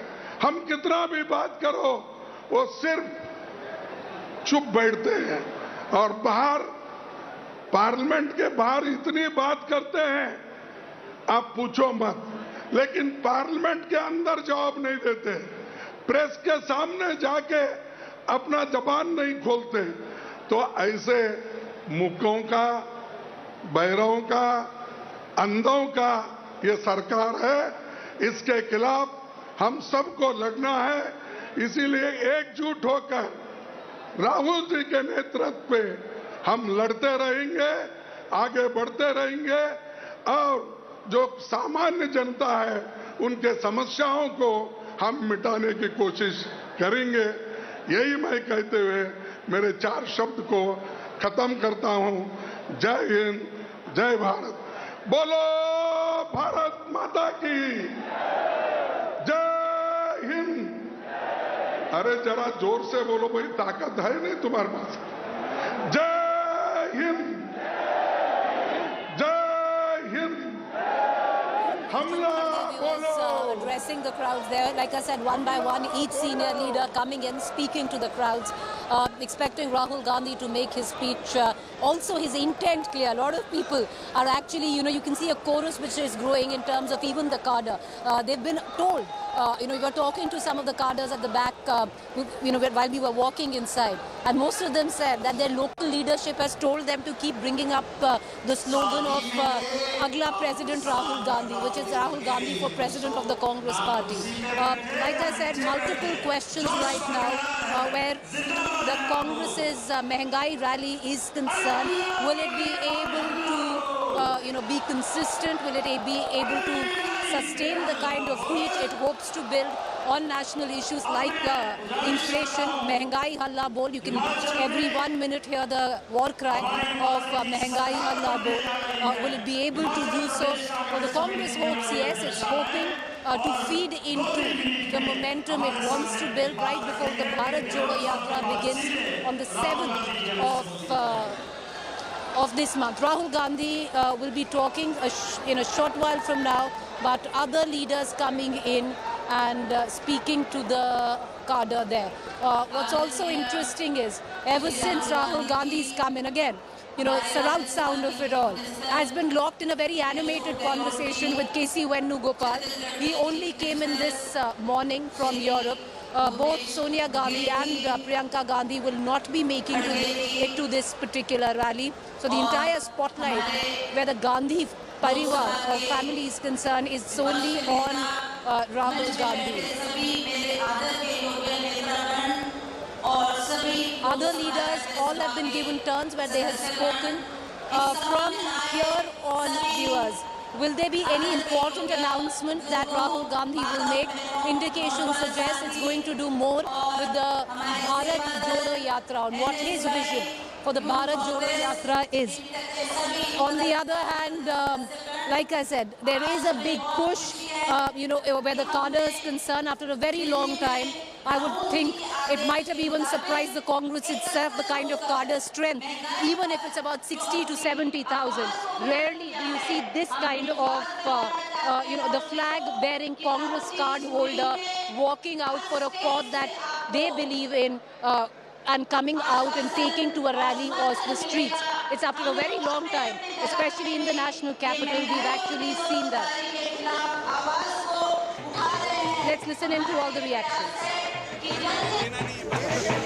गांधी को जो बार बार लॉन्च करने की जो योजना है उसमें शामिल हो जाते हैं। ये कोई महंगाई कम करने की, महंगाई के ऊपर कोई रैली नहीं है, ये परिवार बचाओ रैली है। ये एक ऐसी टीम है जिसका कप्तान कोई बनना नहीं चाहता। एक बार नहीं, दो बार नहीं, कई बार राहुल गांधी को लॉन्च करा गया है और 2014 के बाद कांग्रेस पार्टी ने 90% चुनाव हारे हैं।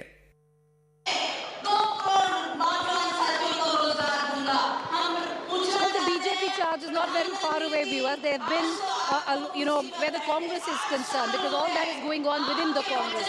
The very fact that Rahul Gandhi really never wanted, to be party president, stuff that he said over and over and over again, not once, has added to the fact that after a few months, every time there seems to be an attempt to possibly relaunch Rahul Gandhi.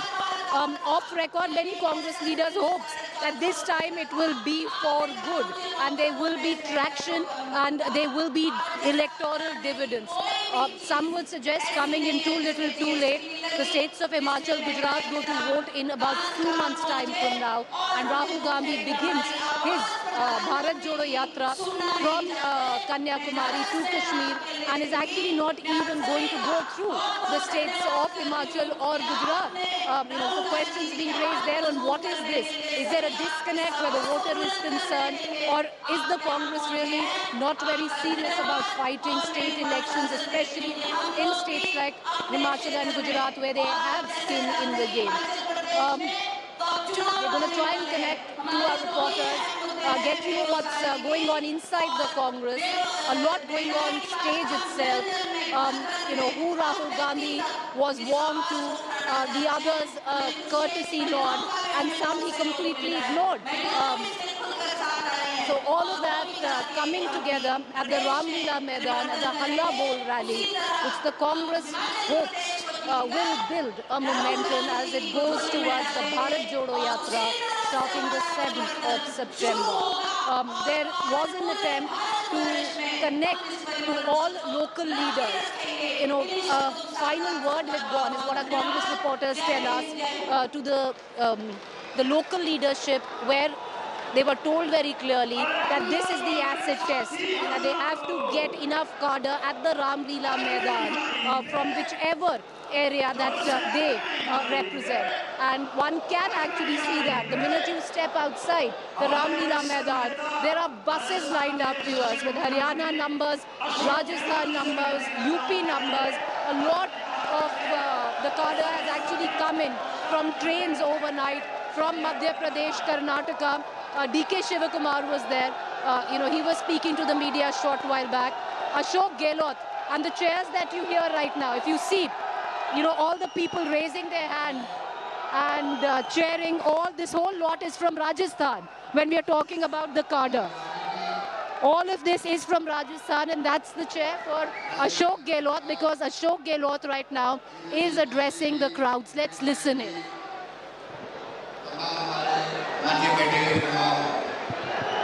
हमारे महबूब नेता आदरणीय राहुल गांधी जी, मल्लिकार्जुन खड़गे साहब, अली रंजन चौधरी जी, भूपेश बघेल जी, तमाम हमारे मंच में बैठे हुए तमाम हमारे वरिष्ठ नेतागण, उपस्थित बुजुर्गों, भाइयों और बहनों, नौजवान दोस्तों, आज रामलीला मैदान एक इतिहास बनाने जा रहा है। जो सैलाब उमड़ पड़ा यहाँ पर, मुझे याद आ गया जब हम लोग यहाँ आते थे, विपक्ष में थे, और 78 में इंदिरा जी के वक्त में यहाँ पर रैली हुई थी और मैं जिला कांग्रेस अध्यक्ष था। आप सोच लीजिए उस वक्त जो माहौल था, राहुल जी, मैं वो माहौल आज देख रहा हूँ। इसके अपने मायने हैं। पूरे देश के जो हालात हैं वो इतना चिंताजनक है, कोई सोच नहीं सकता। संविधान की धज्जियां उड़ रही है, लोकतंत्र खतरे के अंदर है। मोदी जी जब 14 में कैंपेन करते थे देश के अंदर, काला धन लेके आऊंगा, महंगाई कम करूंगा, 2 करोड़ प्रतिवर्ष रोजगार दूंगा, और क्या नहीं बोलते थे। अगर उनका भाषण सुन ले वापस जनता तो हमें कहने की कोई आवश्यकता ही नहीं, और तमाम बातें भूल गए। हमारी सरकार के वक्त में जो आंदोलन करवाए गए थे दिल्ली के अंदर, अन्ना हजारे जी से भी, यही केजरीवाल जी आज जो राजनीति कर रहे हैं वो भी हदें पार कर रहे हैं असत्य बोलने की। किस प्रकार देशवासियों को गुमराह कर रहे हैं, पूरा देश देख रहा है। तो आप सोच सकते हैं वो षड्यंत्र था हमारे खिलाफ में। शानदार काम हो रहा था यूपी गवर्नमेंट में। सोनिया गांधी जी ने मनमोहन सिंह जी मिल करके वो काम किया, कानून बना के अधिकार दे दिया, नरेगा का, रोजगार का अधिकार दे दिया महात्मा गांधी के नाम से। उन्होंने किस प्रकार से 2 रुपए किलो गेहूं, 3 रुपए किलो चावल दे दिया, अधिकार देके कानून बना के पार्लियामेंट के अंदर, राइट टू एजुकेशन दे दिया, आरटीआई दे दिया, और एक माहौल ऐसा बनाया गया। जो लड़ाई हम लड़े थे आरटीआई के माध्यम से, ट्रांसपेरेंसी रहनी चाहिए, और उन्होंने 2G स्पेक्ट्रम, कोलगेट के स्कैंडल, वो CNAG साहब कहाँ चले गए, अब गायब हो गए। 1,76,000 करोड़ के घोटाले हो गए। ये षड्यंत्र करके सरकार को बदनाम करने की कोशिश की गई, उसमें वो कामयाब हो गए, और सच्चाई कभी छिप नहीं सकती है। अब जो महंगाई की मार है देशवासियों पर, कमर तोड़ चुकी है देशवासियों की। मेरे पूर्व वक्तों ने बताया आपको, बेरोजगारी की तो हाहाकार मच गया लोगों में। जो रईसी नौकरी है वो भी जा रही है, और ये सरकार इतनी झूठ आधारित है। मुझे याद है 2019 के अंदर NSSO ने जो संगठन है भारत सरकार का, उसने आंकड़े निकालने का प्रयास किया सच्चाई का, बेरोजगारी का। मोदी सरकार ने रुकवा दिया। उस NSSO के अध्यक्ष को, चेयरमैन को, मेंबर को इस्तीफा देना पड़ा। पूरे देश के तमाम अखबारों ने संपादकीय लिखा इसके ऊपर। पहली बार आजादी के बाद में आंकड़े रोके गए हैं, और आप देखिए जैसे परिणाम आए मोदी जी के पक्ष में, और तमाम आंकड़े जारी कर दिए, कितना भयंकर महंगाई की मार पड़ी है, बेरोजगारी की मार पड़ी है। तो मैं कहना चाहूंगा, आप सब राहुल जी को सुनेंगे, इस सरकार की करनी में अंतर है। ये सरकार मुकुटा पहने हुए लोकतंत्र का, इनका कोई यकीन नहीं लोकतंत्र के अंदर। ये फाशिस्टी लोग हैं, धर्म के नाम पे राजनीति कर रहे हैं, बर्बाद कर रहे हैं देश को। लोग चिंतित है, बोल नहीं पा रहे हैं। एजेंसियों का दुरुपयोग कर रहे हैं, ईडी का, सीबीआई का, इनकम टैक्स का, आतंक मचा रखा है। कांग्रेस मुक्त भारत की बात कर रहे हैं। अब ये आप लोग खड़े हैं यहाँ पर, पूरे देश के अंदर ब्लॉक लेवल पर, जिला स्तर पर, राज्य स्तर पर, जब राहुल गांधी जी के नेतृत्व में गिरफ्तारियां हुई थी यहाँ पर मेंबर पार्लियामेंट की और तमाम नेताओं की, तो पूरे देश के अंदर जिस प्रकार लोग सड़कों पे आए हैं, शाम तक सरकार की हालत खराब हो गई। और आज आपकी रैली देख के शाम को इस सरकार के नेताओं को पसीना आएगा, ये मैं कह सकता हूं आप लोगों को। हालात बड़े गंभीर हैं, राज्यों के साथ में नाइंसाफी हो रही है। एक्साइज मिलती थी पहले, राज्यों को हिस्सा मिलता था पेट्रोल में, डीजल में, गैस में। वो हिस्सा बंद कर दिया एक प्रकार से, मामूली कर दिया गया। पूरा का पूरा एक्साइज 16 लाख करोड़ के आसपास हुआ होगा, अधिक हुआ होगा। पूरा खजाना भर रहे हैं केंद्र सरकार, वो इनका वित्तीय प्रबंधन है। इसलिए आपसे मैं आह्वान करना चाहूँगा, ये तो शुरुआत है आपकी, आगे लड़ाई लंबी है आपकी। राहुल गांधी जी यात्रा में निकल रहे हैं, ऐतिहासिक यात्रा होगी वो कन्याकुमारी से कश्मीर तक की, 3,500 किलोमीटर आप सोच सकते हो। पूरे देश के अंदर एक जलजिला पैदा होगा। आप लोग भी अपने में जिले में, ब्लॉक में जहाँ संभव हो वहाँ पदयात्रा कीजिए। प्रोग्राम दिया हुआ है AICC का, वेणुगोपाल जी का पहले से दिया हुआ है। राहुल गांधी के एकजुटता दिखाने के लिए हमें लगातार जिलों में, ब्लॉक में कोई न कोई प्रोग्राम करने हैं। यात्रा एक रूट से चलेगी, एक मैसेज आएगा, भारत जोड़ो की जरूरत क्या पड़ी है यात्रा की। नाम भारत जोड़ो क्यों दिया गया? इसलिए आज नफरत का माहौल है, तनाव का माहौल है, हिंसा का माहौल है, और प्रधानमंत्री के मुंह से एक ओपिनियन निकल रही है कि आप देश में शांति, सद्भाव, भाईचारा कायम करो और मैं हिंसा बर्दाश्त नहीं करूंगा। माहौल बहुत खतरनाक है देश के अंदर। इस प्रकार के हालात में हम जी रहे हैं, देश चल रहा है, लोग चिंतित है। इसलिए मैं अपनी बात लंबी नहीं कहता हुआ यही कहना चाहूँगा, 70 साल में कांग्रेस ने देश को यहाँ तक पहुँचाया है। अगर दुनिया में आज सम्मान है देश का, इसलिए है कि पंडित जवाहरलाल नेहरू से लगा कर आज तक जिस प्रकार इंदिरा गांधी हो, राजीव गांधी हो, नरसिम्हा राव जी हो, सोनिया गांधी जी आई जब बन करके अध्यक्ष कांग्रेस की, डॉक्टर मनमोहन जी आए, जो आज जो सफर तय किया है उसके कारण से आज देश एक रहा, अखंड रहा है।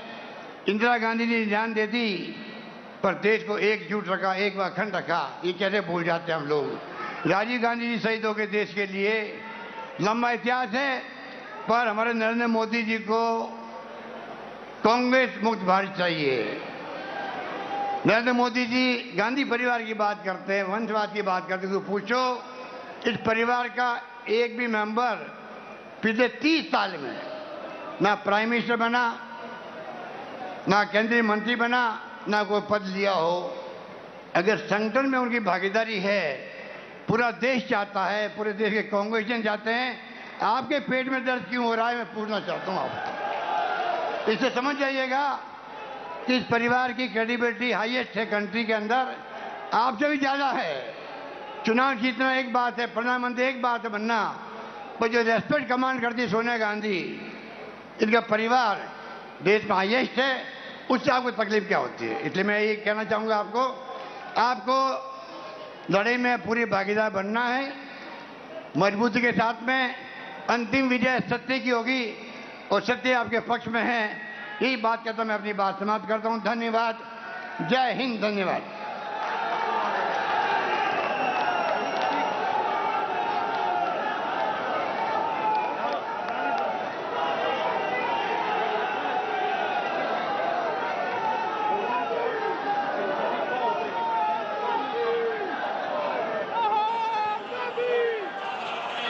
That is Ashok Gehlot, who just spoke to the crowds here.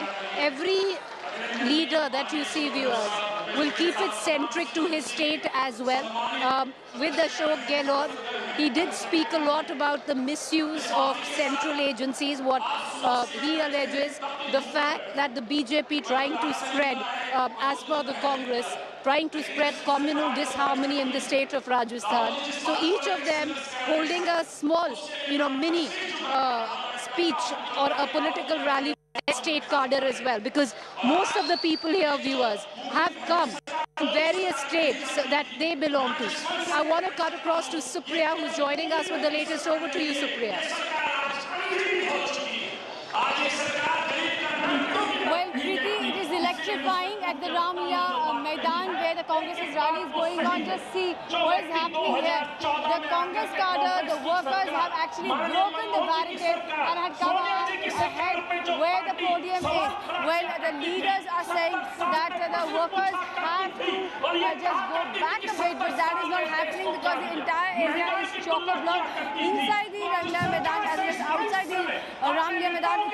It's a sea of, you can just see people and people only. It's very huge, mammoth turnout of the cadre as well as the common people at this rally. But the Congress party is maintaining after leaders are not only just targeting the Congress parties, they are just not only targeting the government at the issue of price rise. They are targeting Prime Minister Narendra Modi, saying that why he is not speaking on the issue of price rise and inflation inside the parliament. At the same time, also they are going all out and appealing that we will follow our leader Rahul Gandhi. And also at the same time, there is an appeal as far as the Bharat Jodo Yatra is concerned. Preeti, we have just heard both the chief ministers, Ashok Gehlot as well as Bhupesh Baghel, and both have said that Rahul Gandhi will lead and we all will follow. Same thing was said by Mallikarjun Kharge, who is the Congress party's topmost leader in Rajya Sabha, is the leader of the opposition also in Rajya Sabha, and he has also said that Congress party workers as well as he himself will follow Rahul Gandhi. So here, I'll ask my camera person once again to show you what is happening. It's a chock-a-block situation. Rahul Gandhi is all set to address the rally in a short while. It was in 2019. In this very place at Ramlia Maidan, we had seen Rahul Gandhi had addressed a rally on the issue of Bharat Jodo. Now we are all set to listen to Rahul Gandhi. Preeti, as the Anil Chaudhary, who is Delhi Congress chief, is all set to just close his his address. Well, at the moment we are present here in the press gallery, and certainly yes, it's a huge turnout because in and around people have just flooded the area in the head area just in front of the stage. Rahul Gandhi is all set to address the people, the rally Question which is constantly being addressed by various leaders is each one of them is saying that Rahul Gandhi will lead the Bharat Jodo Yatra through the course of 20 days and across 3,500 kilometers. Is that a confirmation now? Because earlier on there were indications that Rahul Gandhi might not do so through the course of the entire yatra, but now it seems he will. और जिस उद्देश्य से आए हैं, जो आदरणीय नेता ने हमें ऊर्जा दी है, मैं एक नारे के बाद आदरणीय नेताजी को बुलाऊंगा। एक जोरदार जयकारा, हल्ला बोल, हल्ला बोल, महंगाई पे हल्ला बोल। श्रद्धा आदरणीय श्री राहुल गांधी जी को आमंत्रित करता हूं कि आए। Can you hear me? Okay, we don't seem to have to pray. We're going to try and connect to her and my colleague Moshmi, who's also joining me from the Ramlila Maidan. But cheers right now. Rahul Gandhi coming up to the dais and speaking to the cadre. Mallikarjun Kharge ji, KC Venugopal ji, Ashok Gehlot ji, Bhupesh Baghel ji, Pawan Kumar Bansal ji, Adhir Ranjan Chaudhary ji, Shakti Singh Gohil ji, Anil Chaudhary ji, CWC members, PCC president, CLP leaders, senior नेता और हमारी party के प्यारे कार्यकर्ता भाई और बहनों, आप सबका यहां बहुत बहुत स्वागत, नमस्कार।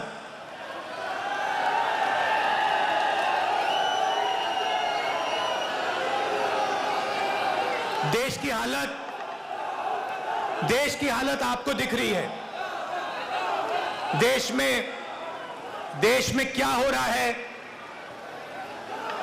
क्या नहीं हो रहा है, आपसे नहीं छुपाया जा सकता है।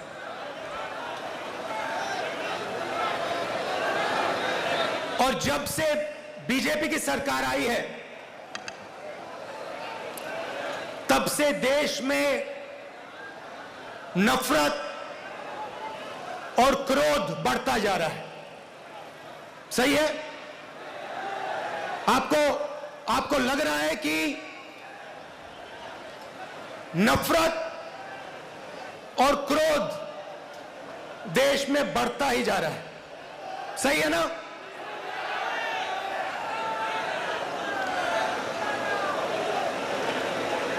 नफरत किसको होती है?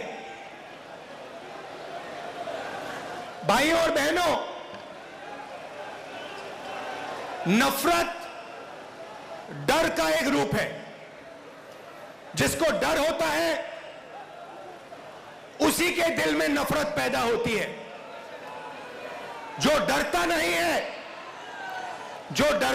है, जिसको डर नहीं होता है, उसके दिल में नफरत पैदा नहीं होती है।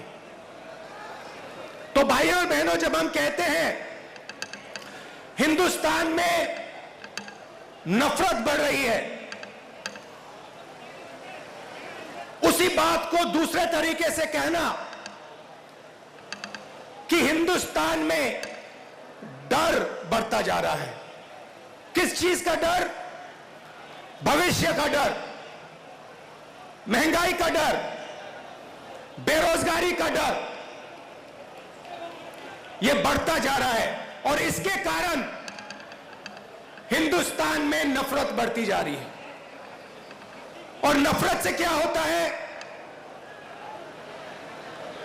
नफरत से लोग बढ़ते हैं, देश बढ़ता है और देश कमजोर होता है।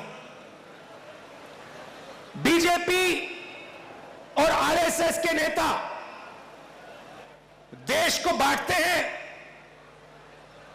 और जानबूझकर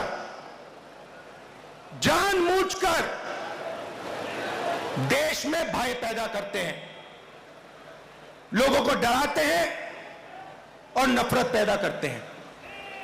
अब सवाल उठता है, ये किसके लिए करते हैं और क्यों करते हैं? फायदा इस डर का, इस नफरत का फायदा किसको मिल रहा है? भाई और बहनों, क्या इस डर का फायदा, नफरत का फायदा हिंदुस्तान के गरीब आदमी को मिल रहा है? पिछले 8 सालों में आप मुझे बता दीजिए, हिंदुस्तान के गरीब आदमी को, किसान को, मजदूर को, छोटे दुकानदार को नरेंद्र मोदी जी की सरकार ने क्या फायदा दिया?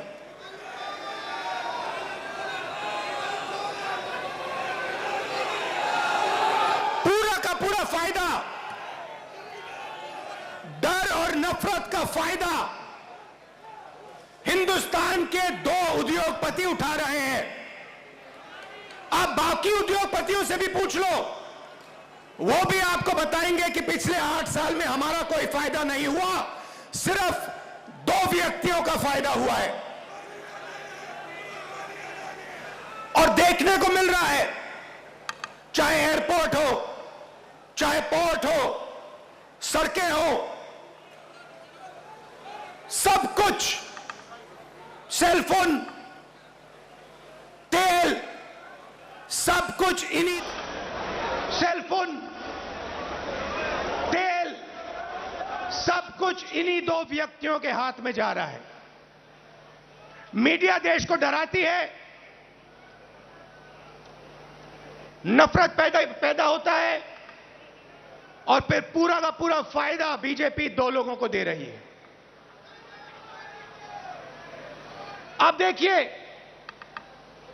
नरेंद्र मोदी जी ने नोटबंदी की। नोटबंदी से गरीबों का फायदा हुआ। गरीबों की जेब से पैसा निकाला। गरीबों को कहा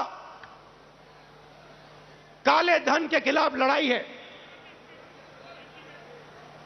और फिर कुछ ही महीनों बाद आपने देखा कि जो आपके जेब में से पैसा निकाला गया था, लाखों करोड़ रुपए, देश के सबसे बड़े उद्योगपतियों का कर्जा माफ किया गया। किसान का कर्जा माफ नहीं करेंगे। किसान के खिलाफ 3 काले कानून लाएंगे। कहेंगे कि ये कानून किसानों के फायदे के लिए है। अगर किसानों के फायदे के लिए है तो फिर पूरे देश में किसान क्यों खड़ा है, सड़कों पे क्यों उतरा है और आपके खिलाफ क्यों खड़ा है? ये 3 कानून किसानों के लिए नहीं थे, ये 3 कानून उन्हीं 2 उद्योगपतियों के लिए थे। और हिंदुस्तान के किसान को यह बात एकदम समझ आ गई, इसलिए हिंदुस्तान का कानून, हिंदुस्तान का किसान सड़क पे आके खड़ा हो गया और उसने नरेंद्र मोदी जी को अपनी शक्ति दिखा दी। और जब नरेंद्र मोदी जी को पता लगा कि हिंदुस्तान के किसान की शक्ति मेरे खिलाफ खड़ी है, तो नरेंद्र मोदी जी ने वहीं कानून रद्द कर दिए। यही बात जीएसटी के साथ हुई। कांग्रेस पार्टी एक दूसरी जीएसटी लाना चाहती थी, बीजेपी ने जीएसटी को बदला, 5 अलग अलग टैक्स और जबरदस्त चोट। जो छोटे दुकानदार हैं, स्मॉल और मीडियम साइज बिजनेस वाले हैं, मजदूर हैं, किसान हैं, उन पर चोट मारी। और आज हालत क्या है? और यहां स्टेज से बोलना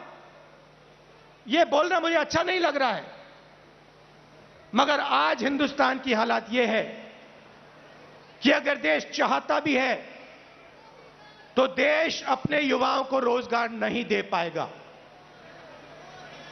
क्यों? भाइयों और बहनों, देश को रोजगार ये 2 उद्योगपति नहीं देते हैं। देश को रोजगार स्मॉल और मीडियम बिजनेस वाले देते हैं, देश को रोजगार किसान देते हैं। और इन लोगों की रीढ़ की हड्डी नरेंद्र मोदी जी ने तोड़ दी है। तो आज जो इस देश को रोजगार दे सकते थे, वो इस देश को रोजगार नहीं दे सकते हैं। और बेरोजगारी, जो आज आपको बेरोजगारी दिख रही है, वो आने वाले समय में और भी बढ़ेगी। एक तरफ आपको बेरोजगारी की चोट लग रही है और दूसरी तरफ महंगाई। मेरे पास आंकड़े हैं, 2014 में एलपीजी का सिलेंडर 410 रुपए का था, आज 1050 रुपए का है। पेट्रोल 70 रुपए लीटर, आज तकरीबन 100 रुपए लीटर। डीजल 55 रुपए लीटर, आज 90 रुपए लीटर। सरसों का तेल 90 रुपए लीटर, आज 200 रुपए लीटर। दूध 35 रुपए लीटर, आज 60 रुपए लीटर। आटा 22 रुपए लीटर, आज 40 रुपए लीटर केजी। तो एक तरफ आपको बेरोजगारी से चोट लग रही है और दूसरी तरफ जबरदस्त महंगाई।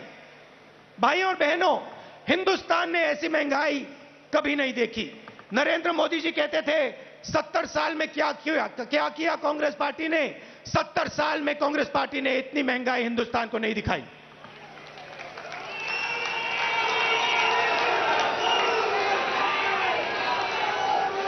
तो हिंदुस्तान का आम नागरिक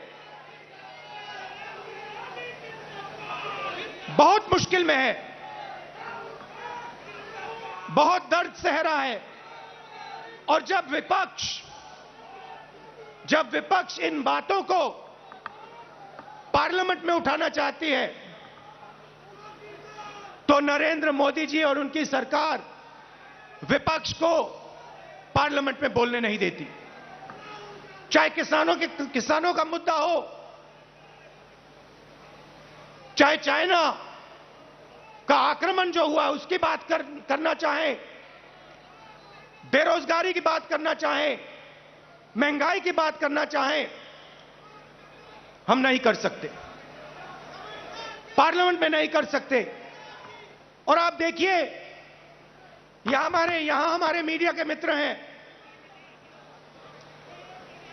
इनका काम जो जनता के मुद्दे हैं उनको उठाने का होता है, मगर ये भी अपना काम नहीं करते हैं। 24 घंटा ये कैसे करेंगे? ये मीडिया उन्हीं दो उद्योगपतियों का मीडिया है। पूरा का पूरा मीडिया उन्हीं दो उद्योगपतियों के हाथ में है। तो सच्चाई कैसे दिखेगी? सच्चाई कैसे सुनाई देगी? और जनता को सब मालूम है। जनता घर में टीवी ऑन करती है और जनता जानती है कि टीवी किसका है और टीवी किसके लिए काम कर रहा है। टीवी दो उद्योगपतियों का है, अखबार दो उद्योगपतियों के हैं, और ये दो उद्योगपति नरेंद्र मोदी जी के लिए 24 घंटा काम करते हैं और नरेंद्र मोदी जी इनके लिए 24 घंटा काम करते हैं। देश में बेरोजगारी, देश में महंगाई और देश का पूरा धन दो उद्योगपतियों के हाथ में। एक तरफ मीडिया का कंट्रोल, दूसरे तरफ प्रधानमंत्री पे कंट्रोल।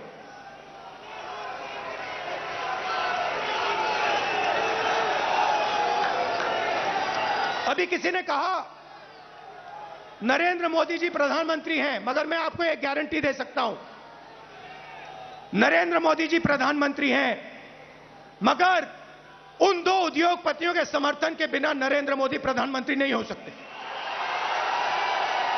मीडिया के समर्थन के बिना नरेंद्र मोदी प्रधानमंत्री नहीं हो सकते। और जो हिंदुस्तान के इंस्टीट्यूशंस हैं, चाहे मीडिया हो, प्रेस हो, चाहे हमारी जुडिशरी हो, चाहे हमारा इलेक्शन कमीशन हो, उन सब पर दबाव है, उन सब पर सरकार आक्रमण कर रही है। तो यात्रा की क्या जरूरत है? यात्रा की यह जरूरत है कि विपक्ष के सामने और कोई रास्ता ही नहीं है, हमें सीधा जनता के बीच में जाना पड़ेगा। मीडिया हमारा नहीं, सांसद में हम बोल नहीं सकते, तो अब कांग्रेस पार्टी और बाकी विपक्ष के पास सिर्फ एक रास्ता है, जनता के बीच में जाकर उनको देश की सच्चाई बताना।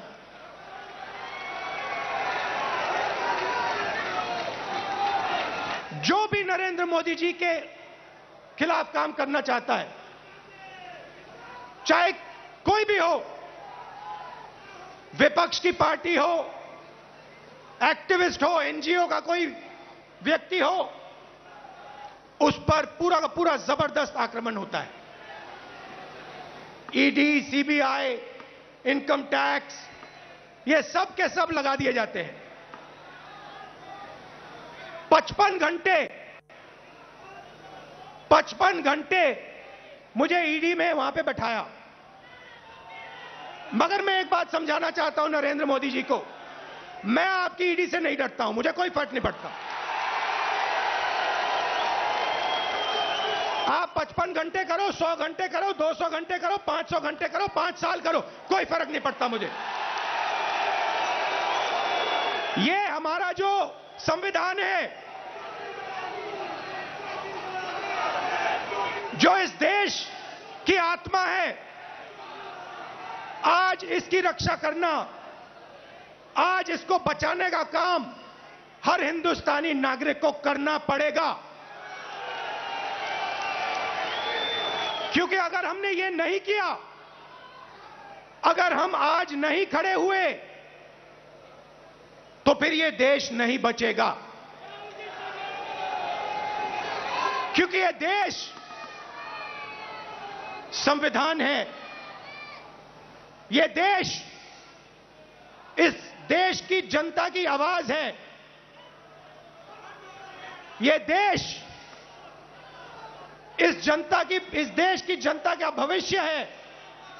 ये देश दो उद्योगपतियों का नहीं है, ये देश हिंदुस्तान के गरीब लोगों का है और आज दो हिंदुस्तान बन गए हैं, एक मजदूरों का, गरीबों का, किसानों का, बेरोजगार युवाओं का। उस देश में कोई सपना नहीं देखा जा सकता। उस देश में अगर आप रोजगार चाहते हो नहीं मिल सकता। अगर आप अपने बच्चों को कॉलेज यूनिवर्सिटी में भेजना चाहते हो आप नहीं कर सकते हो। उस देश में आपको अपना खून पसीना देना पड़ेगा और खून पसीना देने के बाद आपको कोई फायदा नहीं मिलेगा। और दूसरा देश, इसी हिंदुस्तान के अंदर 2, 3, 10, 15 उद्योगपतियों का, अरबपतियों का, उसमें आप जो भी सपना देखना चाहते हो देख सकते हो। जो भी आप चाहते हो आपको हिंदुस्तान में मिल जाएगा। भाइयों और बहनों, इन दो देशों के बीच में लड़ाई है। नरेंद्र मोदी जी की विचारधारा कहती है कि देश को बांटना है और पूरा का पूरा फायदा चुने हुए लोगों को देना है। हमारी विचारधारा कहती है कि देश सबका है और देश की जनता जो अपना खून और पसीना देती है उसका फायदा 2-3 उद्योगपतियों को नहीं मिलना चाहिए। उसका फायदा हिंदुस्तान के किसान को, मजदूर को, गरीब को, बेरोजगार युवाओं को मिलना चाहिए। यह फर्क है। और आप जाइए, आप आज चले जाइए और किसी भी छोटे दुकानदार से, किसी भी मजदूर से, किसी भी स्मॉल और मीडियम बिजनेस वाले से, किसी भी किसान से पूछ लीजिए क्या यूपीए के समय और आज के समय में क्या फर्क है। यूपीए के समय में 70,000 करोड़ रुपए यूपीए की सरकार ने हिंदुस्तान के किसानों को दिया बिना पूछे। नरेंद्र मोदी जी ने 3 काले कानून दिए। मजदूरों के लिए यूपीए सरकार ने एक ऐतिहासिक कानून मनरेगा दिया। नरेंद्र मोदी जी ने पार्लियामेंट में कहा कि मनरेगा गरीबों पर अपमान है। और फिर आज उनको नरेगा देना पड़ रहा है, क्योंकि अगर आज यूपीए का नरेगा नहीं होता हिंदुस्तान में आग लग जाती। जमीन अधिग्रहण बिल हम लाए, लाखों करोड़ रुपए हमने गरीब जनता को कॉम्पनसेशन में दिला। लाखों करोड़ रुपए, अरबपति बना दिए। पहले बिना पूछे किसान की जमीन छीन ली जाती थी। हजारों एकड़ बिना पूछे 1 मिनट में छीन लिया जाता था। हमने कहा यह गलत है, हम कानून लाए। नरेंद्र मोदी जी ने पहला काम उस कानून को रद्द करने की कोशिश की। उनका पहला काम था।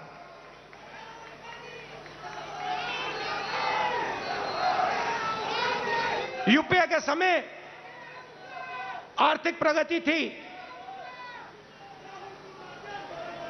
हम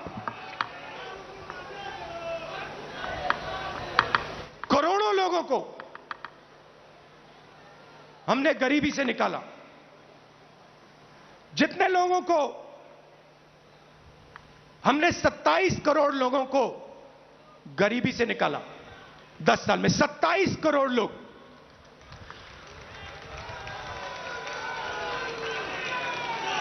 भोजन का अधिकार, मनरेगा, कर्जा माफी, इन औजारों से हमने 27 करोड़ लोगों को 10 साल में गरीबी से निकाला। भाइयों और बहनों, पिछले 8 साल में नरेंद्र मोदी ने 23 करोड़ लोगों को वापस गरीबी में डाल दिया है। तो जो हमने काम किया 10 साल में, उन्होंने 8 साल में खत्म कर दिया। और फिर जाके भाषण देते हैं, प्रगति की बात करते हैं, न्यू इंडिया की बात करते हैं, मेक इन इंडिया की बात करते हैं, कहते हैं कि हिंदुस्तान बदल गया। हिंदुस्तान को नरेंद्र मोदी जी पीछे ले जा रहे हैं। हिंदुस्तान में नरेंद्र मोदी जी नफरत फैला रहे हैं, डर फैला रहे हैं, और इससे देश का नुकसान होगा, देश का फायदा हो ही नहीं सकता। फायदा देश के दुश्मनों को होगा, फायदा चाइना को होगा, फायदा पाकिस्तान को होगा, मगर हिंदुस्तान को नहीं होगा। हिंदुस्तान में जितनी भी नफरत फैलेगी, जितना क्रोध फैलेगा, जितना डर फैलेगा, उतना हिंदुस्तान कमजोर होगा। और पिछले 8 सालों में नरेंद्र मोदी जी ने हिंदुस्तान को कमजोर करने का काम किया है। जो हमारी आर्थिक शक्ति थी उसको खत्म किया। बेरोजगारी, 40 साल से सबसे ज्यादा बेरोजगारी आज हिंदुस्तान में, वो नरेंद्र मोदी जी की देन है। मैं आपसे पूछना चाहता हूं, क्या महंगाई से, बेरोजगारी से, नफरत से देश मजबूत होता है क्या? कौन सी दुनिया में नफरत, बेरोजगारी, महंगाई से देश मजबूत होता है? देश कमजोर होता है। और नरेंद्र मोदी जी और बीजेपी देश को कमजोर करने का काम कर रहे हैं। कांग्रेस पार्टी देश को जोड़ती है, हम नफरत मिटाते हैं, हटाते हैं, और जब नफरत मिटती है, खत्म होती है, जब डर कम होता है, तब हिंदुस्तान तेजी से आगे बढ़ता है। हमने ये करके दिखाया है, सालों करके दिखाया है। तो ये मैं आपको कहना चाहता था। कांग्रेस कार्यकर्ताओं को मैं धन्यवाद करना चाहता हूं। आप हमारी विचारधारा के लिए लड़ते हो, आप हिंदुस्तान के लिए लड़ते हो, आप संविधान के लिए लड़ते हो, आप अपना खून, अपना पसीना इस देश को देते हो। मैं आपको दिल से धन्यवाद करना चाहता हूं।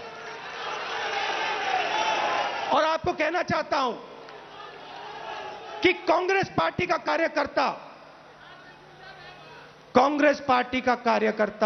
ही देश को बचा सकता है। कांग्रेस पार्टी की विचारधारा देश को प्रगति के पथ पे ला सकती है। हमारे लिए सरकार ने, जैसे मैंने कहा, रास्ते बंद कर दिए हैं। पार्लियामेंट का रास्ता बंद कर दिया। संसद में कांग्रेस पार्टी या विपक्ष के लोग भाषण कर ही नहीं सकते, हमारा माइक ऑफ हो जाता है। और किसी भी मुद्दे पे हम चाइना के आक्रमण पे बात करना चाहते हैं, नहीं कर सकते। बेरोजगारी के बात पे बात करना चाहते हैं, नहीं कर सकते। महंगाई पे बात करना चाहते हैं, नहीं कर सकते। वो रास्ता बंद है। जो हमारे इंस्टीट्यूशंस हैं, चाहे वो मीडिया हो, चाहे वो इलेक्शन कमीशन हो, जुडिशरी हो, मैंने कहा उन पर आक्रमण है, उन पर दबाव है। तो हमारे लिए सबके सब रास्ते बंद हैं, एक ही रास्ता बचा है, और वो रास्ता हमें सबसे अच्छा लगता है। जनता के बीच में जाकर, सीधा जनता के बीच में जाकर, जनता को जो देश की सच्चाई है वो बताना, और जो जनता के दिल में है उसको गहराई से सुनना और समझना। इसलिए कांग्रेस पार्टी भारत जोड़ो यात्रा शुरू कर रही है।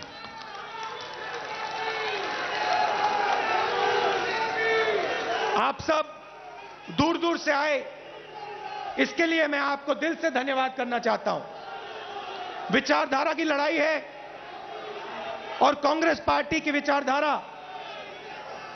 और जो हमारे सब विपक्ष की पार्टियां हैं मिलकर बीजेपी और आरएसएस की विचारधारा को हराएंगे। बहुत बहुत धन्यवाद। नमस्कार। जय Hind.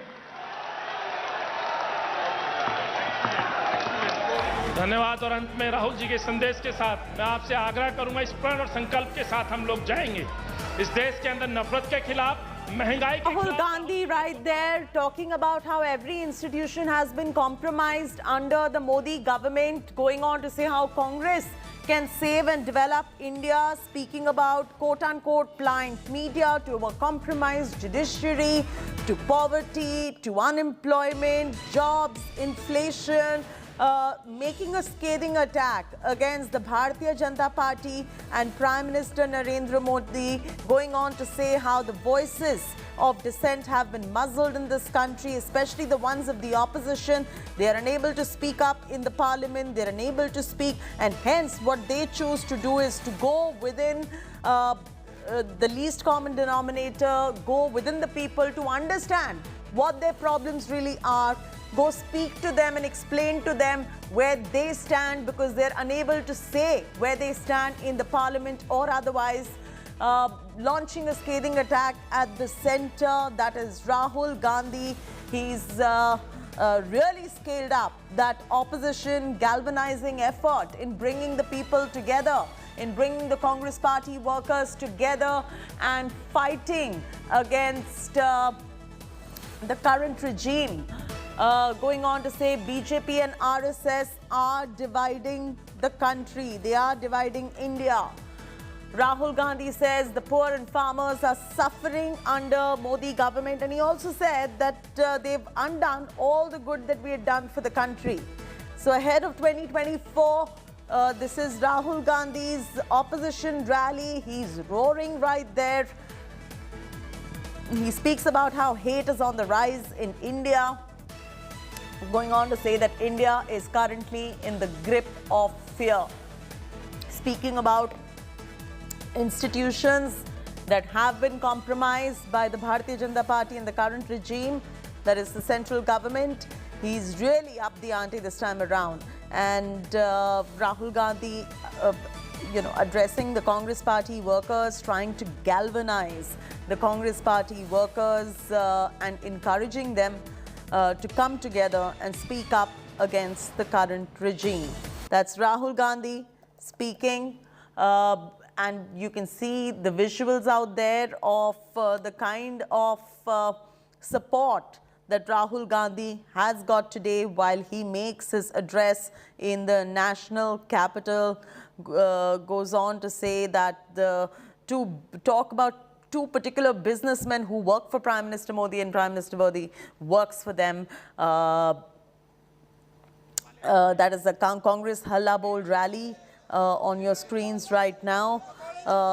He goes on to explain how ever since the BJP came to power, the anger, hatred has increased in this country, and how that Narendra Modi is still the Prime Minister thanks to media and to businessmen.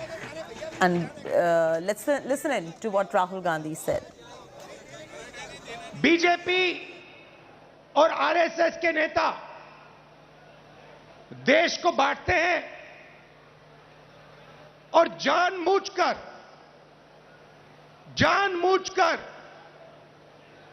देश में भय पैदा करते हैं, लोगों को डराते हैं और नफरत पैदा करते हैं। अब सवाल उठता है, ये किसके लिए करते हैं और क्यों करते हैं? फायदा इस डर का, इस नफरत का फायदा किसको मिल रहा है? मीडिया देश को डराती है, नफरत पैदा होता है, और फिर पूरा का पूरा फायदा बीजेपी दो लोगों को दे रही है।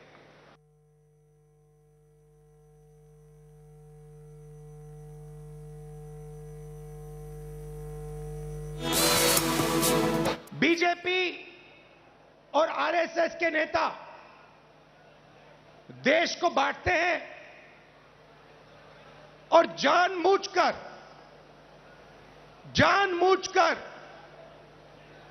देश में भय पैदा करते हैं, लोगों को डराते हैं और नफरत पैदा करते हैं।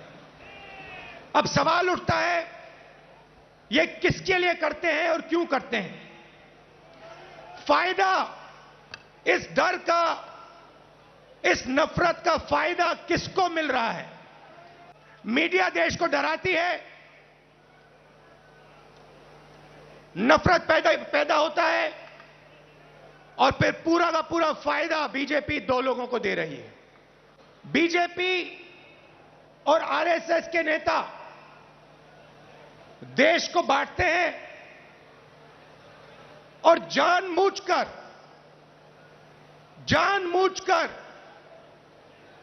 देश में भय पैदा करते हैं, लोगों को डराते हैं और नफरत पैदा करते हैं। अब सवाल उठता है, ये किसके लिए करते हैं और क्यों करते हैं? फायदा, इस डर का, इस नफरत का फायदा किसको मिल रहा है? नरेंद्र मोदी जी ने नोटबंदी की। नोटबंदी से गरीबों का फायदा हुआ? गरीबों की जेब से पैसा निकाला, गरीबों को कहा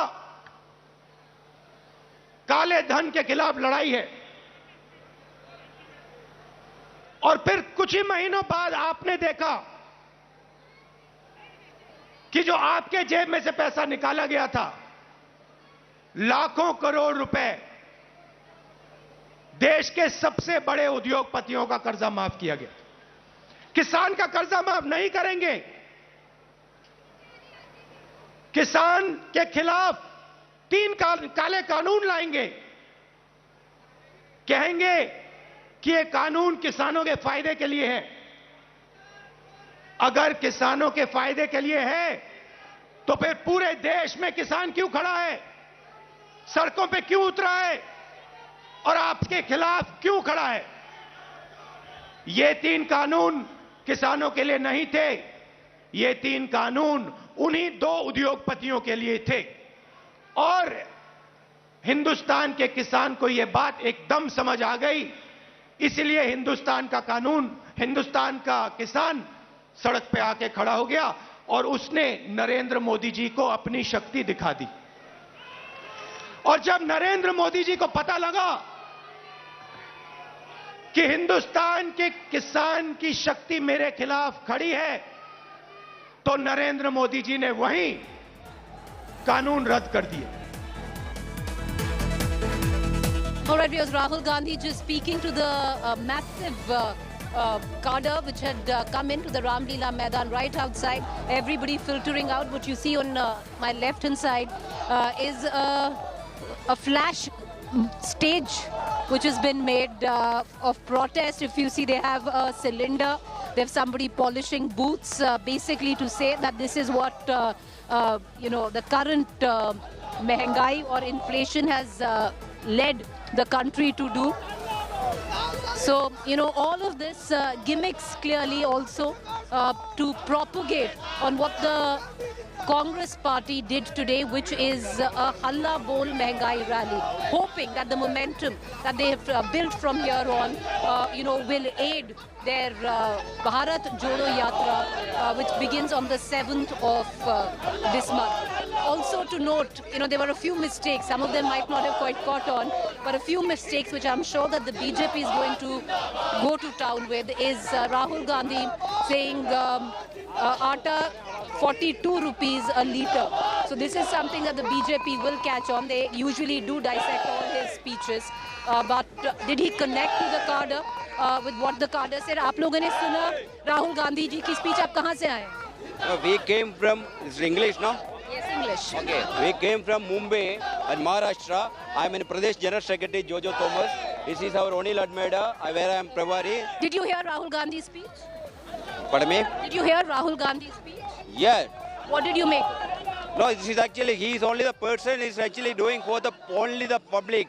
Actually, the other people are just the media is actually doing the hype, and other things are, all the bogus things are going on. So now we want to just in the government should take the responsibility in the ordinary people, and nobody there, the ordinary people, is the people who came from the with us. So they are doing the shoe polish now. They are doing actually the gas hike in 450 rupees. Now the price is actually 1050, and this is the different. That time when this area is the Okay. All right. I have my colleague Maushmi also who's joining us live. Maushmi, how has the speech been taken by especially the workers, the flag-bearing, flag-holding, card-bearing cadre that has finally, seen a little bit of excitement, a little bit of motivation that has brought them all here. What's the reaction? There were a few mistakes in the speech when Rahul Gandhi actually even said atta 42 rupees a litre, which will be picked up by the BJP for sure. But what are you picking up? I'll tell you.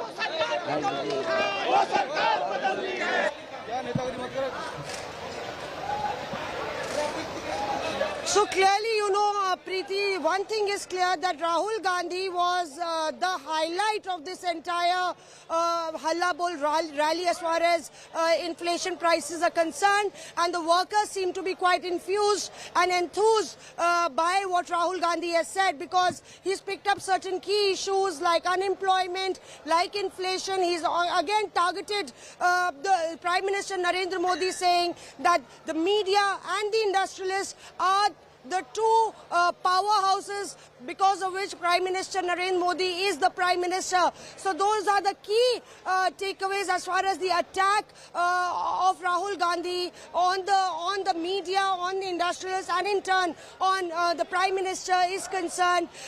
We also heard how Rahul Gandhi elaborated on the farm laws and how the government had to in fact take back the farm laws despite its adamance and despite Prime Minister's denial, because the people were on the streets, and that's one reason that they are doing, invariably explaining why they are doing the Bharat Jodo Yatra. But certainly, certain mistakes that Rahul Gandhi did make will give BJP a fresh opportunity to attack Rahul Gandhi. Right. All right, well, we've been speaking to the cadre there, most of them fairly enthused. The big question is, with what many leaders said on the stage, will Rahul Gandhi now be consistent? Because that's been a bone of contention where the Congress and even its leader, Rahul Gandhi, is concerned. Will he also, in the immediate future, much before the president's election, will he be consistent through the 20-day Bharat Jodo Yatra, leading it through 3,500 kilometers? Most leaders came on stage and suggested he would. Well, we'll be keeping a track on all developments on that front. Stay with us on the other side. News and updates continue.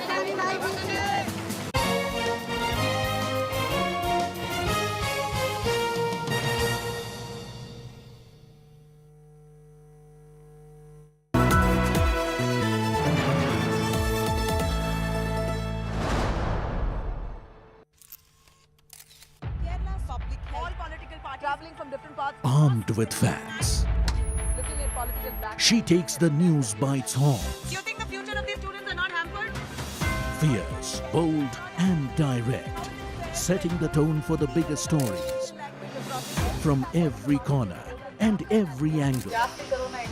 Expect nothing but the unfiltered truth. News first, niceties later. Watch me, Nabila Jamal, on India Today.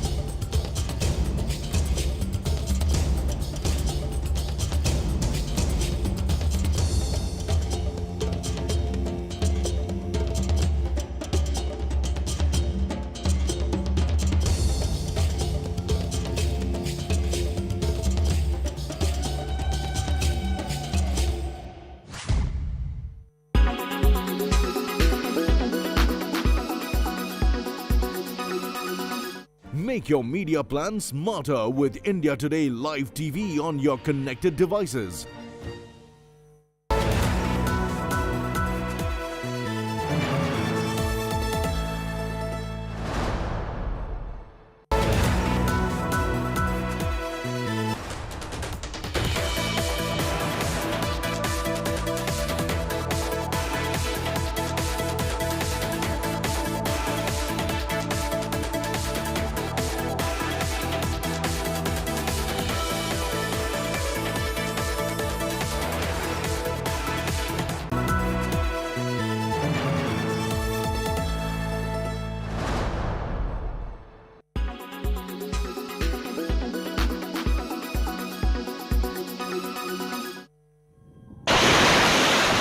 India will soon stop importing these weapons.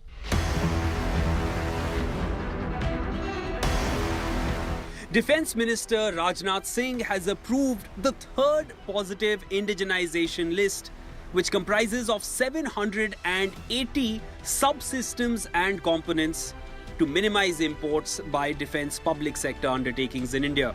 हम सारे हथियार, सारे platform, सारी missile, सारे aircraft, fighter plane हम दुनिया के दूसरे देशों से कब तक खरीदते रहेंगे?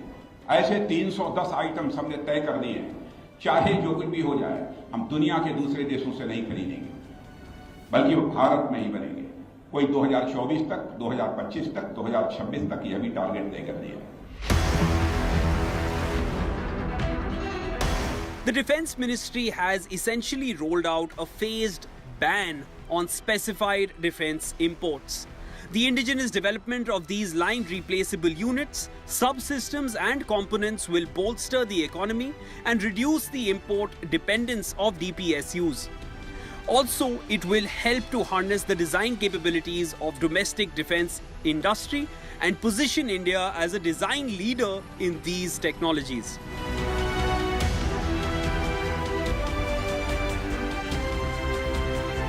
The components and subsystems sought to be produced locally in India include several items for Sukhoi 30 and Jaguar fighters, light combat aircrafts and Dornier 228 planes, multiple systems for submarines and equipment for T-90 and Arjun tanks.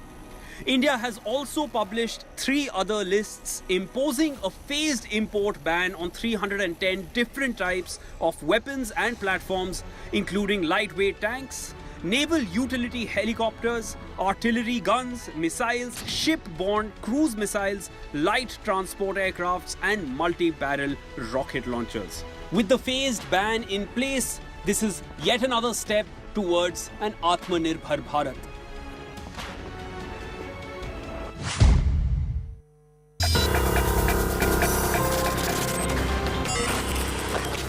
This is how most people like to watch TV. This is how tech geeks like to consume content. This is the first time you are seeing this anywhere on YouTube, on Indian television, the LG One Quick Flex. That's not all. If you're impressed with this technological marvel, there's a lot on the show with this as well. And all there is to know about the Apple event, which is coming very soon, and a robotics surprise at the end of the show. It's going to be an action-packed episode. I'm your host, Ayush Elavadi, and this is Tech Today. What's that? You said you want to work from home? What if I have for you an ultimate work from home companion? The LG One Quick Flex. The first time you're seeing this on Indian television or YouTube is here on Tech Today. I like saying it again and again. It's an exclusive, and this is an absolute technological masterpiece.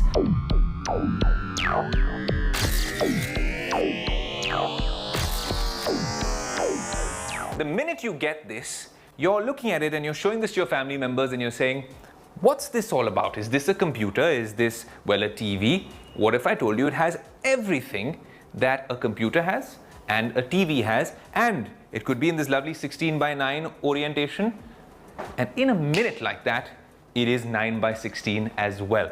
It makes our lives a lot easier because of the fact that this isn't WebOS or Android or any of that. This is Windows. The way Windows was supposed to be a lot more intuitive for touchscreen devices, I am fascinated by the initial application on this particular device. This product or this line of products by LG was more for enterprise users. It was for big IT firms or banking firms or even doctors or even for education if you want to use this for remote learning in schools. Well, of course, there's a 55-inch, which is an enterprise edition, but the 43-inch version, I think LG thinks, and I think as well, would be ideal in your hall.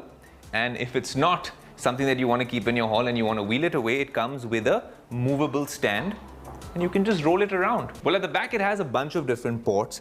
There is the Windows computer ports because it runs on Windows, and then there's the typical TV ports. The TV ports have an HDMI 1, HDMI 2, a USB Type-C, which is kind of fascinating that it has a Type-C USB in it. You can use it obviously for charging. And at the back, there's a magnetic surprise. There's a stylus, which can also be used to operate this particular device. And then there's a remote. Quite a lot like the LG Magic Remote. It has a pointer where if you want to use it, you can just click on something and it's done. It points quite effectively. This touch is called in-cell touch. It's quite quick, it's quite responsive, and you can do all these things. But now let's talk about the camera, because if you're using this as your work from home companion, wheeling it around the house, or maybe just wanting to do family video calls on it, this camera does the job. It's got a manual tilt, an 88-degree field of view, and if you're using it for Skype and stuff like that, it does quite a fairly good job. In terms of the microphone, it picks up audio from the speaker up to 3 meters away. So even if you're far away from the screen, it does a very good job, and it's a very wide camera, and I'll show you how it actually works. I'll first go on the camera app to give you a sense of how wide the field of view is, and here you go. We're right here shooting in the Tech Today studio, and it's grabbing everything. Even though there's a light at the back, it's doing a fairly decent job. Now, that's not all. So if you're testing out the camera, of course, it comes with Microsoft Teams and Skype. That comes with Windows. You can also download Zoom if you want, but since we're using Skype and I want to have a chat with the team, then I can do that. All I got to do is click on this button, call my teammates, and there you go. All good with the show? There you go. So it's a nice wide screen. I'm guessing my producer Ashish can see me as well because I have a nice little viewfinder in the corner. This is Windows as we all know it, as we've all known it since the 90s.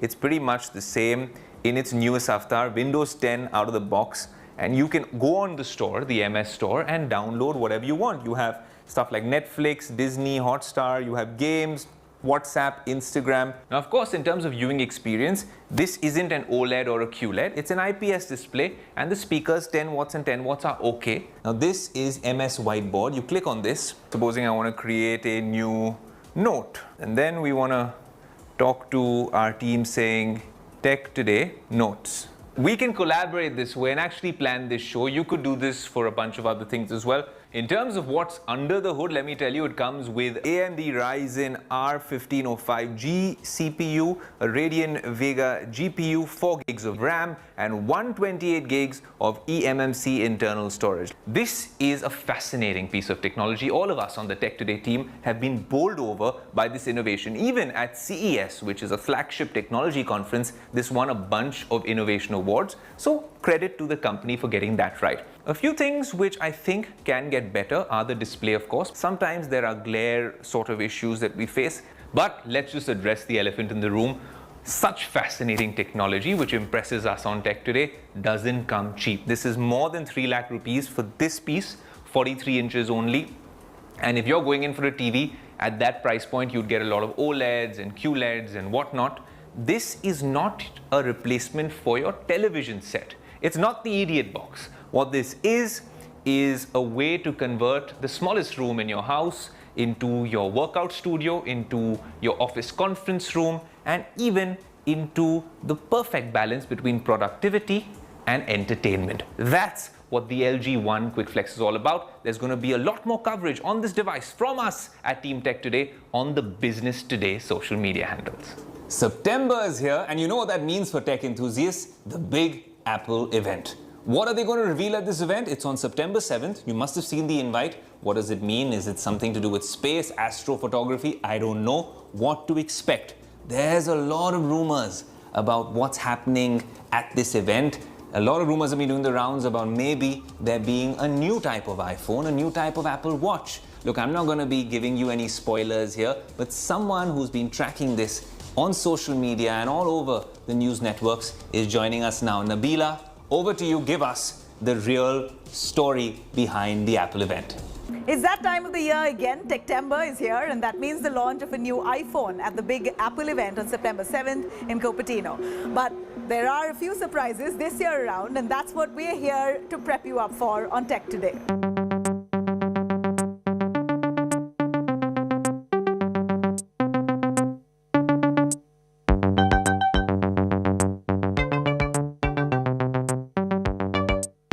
It's likely that 4 new iPhones are coming your way, the iPhone 14, 14 Pro and 14 Pro Max. But this year, we might see a brand new iPhone, a standard model with a bigger 6.7-inch screen. So if you prefer a device the size of the Pro Max, but don't want to shell out that extra buck, then you might have a standard version with a bigger screen that's being launched. The sad news there is for all fans of the iPhone 13 mini, it's being reported that Apple might be doing away with the smaller iPhones altogether, and so the iPhone 13 mini might be the last such device with the 4.7-inch screen. This year's event invite carried the tagline "Far Out," which could be the tech giant's way of alluding to a new astrophotography feature on the iPhone. Apple fans will also be hoping for a better camera sensor and improved design maybe, and that means they will ditch the notch for good and say hello to 2022 finally. It turns out there's a lot of cues that Apple can take from Android after all. New Apple Watches are on the cards, and there's a twist here too. While a new Series 8 and SE model is expected, Apple might finally be launching a third Pro model as well. We're expecting a bigger screen and watch built for a more durable outdoorsy use case. New features across the lineup could be a body temperature sensor and better sleep monitoring capabilities. And one more thing, there's always a surprise at Apple events, and Team Tech Today thinks that this might just be the new AirPods Pro finally here. So if you're in the market for a new Apple device, hold on to your horses and take a call only after September 7th. Well, if the first half of the show has completely blown your mind, then you can only expect some fireworks in the second half of the show. Of course, we'll be tracking the big Apple event here on Business Today and on Tech Today, so stay tuned. But that's next week. What about right now? Well, we've shown you some really cool all-in-one devices. We've genuinely taken it to the next level. But we want to come to you to actually get all your tech queries answered on Tech Today, and a very special tech surprise at the end of it. Don't miss it.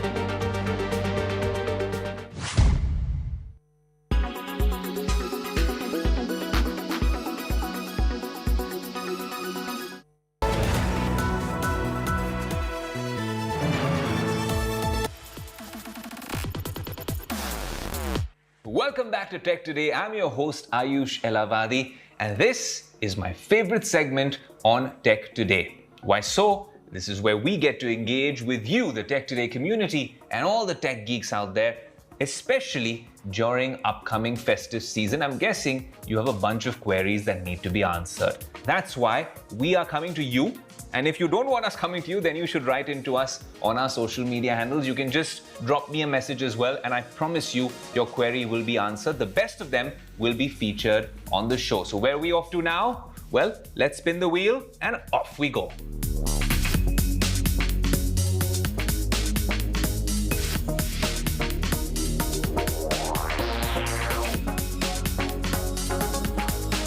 I'm a bit confused which iPhone I should buy. That is iPhone 13 or iPhone 12.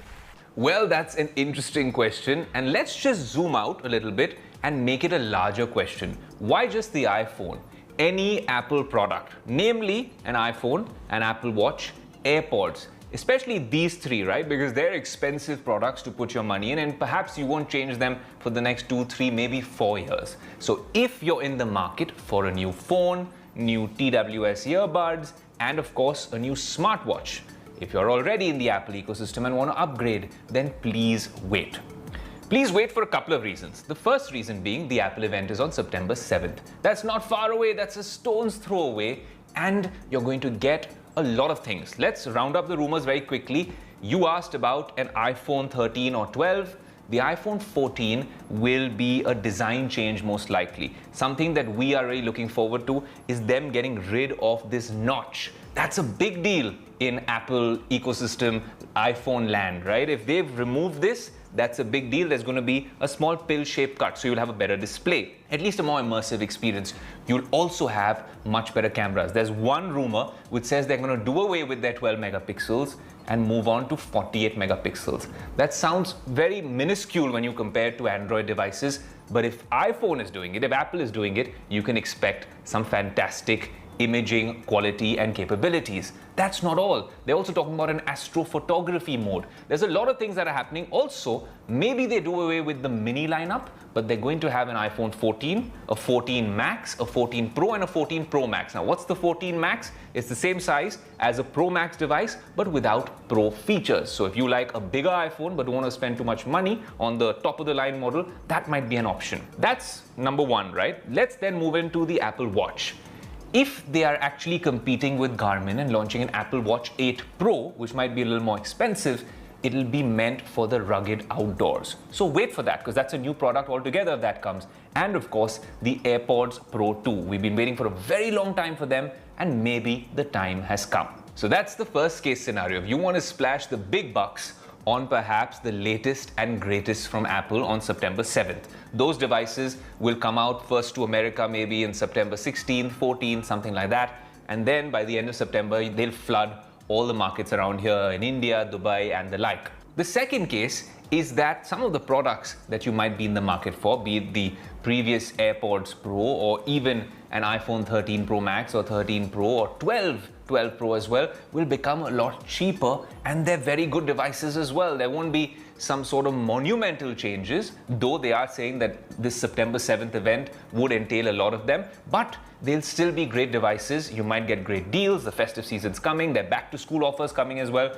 You might bag a bunch of them like the AirPods free with your next MacBook or iPad purchase. So my advice is wait up, hold up. Let's wait till September 7th and we'll have this conversation yet again.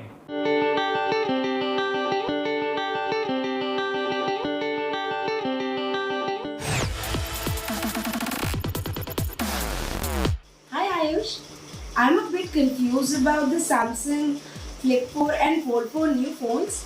Can you please suggest me which one is worth buying? I knew there was going to be a folding or a flipping question on the show in this particular engagement section, and that's why I have both devices with me, which we've been using since we got back from Samsung Galaxy Unpacked. Of course, it was a crazy event where we got you our initial impressions, but I gave you a hint of a verdict back then itself, right? We compared it with the Fold 3 and the Flip 3, which were good devices. These are incremental upgrades from the previous generation, but I'll tell you why this, according to me, is the real showstopper.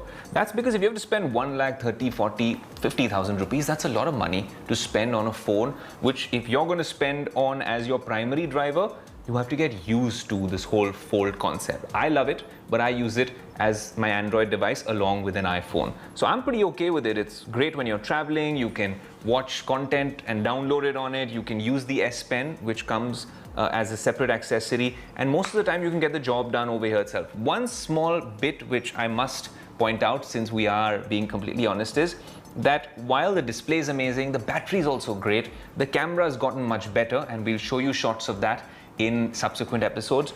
But sometimes I find it a little bit inconvenient to put on the ear like this, and I don't feel like it is the best call experience, but maybe that's just me. Either way, this is a great device, and if you have that sort of money and you want the best foldable in the business, this is the undisputed king. But if you don't want to spend more than 1 lakh on a phone, and that's a lot of money, completely understandable, this one would cost as much maybe as an iPhone 13 or 14, and you'd have a very cool looking phone. I love this color, and you'd also be in the foldables space. It's not like this outside display is completely useless. They've made it a lot more useful. The camera is better. It's not a flagship camera. It can't really compete with the iPhone or the S22 Ultra, but it is a much more practical, pocketable, and easier to handle sort of a device. So I really think if you've already got a Flip 3 or a Fold 3, maybe you don't need to upgrade just yet. But if you're on the market for a new foldable and have a lot of money to spend, then yes, the Fold 4 is, like I said, the OG. But if you want to spend a little bit lesser and perhaps experiment with a device which really makes your life easier, then the Flip 4 is a great deal as well. Now, solving all your tech queries has made me very happy, but also a little hungry. So I'm going to go get something to eat and maybe a coffee at the cafeteria. But my tech geek team at Tech Today seems to have other ideas when they are hungry. I have self-service here, do it all by yourself, but they are getting pampered too much and there's a huge tech element. Well, have a look.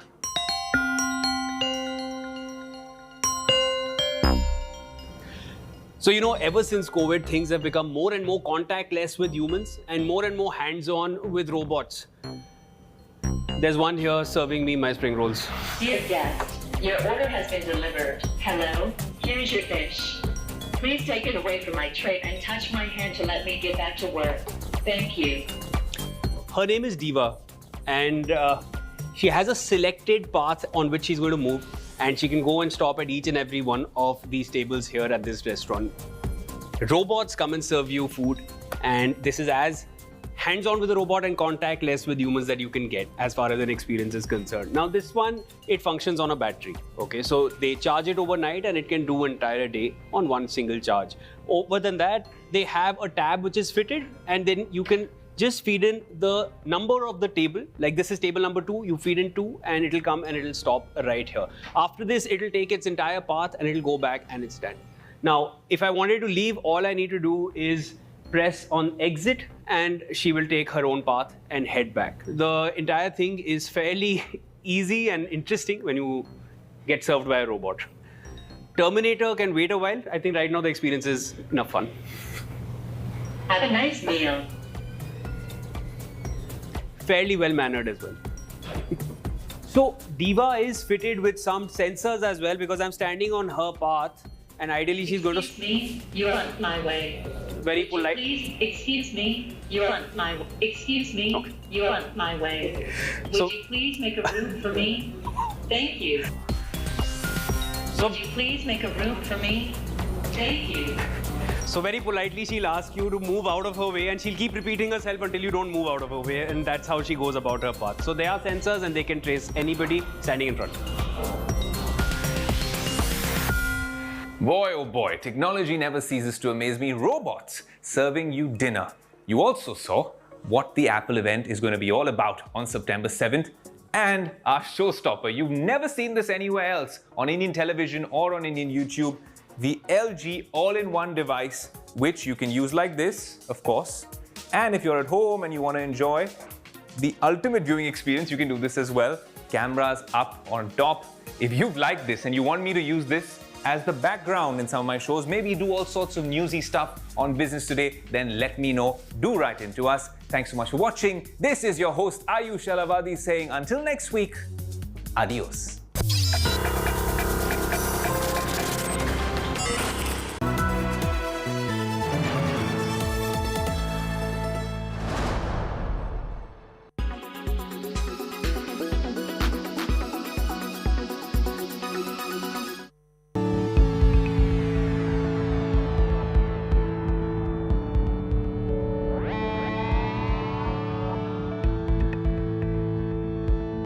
जो जीता वही सिकंदर, भारत का सबसे बड़ा reality funded show, सिर्फ good news today पर।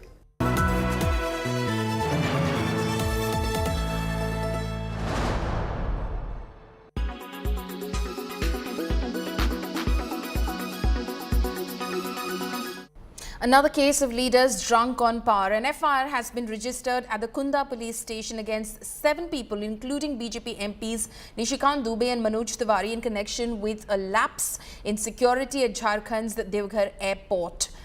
According to the complaint, 7 people, including Nishikant Dubey, had come to Devghar by chartered plane at 1 p.m. on August 31st. During their return, others, including Dubey, forcibly entered the ATC room at the airport and allegedly used force to take clearance from the ATC for takeoff from Devghar airport, even as there is no night takeoff and landing facility at the airport. The case has sparked massive political controversy. The BJP MPs have targeted the Jharkhand government and Devghar DC Manjunath Bhajantri over the FIR. Nishikant Dubey and Devghar DC also engaged in a verbal spat on Twitter.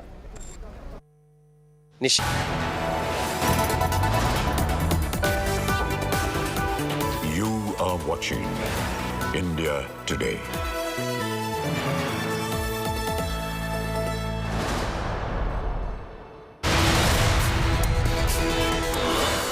It's Congress's mega show of strength in Delhi today. Rahul Gandhi launches scathing attack at Prime Minister Narendra Modi, slams Modi over unemployment, rising prices of essentials and fuel, repealed farm laws and an environment of hatred.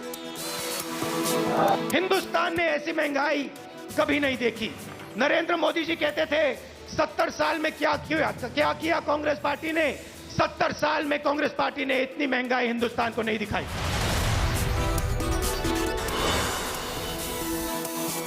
The mega rally in Jammu and Kashmir says he built the party with blood and sweat, alleges the Congress coterie tried to malign him. After class 11 student Ankita Kumari was burnt alive by stalker Shahrukh Hussain, a minor tribal girl has been now killed and hung from the tree. Accused Arman Ansari has been booked for murder. Controversy erupts after the rumours that CPIM stopped former Kerala Health Minister KK Shailaja from accepting the Magsaysay Award for her leadership in handling COVID. In some sports news, India play Pakistan in their first match of the Super 4 of the Asia Cup. India will be without Ravindra Jadeja, an all-rounder, while Pakistan loses pacer Shehnawaz Dawani to injury. India won 4 of the last 5, which is understandable, right? But here we go.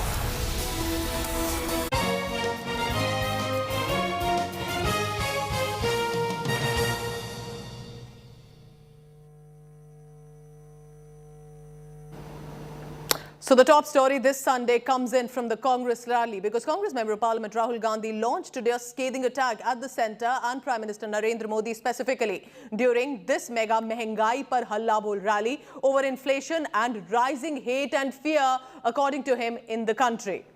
Rahul Gandhi in its attack said there is a growing hatred ever since the Bharatiya Janata Party government came to power in the country. He has said people are afraid about their future, inflation and unemployment, and that's turning them toward hate.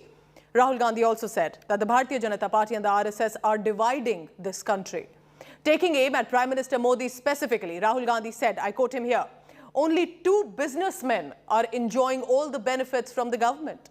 Remember this rally on your screens, visuals there. The rally comes ahead of the party's 3,500-kilometer Bharat Jodo Yatra from Kanyakumari to Kashmir. It starts on 7th September and will witness the participation of several Congress netas, especially the members of parliament. Congress says Mehengai Par Halla Bol rally is to wake up the government to the plight of people.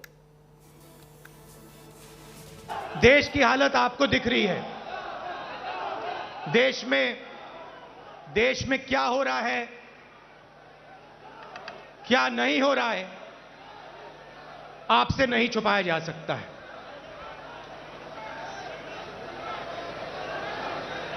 और जब से BJP की सरकार आई है, तब से देश में नफरत और क्रोध बढ़ता जा रहा है। बीजेपी और आरएसएस के नेता देश को बांटते हैं और जानबूझकर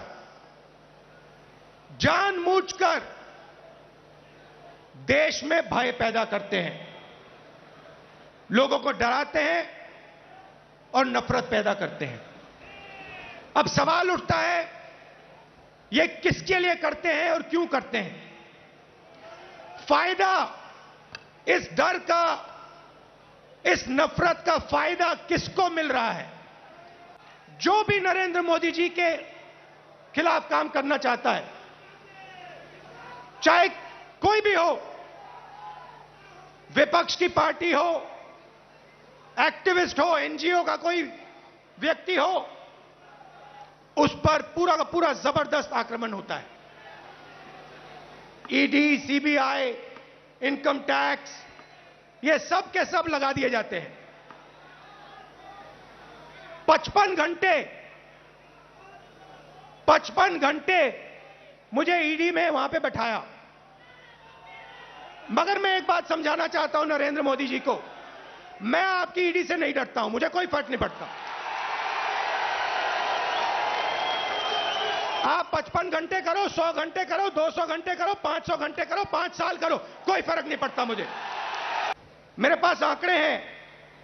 2014 में एलपीजी का सिलेंडर 410 रुपए का था, आज 1050 रुपए का है। पेट्रोल 70 रुपए लीटर, आज तकरीबन 100 रुपए लीटर।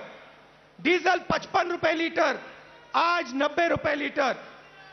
सरसों का तेल 90 रुपए लीटर, आज 200 रुपए litre.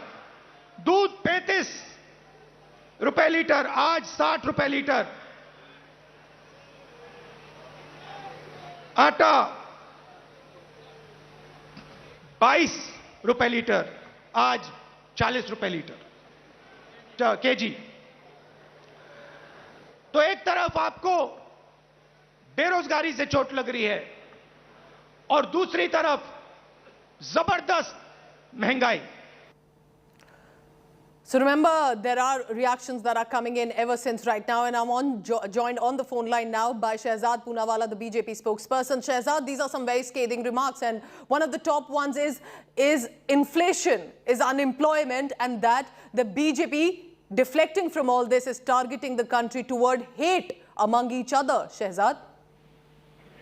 The facts are that Rajasthan has the highest price rise, the highest electricity charges, the highest prices for petrol is 108 rupees a litre. In Noida, I'm filling it at 96 rupees a litre.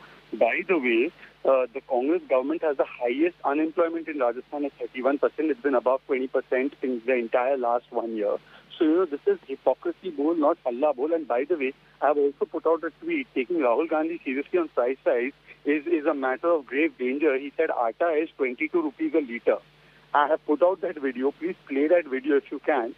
Who says atta is 22 rupees a litre? Do you really take Congress party seriously on price rise? They gave double-digit inflation to this country. It was above 10% consistently. Today, despite two world challenges of COVID and of Ukraine-Russia war, the inflation has been below 7%. On an average, it's been 4.5%.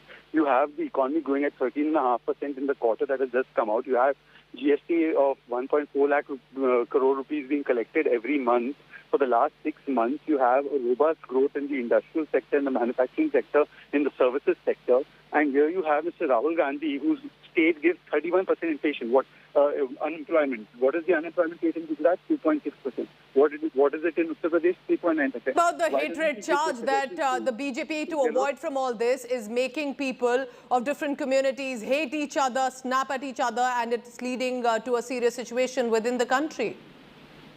I have only quoted to you hard data about what is the performance between Rajasthan and say in Uttar Pradesh or Gujarat. I did not make anybody fight. But having said that, please see the last 10 riots which have taken place in the country.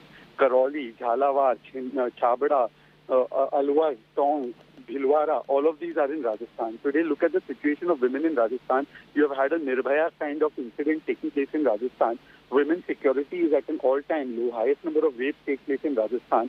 And the entire communal situation in Rajasthan is so bad that the main accused of Karauli riots has not been caught yet. And the Congress, which gave 10 biggest riots, including the Delhi riots of 1984, has the gall to say that nafrat koi aur phailata hai. When did the Hashimpura, Meerut, Maliana, Bhagalpur, Delhi riots take place? It all took place under the Congress's watch, where 10,000 to 15,000 people were killed. And the Congress has the gall to say this. It's ulta chor, kotwal ko date. It's Congress, sauce chuhe khakar billi haj ko chali. This is hypocrisy bol, not halla bol. The problem is that because there's action on corruption, today Rahul Gandhi is in eruption. All right, Shehzad, thank you so much. So Shehzad saying that it appears that the one Congress ruled state, Rajasthan, is where there's maximum inflation and law and order, and that BJP is not making people fight. But what we see is this resurgence of the Congress party's cadre, and this is only going to escalate. Remember, this was just today's rally, but it's just the beginning also. Congress party will be putting up a big show of strength at Delhi's Ramleela Maidan, which already is ongoing, and they are launching an all-out attack on the BJP government. Price rise, unemployment, GST hike on essential items. Here's a report about first what happened today by the Congress party's rally. Amid exodus of heavyweights, successive poll reverses, corruption heat on Gandhis, and the bad blood over upcoming party president polls, Congress has organized a rally against inflation in New Delhi's Ramleela Maidan. The rally comes ahead of Congress's planned Bharat Jodo Yatra, which is aimed at countering what Congress calls BJP's divisive politics. Congress top guns, along with Rahul Gandhi, are firing salvos at the Modi government. इस rally के अंदर लाखों की तादाद में कांग्रेस के कार्यकर्ता यहां पर आएंगे और देश के अंदर महंगाई, बढ़ती हुई महंगाई के खिलाफ में सोई हुई केंद्र सरकार को जगाने का काम करेंगे. Massive arrangement has been happening throughout the states where the yatra is going. In the states where the yatra is not going, there should be a big level padayatras. But Congress's inner turmoil and a series of desertions are already taking a toll. Congress की leadership style पर कई सवाल उठाए हैं. जिस तरह से आपने राहुल गांधी पर नॉन सीरियस, इमैच्योर, इस तरह के जो आरोप लगाए हैं. अरे प्रेसिडेंट, वाइस प्रेसिडेंट वही थे. मैं किसको इल्जाम लगाऊं? वो चला जो रहा है पार्टी और सलाह किसी की मानते नहीं है, कोई एफर्ट नहीं करते हो, किसको ब्लेम करें? Leaders across age groups are disappointed, frustrated by this entire coterie culture which is thriving in the Indian National Congress. BJP, which mocks Rahul Gandhi, calling him a political tourist, has been terming the Congress campaign a stunt to save corrupt Gandhi family. Bharat केवल वही जोड़ सकता है जो भ्रष्टाचार छोड़ सकता है. जो भ्रष्टाचार छोड़ नहीं सकता वो भारत जोड़ कैसे सकता है? ये भारत जोड़ो नहीं, ये गांधी परिवार बचाओ आंदोलन इनका आरंभ हो रहा है. Congress campaign aimed at rebranding Rahul Gandhi as the principal 2024 challenger is witnessing a war of words. देश को एक जोड़ने का जो संदेश पूरे हिंदू देश भर में वो जाएगा और इसका स्वागत करना चाहिए. और भारतीय जनता पार्टी के राष्ट्रीय अध्यक्ष इसका मजाक उड़ा रहे हैं. परिवार के प्रोटेक्शन, पप्पू के प्रमोशन और प्रॉक्सी प्रेसिडेंट के प्रयास में लगी हुई जो बची खुची पॉलिटिकल पार्टी है, वो देश को क्या जोड़ेगी जब उसकी पार्टी खुद नहीं बच रही है. With the 3,570-kilometer Bharat Jodo Yatra from Kanyakumari to Kashmir, The Congress aims to prepare itself for the upcoming state polls. Will Congress be able to revive its dwindling political fortunes? Bureau Report, India Today. Interestingly, meanwhile and simultaneously, in Jammu and Kashmir, Ghulam Nabi Azad also held a rally. Azad addressing a mega rally, Better Jammu and Kashmir at the Sainik Farms, which is likely to be attended by nearly 20,000 people. Expected to launch, however, possibly a new party by the former Congress veteran. This is Ghulam Nabi Azad's first rally after he quit the Congress party, and the rally is planned on the day Congress leader Rahul Gandhi was already addressing a Mehengai Par Halla Bol event at Delhi's Ramlila Maidan. Many senior Congress leaders from Jammu and Kashmir, including former Deputy Chief Minister Tara Chand, have joined the Azad camp, leaving the unit of the Grand Old Party in Jammu and Kashmir in tatters. Now remember, Ghulam Nabi Azad also very specifically and damningly targeting Rahul and Sonia Gandhi in a 5-page long resignation letter to the Congress chief on 26th of August. मुझे ऐसे लोगों पर तरस आता है। कांग्रेस हमने बनाई है, अपने खून और पसीने से बनाई है। ये कंप्यूटर से नहीं बनी है, ये ट्वीट से नहीं बनी है, ये SMS से भेजनी है। गलत अफवाहें हमारे खिलाफ पूरे हिंदुस्तान में और जम्मू कश्मीर में फैलाने से नहीं बनी है। दुनिया हमारे लोग, गरीब लोग, किसान लोग, मजदूर लोग, हमारी बहू बेटियां, हमारे नौजवान, हमारे दिल की धड़कनों में है, हमारी नस नस में है।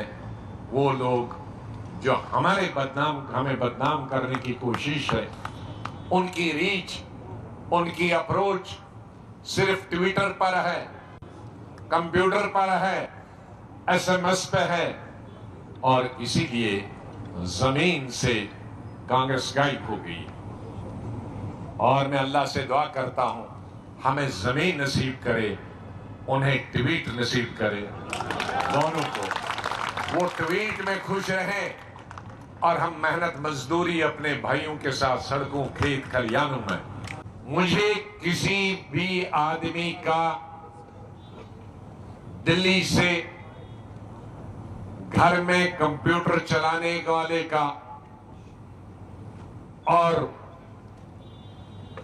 गलत मैसेज लोगों को भेजने का, मैं उनकी तरह नहीं। मैं हमेशा जमीन से जुड़ा हुआ हूं। हिंदुस्तान के किस स्टेट का भी इंचार्ज बना, वहां के शहर में नहीं रहा, वहां के देहातों, गांव में सरपंचों के घर रहा, जनरल सेक्रेटरी होकर और मिनिस्टर होकर। पंचों के घर में मैंने रातें गुजारी हैं। इंदिरा गांधी जब जेल में गए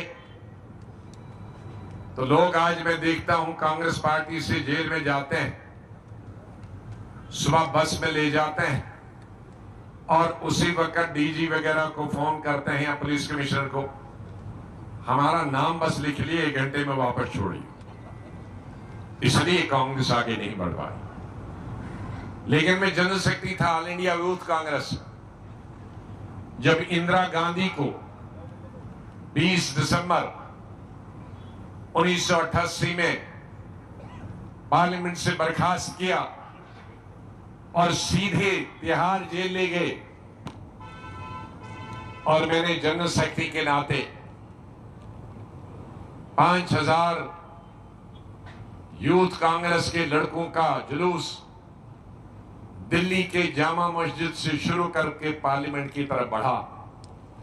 लेकिन रास्ते में हम सबको गिरफ्तार किया और तिहाड़ जेल में छोड़ा। इंदिरा जी को 1 हफ्ते या 10 दिन के बाद छोड़ा, लेकिन हमें 20 अगस्त 1988 में गिरफ्तार किया और अगले साल जनवरी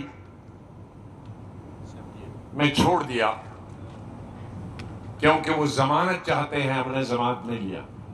कांग्रेस पार्टी में आना आसान है, कांग्रेस पार्टी से जाना भी आसान है, लेकिन कांग्रेस पार्टी में टिके रहना सबसे कठिन है। आज ये सिपाहियों ने कोई पद की मोहताज पे ये रैली में नहीं शामिल हुए हैं। तो इसलिए मैं कहना चाहता हूं, जिंदगी में कितने दोस्त आए और कितने बिखर गए। किसी ने आए 2 रोज के लिए, किसी ने 2 कदम चलते ही सांस भर लिए, पर जिंदगी का दूसरा नाम है दरिया। वो तो बस बहते रहेंगे, चाहे रास्ते पे फूल गिरे या पत्थर।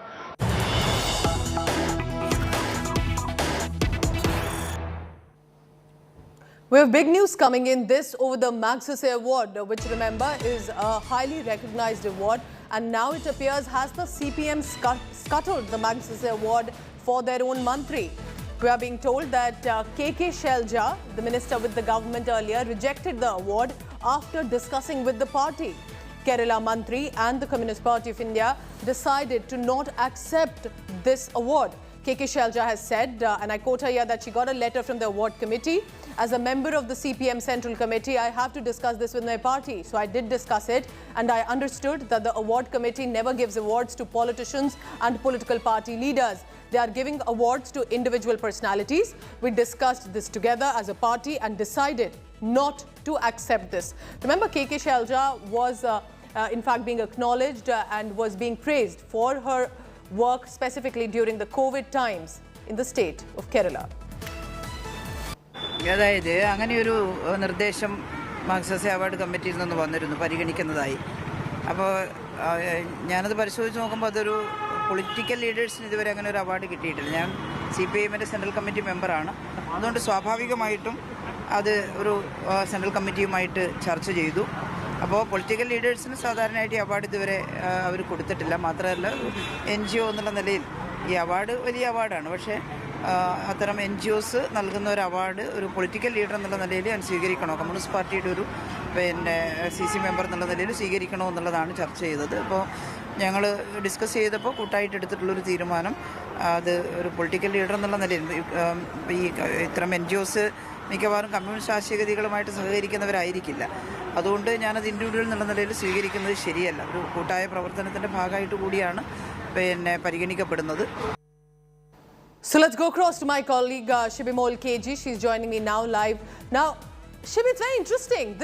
This could have actually made the CPM look so much better. The Ramon Magsaysay Award, this was possibly the 64th award that was being given to the former health minister for a work in the healthcare system in Kerala for the Nipah outbreak, for the COVID-19 outbreak, that it appears, according to the award committee, she managed it so well. What exactly happened? Why would the CPM decide that their mantri, former minister, should not accept this award?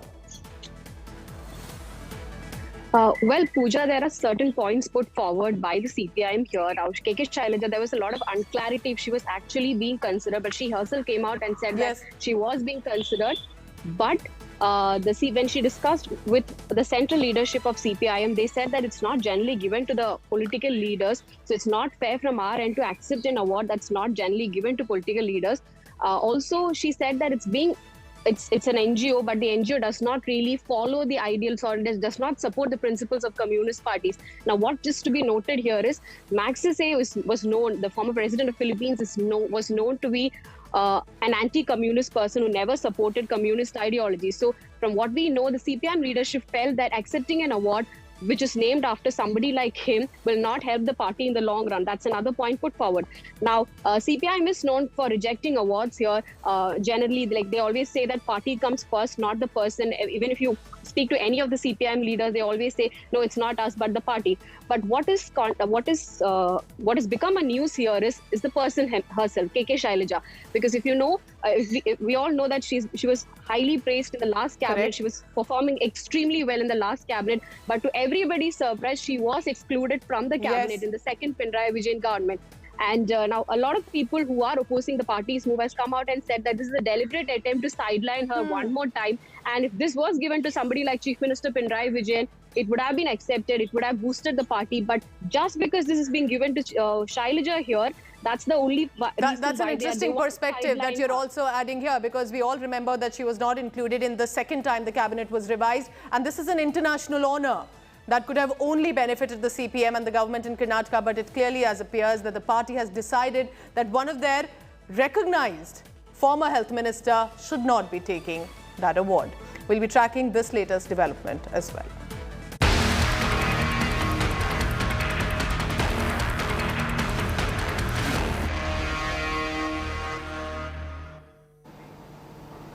Now, the Lingayat Seer arrest drama is exploding in Karnataka. The minor rape accused right now that the Seer was taken to the Deputy SP office to the Murga Mutt for a spot inspection. The police have seized some documents from the residence of the top Seer.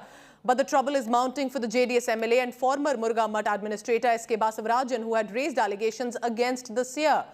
The victim's uncle, the minor rape victim's uncle, has now registered a complaint against Basavaraj and his wife, Shobhagya, with the Chitradurga Superintendent of Police.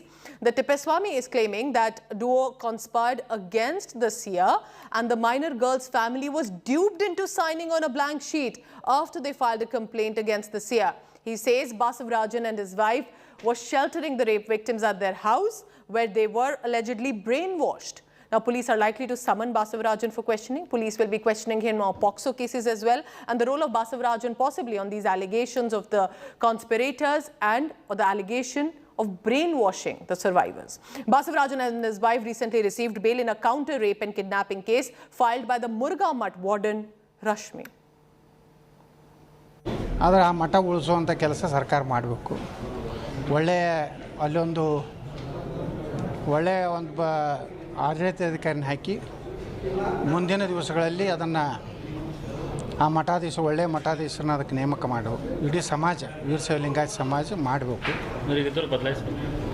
ಹೌದು ರೀ, ಮತ್ತು ಅದು ಹಿಂಗೆ ಇಟ್ಕೋತೀರಿ, ಹಂಗೆ ಇಂಥವೆಲ್ಲ ಆರೋಪ ಬಂದಮೇಲೆ, ಗಂಭೀರ ಆರೋಪ ಬಂದಮೇಲೆ ಇಟ್ಕೊಳ್ಳೋಕೆ ಆಗೋದಿಲ್ಲ. ಅದರ ಬದಲಿ ಪರ್ಯಾಯ ವ್ಯವಸ್ಥೆ ಸರ್ಕಾರ ಮತ್ತು ನಾಡಿನ ಎಲ್ಲ ಧರ್ಮದ ಒಂದು ಅಭಿಮಾನ ಪಡುವಂಥ ಹಿರಿಯರನ್ನು ಕೂಡಿಸಿ ಒಂದು ನಿರ್ಣಯ ಮಾಡಬೇಕು. So more claims and counterclaims coming in on this story from Karnataka. I'm wrapping up this bulletin for now, but stay tuned because news and updates continue on the other side as well. Thank you for watching.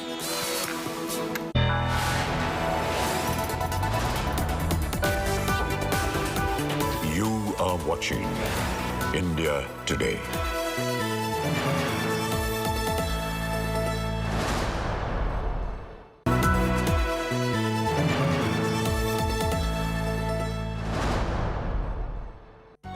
Media और entertainment management की बारीकियां सीखिए आज तक की अनुभवी team के साथ। ज्वाइन करें India today media institute. Register करने के लिए www.indiatodayMediaInstitute.in पर विजिट करें।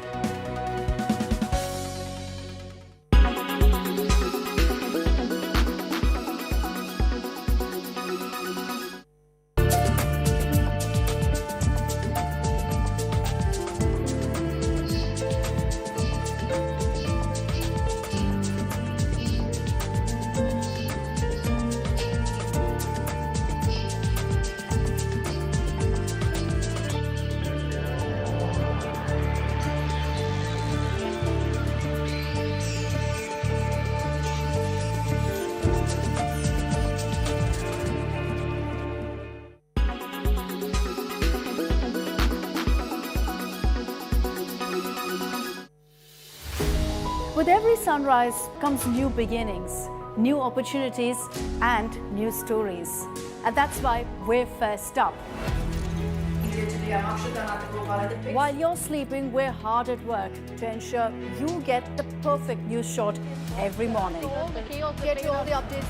Our morning mission to get you news that's fresh and packed with flavor. Watch First Up every weekday morning with me, Akshata Nandagopal, right here on India Today.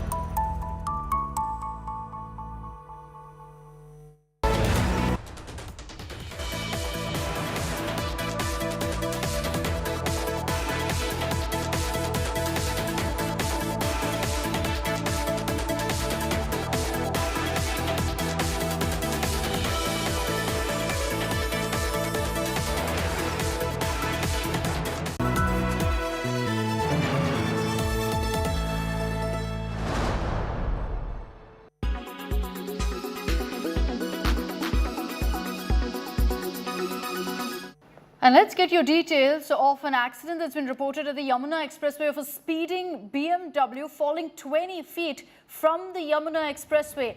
The driver has been killed, one other has been injured. This morning, the BMW car went down from the expressway. Clearly, the driver had lost control of the vehicle. He was killed on the spot. Another person badly injured. This has happened along the Yamuna Expressway early this morning. The car was clearly driving at a very, very high speed, and hence the driver lost control. It fell 20 feet down into the gorge on the side. This is the footage that's emerged. The wreckage, you can see that the car has really been blown to bits because of the impact of the accident. We're being told that the driver lost control after speeding early this morning at the Yamuna Expressway, which is in Noida. And these roads, of course, while they're massive and empty, can also be a huge risk if these people resort to overspeeding. The driver lost control, hit the side, and went rolling down a 20-feet gorge to the side. He's dead. The other person in the car, passenger, we understand, has been badly injured.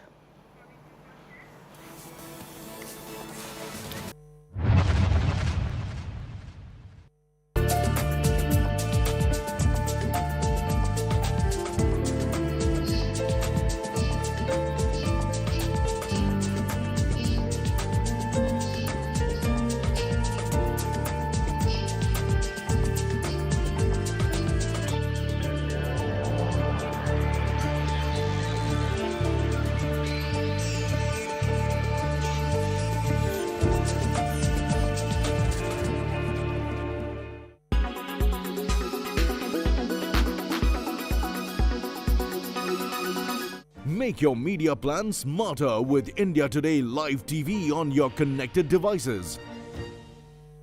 Make your media plan smarter with India Today Live TV on your connected devices.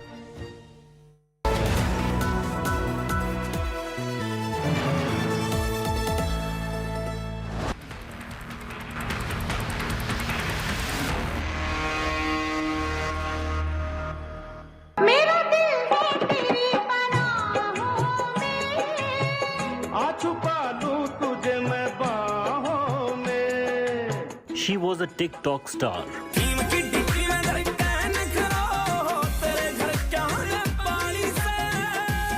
She wanted to be an actress. She was the Big Boss celebrity.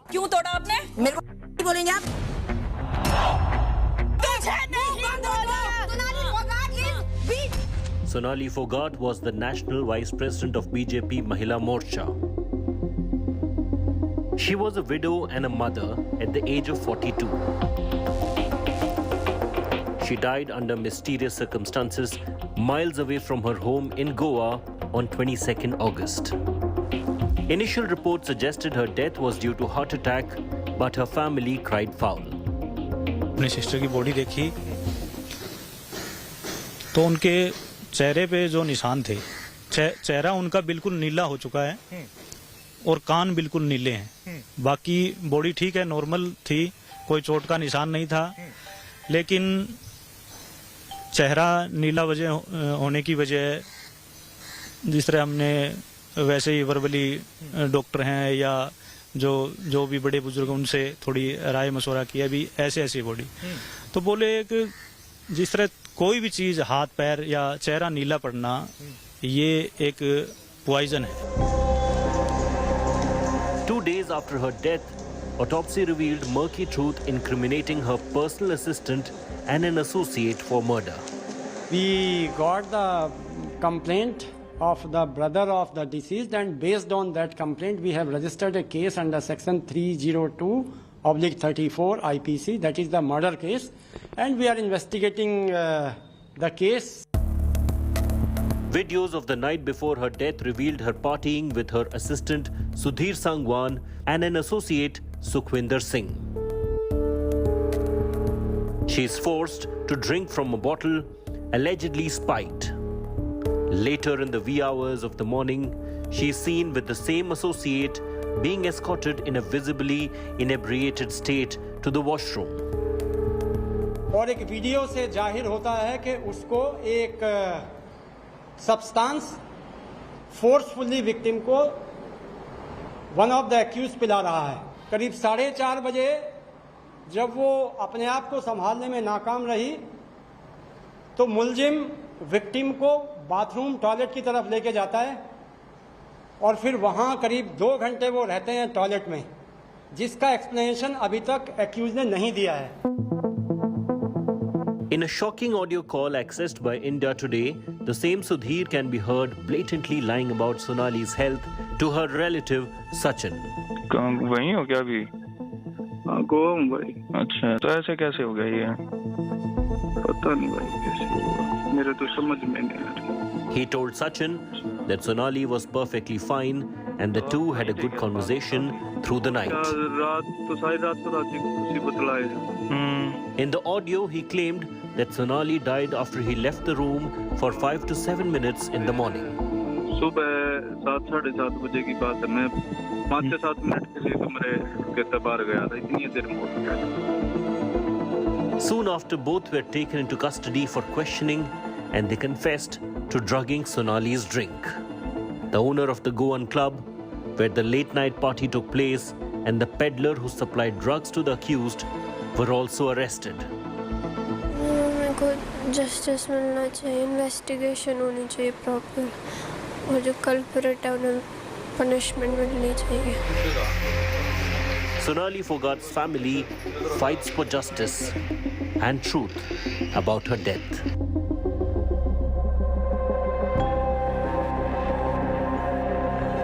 The mood is somber at Sonali Phogat's family home in Hisar. A frenzied investigation underway less than 15 kilometers away on the city outskirts. Teams of Goa and Haryana police arrived at Phogat's 6.5-acre farmhouse. Sudhir Sangwan and Sukhwinder Singh, 2 of the 5 suspects under arrest in connection with the former TikTok star's alleged murder, are believed to have been frequent visitors to this sprawling estate. Goa police team has reached Sonali Phogat's farmhouse. We can see 2 Goa police team members along with the Haryana Hisar police officials have reached at the Sonali Phogat's farmhouse, where the accused Sudhir Pal Sangwan and his friend regularly used to visit. Investigations by the police teams of the 2 states have now expanded into accusations that one of Sonali Phogat's assistants, Sudhir Sangwan, plotted to grab her properties in Hisar and Gurugram. वो काफी time से ये षड्यंत्र रच रहा है जी कि इनको परिवार को, सबसे पहले तो भाई परिवार को दूर करे, धीरे धीरे फिर उसको काबू में लिया, ताकि परिवार साथ नहीं देगा तो इसको मैं कुछ भी कर सकता हूँ। उसने मतलब गुड़गांव फ्लैट है वो भी अपने नाम किया है, और भी कुछ ऐसी चीजें हैं जो अभी तक हमें पता नहीं है, उसकी डिटेल हम बाद में निकलवाएंगे। Sonali Phogat's immediate family has alleged property-related motive behind her suspected murder. Goa police Haryana में आए और गुड़गांव फ्लैट को खोला जाए तो वहाँ सोनाली फोगाट के परिवारजनों की मौजूदगी में ही उनको खोला जाए, क्योंकि आरोपियों के द्वारा पहले भी बहुत सबूत मिटा दिए गए हैं। An accountant of Sonali Phogat, Shivam, is being questioned after the family alleged he made off with digital and paper evidence of his employer's properties. A laptop recovered from him has been sent for forensic examination. In the meantime, at Goa, the police crackdown has started. Sonali Phogat was allegedly drugged here while partying. Rules apparently bent. Inhibitions lost. And consequences turned fatal for the former TikTok star.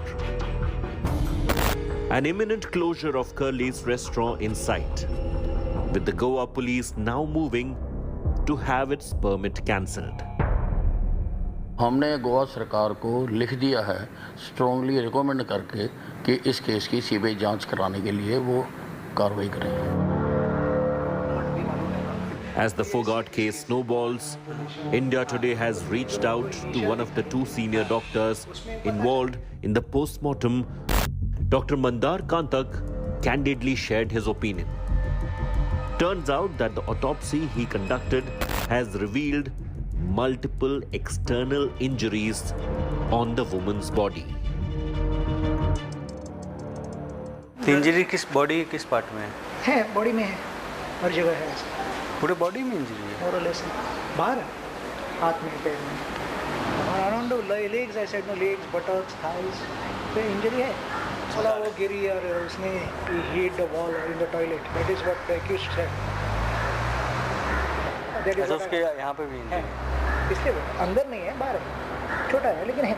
We write a 7 pages report, every detail is written in that. There is nothing left for discussion in that. If further discussion is required, it can only come after I get all these reports. Phogat was declared dead on arrival at Goa's St. Anthony Hospital early Tuesday. Her family withheld consent for autopsy till Thursday. Dr. Mandar Kantak fears the 2-day delay in Phogat's post-mortem could prove critical in determining the drug overdose. In his opinion, the viscera samples must be examined in a designated lab without further delay.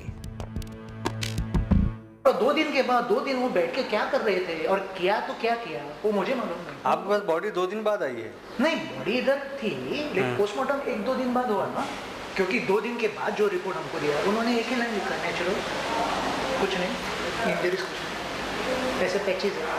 तो blind case आपको दिया, सब कुछ मालूम होते हुए भी, तो आपका क्या परिस्थिति होगी? तुम ये क्या होता है ना, जब दोज ये wherever the power is and wherever who wants to turn it the way he or she wants, later उनको मैं दो, हम क्या, हम तो सिख सर्वेंट है और एम्प्लॉई है, हमारा साइंटिफिक जितना है हम करेंगे और उतना ही किया हमने। So drugs, not poison. Poison है, drugs है, poison है ना, for us drug is a poison. अच्छा। Narcotic drugs, psychotropic substance, everything which is causing harm is for poison. अब उसमें कॉम्बिनेशन क्या है, अल्कोहल हो सकता है, दूसरा हो सकता है, हमको मालूम आना, and I hope it come positive, क्योंकि ये drugs ना, especially these psychedelics and all this, they are transient drugs, they are taken only for effect for few hours. And I hope they get it done fast. That is only I hope. तो कब भेजना है police decide करती है? हमने उनको दिया है ऑलरेडी, अब वो एड्रेस चेंज कर रहे हैं, कहाँ पे भेजना है, फिर कब में भेजना है उनके मन में आएगा तब भेजेंगे। This is what this delays everything, फटाफट भेजा तो अच्छा होता है। ये आप डिसाइड नहीं करते हैं? नहीं, पुलिस डिसाइड करती है कि किस फॉरेंसिक लैब में जाएगा या कहीं भी भेज सकते हैं। तो ये हार्ट अटैक हुआ या फिर क्या हुआ? हार्ट का कुछ नहीं है उसमें, लेकिन हमने टेस्ट के लिए रखा। अच्छा, सब टेस्ट के लिए रखा। इनिशियल में हार्ट का कुछ नहीं है, बायनाश नहीं मिला, इसलिए लेकिन हमने टेस्ट के लिए रखा, क्योंकि ये सब है ना, हार्ट बोल रहे। तो फिर क्या कॉज ऑफ डेथ फिर क्या था? हमने रिजर्व रखा है ना, वो सब टेस्टिंग वैसा के लिए जा रहा है ना। So rule in the favor of all these drugs things. The one and only OG ਕਾਟ ਦੇ ਵੈ ਤੇਰੇ ਨਖਰੇ ਜਨਾਬ ਫਿਟਿੰਗ ਵਾਲੇ ਸੁੱਟਾਂ ਨੇ ਤੂੰ ਪਾਣਾ ਛੋੜ ਦੇ ਐਟੀਟਿਊਡ ਬਿਊਟੀ ਮੈਂ ਲਗਾਵੇ 4 ਚਾਂਦ ਭੂਰ ਕੇ ਨੂੰ ਛੋਰਿਆ ਨਾ ਲਖਣਾ ਛੋੜ ਦੇ। Sonali Phogat was a go-getter from an early age. She always aspired to be an actress. Got her first break as an anchor for a program on Doordarshan. While working for Doordarshan, Phogat joined the BJP in 2008. This opened many avenues for the actor. Phogat went on to work with big names of regional cinema, including Ravi Kishan and Jimmy Shergill. She also got a chance to feature in the 14th edition of Big Boss. आपकी बच्ची को बीच में नहीं घसीटा, बल्कि आपने किसी की बच्ची, वो है रुबीना, उसको आपने कहा। आपने ये शो देखा है? आपको पता है कि इस घर के अंदर क्या क्या टास्क होते हैं, किस हद तक लोग जाते हैं? सलमान जी, मैं यहाँ ये नहीं करने आई हूँ जो मुझे गालियाँ दे, मैं उसके आगे काम करती घूमूं। Sonali featured in a number of music videos and had a sizable following on TikTok.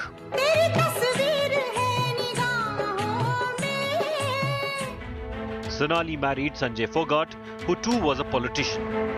The two had a daughter. But the marriage ended on a tragic note. After just a few years, her husband died under mysterious circumstances in 2016. Sonali then focused her efforts on work. In 2019, seeing her growing popularity, the BJP gave her a chance to prove her mettle. Sonali Phogat was given the ticket from Hisar's Adampur seat against then Congress leader Kuldeep Bishnoi. Sonali, however, lost the election by a big margin. Controversial in life, her death too is not devoid of controversy. Her family suspects foul play in her sudden death in Goa.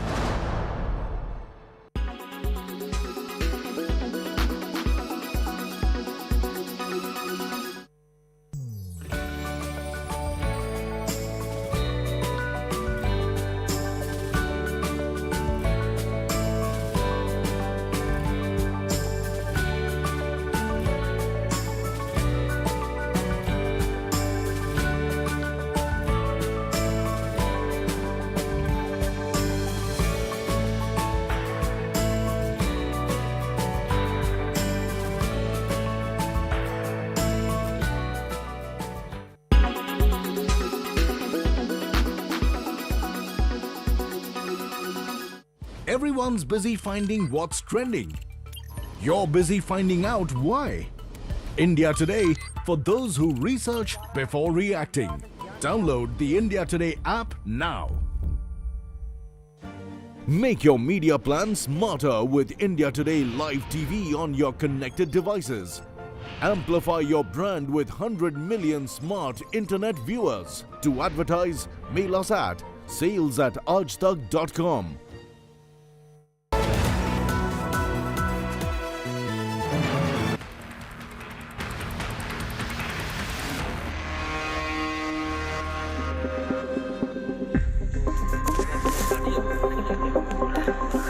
India Today has access to footage of accused Sukhwinder, aide of Sonali's PA Sudhir Sangwan. In the video clip, Sukhwinder is seen talking to a person post Sonali's death. Sonali Phogat was at Goa with her assistant Sukhwinder Sangwan, the man who is at the center of this murder story today. In order to identify whether Sonali had transferred any money in Sudhir Sangwan's account, Goa police has procured account details of 2 bank accounts of Sonali Phogat. One account is with a public sector bank and another is with a private bank. The investigators visited Hisar Tehsildar office to examine the lease agreement prepared by Sudhir Sangwan, who wanted to take Phogat's farmhouse at a darn cheap lease of 60,000 rupees per annum for 20 years.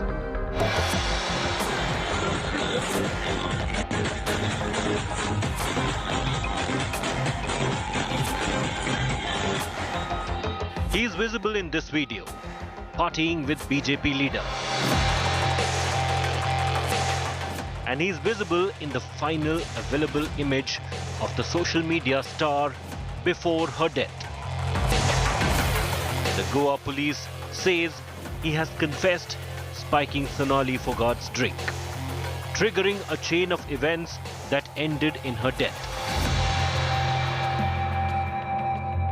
In the investigation so far, we have told you about her assistant Sudhir Sangwan. But very little has been known so far about the other man in the images, Sukhwinder Singh. Goa police believes there were economic reasons for the alleged crime.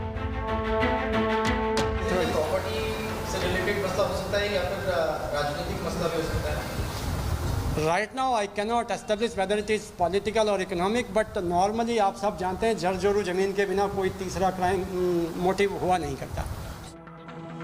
Sukhwinder, who was arrested along with Sudhir, is resident of Haryana's Mandola village, less than 100 kilometers from Delhi. Going by the moniker SS, Sukhwinder, who has been remanded to police custody, owns a crusher in the nearby mining areas. Has a cousin sister who is a national level rower. and is the son of a farmer. But first, how did Sukhwinder come into contact with Sonali Phogat in the first place? Goa's DGP tells India Today that during interrogation, Sukhwinder said that he had met Sonali during assembly elections and that he was fond of appearing in videos. So he used to engage with Sonali. In fact, Sukhwinder was allegedly to play a small part in Sonali's shoot in Goa on 25th of August, a plan cut short by her death 2 days prior.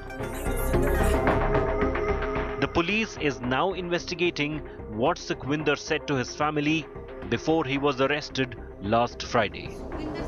His wife Sonia, who is expecting, says that he definitely has political contacts for his business and that he is clear about his innocence. Political angle से फंसाया जा रहा है, उसकी सिर्फ इतनी सी ही गलती थी कि वो उस पे वहाँ पे मौजूद रह गया। इसके अलावा उसका इससे कोई लेना देना नहीं है। ना हम किसी सोनाली फोगाट को जानते, ना उसके परिवार वालों को जानते, ना हम सुधीर सांगवान को जानते। हमारा लड़का यही है नहीं, धंधा अपना धंधा से काम किया करता, वहाँ जानता बिजनेस किया करता। मेरे बेटो गलत फंसाया से महाराज, एक बेटो से हमारे बेटो ऐसा काम करते भी नहीं करे और ना हमारे बेटो ने कदे ऐसा काम सोचा। सब बाण बेटे की इज्जत रखा कर दो। Neighbors and villagers speak up for Sukhwinder in disbelief that he could be involved in such a crime. लड़का बहुत बढ़िया है, यहाँ गांव में उसके कोई लाग लपेट नहीं है। यहाँ पूरा गुआंड में और गांव में किसी से भी पता करो आप, कोई भी मतलब लाग लपेट नहीं है उसके। But Sukhwinder's proximity to controversial Haryana politician and sitting MLA Gopal Kanda has stirred word of a political conspiracy. आज तक ना इस प्रकार का उसका गांव स्तर पे कोई रिपोर्ट रहा है, ना कोई लेना देना है। उन्होंने मैंने पूछा तो उसे कहा है, उन्होंने बॉम्बे के बारे में बताया था और अक्सर वो काम के सिलसिले में बाहर रहता है। As the investigation goes deeper into the true motives for the death, it has only gotten murkier at the Golden Palm beach of Goa.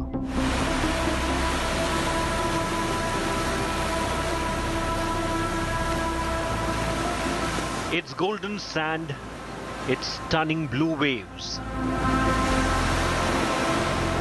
its beach shacks,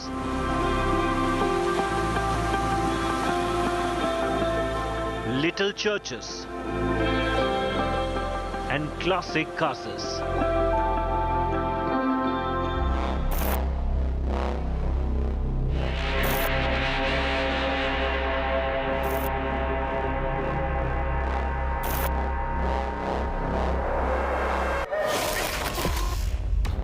But this Eden along the Arabian Sea is battling its own underbelly. A series of murders, rapes, mystery deaths, and drug-related crimes over the past 15 years bear testimony to Goa's malaise.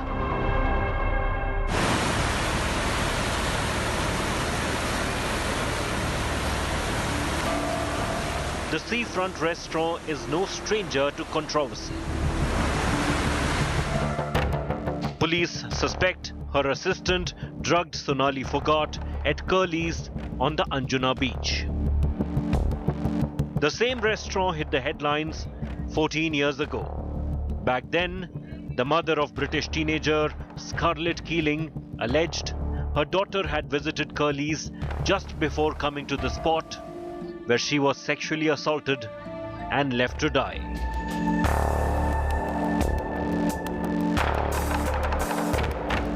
In the Phogat case, the management of Curly's stands accused of allowing narcotic activities on their property. An India Today investigation appears to corroborate the charge. Patrick Savio Almeida was the Sarpanch of Anjuna Panchayat from 2012 till the 12th of August this year. Almeida insisted he received numerous complaints about drug use at Curly's. बहुत complain मिला मुझे Curlies के लिए। किस तरह की? ये सब पूरा वेटर लोग ड्रग बेचता है उधर, पूरा बच्चा लोग को खराब किया है। पुलिस तो बोलेगा हफ्ता उन लोगों को चालू है, कौन बोलेगा? तो पंचायत कि आप इंचार्ज थे तो आपके पास भी वो कभी ऑफर नहीं किया उसने? नहीं, मुझे किया था। हाँ। मैं बोला हमको कभी नहीं 100 में बात नहीं करते उससे। मैं उसको बोला था क्या म्यूजिक बना होना चाहिए, not disturbing the public. And जो तुम ड्रग्स का पार्टी कर रहा है वो सब ये करके बीच बंद करके वो नहीं चाहिए, इसलिए we are fighting from that day till today. तो उसने क्या बोला? क्या करता है वो करता है, नहीं करता है, बाद में इसको लाता है, वो पुलिस को सेट करता है। मैं अकेला भी गया था बंद करने के लिए। तो आप एक ही बार आपने अटेम्प्ट किया था? एक नहीं 10 बार किया था पहले बंद करने के लिए। थ्रू पंचायत कंप्लेंट भी बहुत भेजा है। अच्छा। And there is a big lobby now. As gradually the lobby is increasing now. Drugs का lobby अभी पहला कौन था? You never heard also about drugs. Now you can hear everywhere. संतुष्ट नहीं आपको? Chinna is a drug peddler, supplying drugs like LSD, MDMA, and ganja to Goa's famed beaches and restaurants, Curly's included. क्या क्या मिलेगा? बोले जब आऊँगा तब फोन करूँगा। क्या क्या मिलेगा? एम मिलेगा, पेपर मिलेगा, एम मिलेगा, MD। हाँ और पेपर और गांजा, ये 3। 1 ग्राम का क्या रेट है? 6000 आपको बताया था।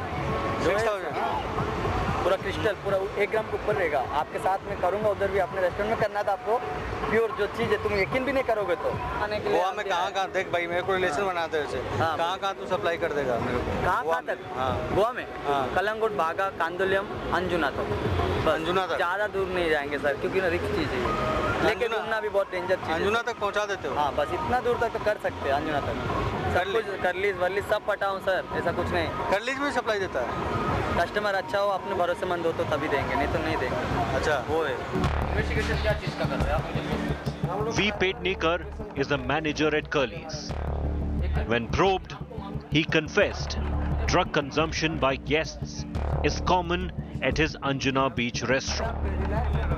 As an employee though, Pednekar couldn't do much to stop it. अभी कल भी एक कस्टमर इधर ब्रेकफास्ट में बैठा था, मैं आपको सिंसियरली बोल रहा हूँ, उसके पास भी कुछ था, वो रोल कर रहा था। मैंने बोला सर ये क्या है? प्लीज सर जस्ट पे my bill and please go from here. तो डेली कितने लोगों को आपको बाहर हटाना पड़ता है यहाँ से? मतलब नहीं तो जैसे कि डेली कितने आप लोगों को लगता है कि ड्रग लिया हुआ है या फिर कुछ रोल करके पी रहा है, तो कितने लोगों को आप लोग हटा देते हैं? भाई मैक्स टू मैक्स ऐसा 8-9 कस्टमर हमको दिन में मिल जाते हैं। बाहर से आते हैं, एक बियर लेते हैं, इधर बैठ जाते हैं। हमारा कुछ भी नहीं है, बियर हमारा है, टेबल हमारा है, रेस्टोरेंट हमारा है, बाकी क्या? नहीं तो मतलब आप कह रहे हैं 8-10 लोगों को डेली आप लोग निकालते हैं? बाउंसर रहते हैं ना, नहीं सुन रहे तो बिल क्लियर करके जाओ भाई साहब, हम लोग तुमको हैंडल नहीं कर सकते। बाकी दूसरे कस्टमर को, इधर कस्टमर आते हैं सुकून लेने के लिए, रेस्ट लेने के लिए। आप ही कभी कह रहे थे 8-10 लोगों को डेली हम निकालते हैं, ठीक है, I will not write your name. So आप इनको यहाँ से हटाने के बजाय पुलिस को क्यों नहीं कॉल कर लेते कि भाई पुलिस आओ, इसको ले जाओ या ड्रग्स है इसके पास? नहीं सर, एक बार हमारे प्रेमाइसिस से वो चला गया, मतलब हमारा प्रॉब्लम नहीं है। मैं पुलिस को बुलाकर खाली दूसरा कस्टमर को ईगो हर्ट नहीं करना चाहता है। नहीं, पुलिस इधर आए, मुझे ये भी नहीं चाहिए। बिकॉज मोस्टली गुड फैमिलीज आती है, डिनर करती रहती है, रिलैक्स करते हैं, बैठते हैं, बातें करते हैं, और अचानक पुलिस आ गई है तो ये भाई क्या चक्कर है, इधर पुलिस भी आती है, ऐसा हो जाता है, नेगेटिव थिंकिंग हो जाती है। तो इससे अच्छा कस्टमर को ही बोलो सिंसियरली, भाई सर आप पेमेंट करो और जाओ। The notorious record of Curly's has now come haunting. Police in Goa have initiated the process to have its license revoked. But it's not about just one restaurant. It's about Goa's paradise reputation. Unraveled by violent crimes and drugs in a decade and a half.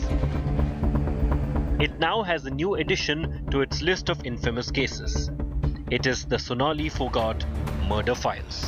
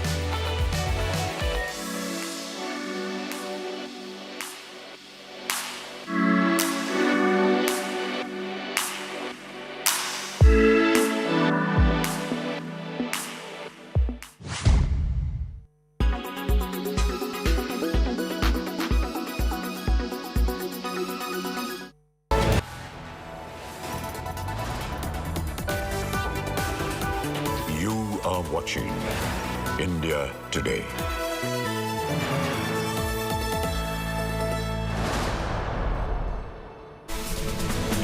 Good evening and welcome. Thank you for tuning in this Sunday to India Today. I'm Pooja Shali. Let's begin first with the headlines. It's the Congress mega show of strength in Delhi. Rahul Gandhi launching scathing attacks at Prime Minister Narendra Modi, slamming the Prime Minister over unemployment, rising prices of essentials and fuel, repealed farm laws and an environment of hatred. Hindustan ने ऐसी महंगाई कभी नहीं देखी। नरेंद्र मोदी जी कहते थे 70 साल में क्या किया कांग्रेस पार्टी ने। 70 साल में कांग्रेस पार्टी ने इतनी महंगाई हिंदुस्तान को नहीं दिखाई। And weeks after dumping the Congress party, Ghulam Nabi Azad simultaneously holds a mega rally in Jammu and Kashmir. It says he built the Congress party with blood and sweat, alleges the Congress coterie is trying to malign him. After class 12 student Ankita Kumari was burnt alive by stalker Shahrukh Hussain in Jharkhand, now a minor tribal girl was killed and hung from tree. Accused Arman Ansari has been booked for murder.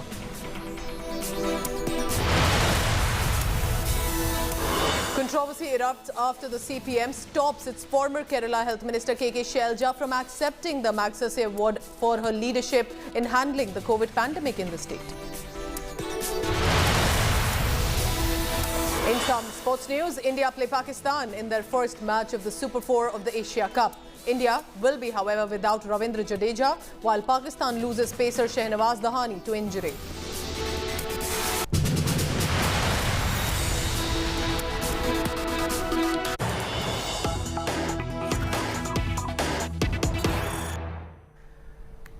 The insensitivity of the politicians, even the ones in power, again surfaces, this time in Jharkhand. Chief Minister Hemant Soren's heartless remark on the Dumka victim. Soren has said, and I quote him here, "Ye hota rehta hai. This keeps happening." And this, remember, is in the background of another tribal girl who has been found dead and hanging. And a man has already now been mentioned in the FIR, the accused name as well. Arman Ansari has been the accused. But Chief Minister Soren literally appears to be normalizing a ghastly crime. To say, "Ye hota rehta hai" means what, Chief Minister Soren?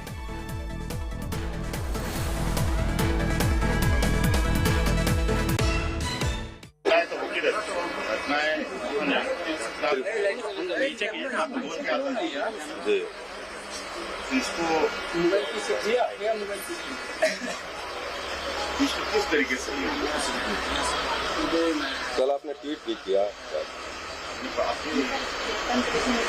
हमने अपनी जो सोच थी आप लोगों And this, remember, has been previously as well. There have been netas, even chief ministers across different states who appear to be normalizing the murder of girls and rapes of these girls and well. And this time, Chief Minister says, "Ye to hota rehta hai." This loosely translated, this keeps happening. But the question is, why does this keep happening? Why are the girls being raped and murdered? And in this case, the girl's body found hanging from a tree. Right now, a name has surfaced in this case. But the question is, why shouldn't the Chief Minister say, "We will ensure that the accused are arrested and no other girl suffers"? Why would he want to say, "This keeps happening"? We'll try and get further details on that. But the question is, क्यों होता रहता है Chief Minister Soren, and क्या होता रहता है is also the question that you as a Chief Minister needs to rather ask.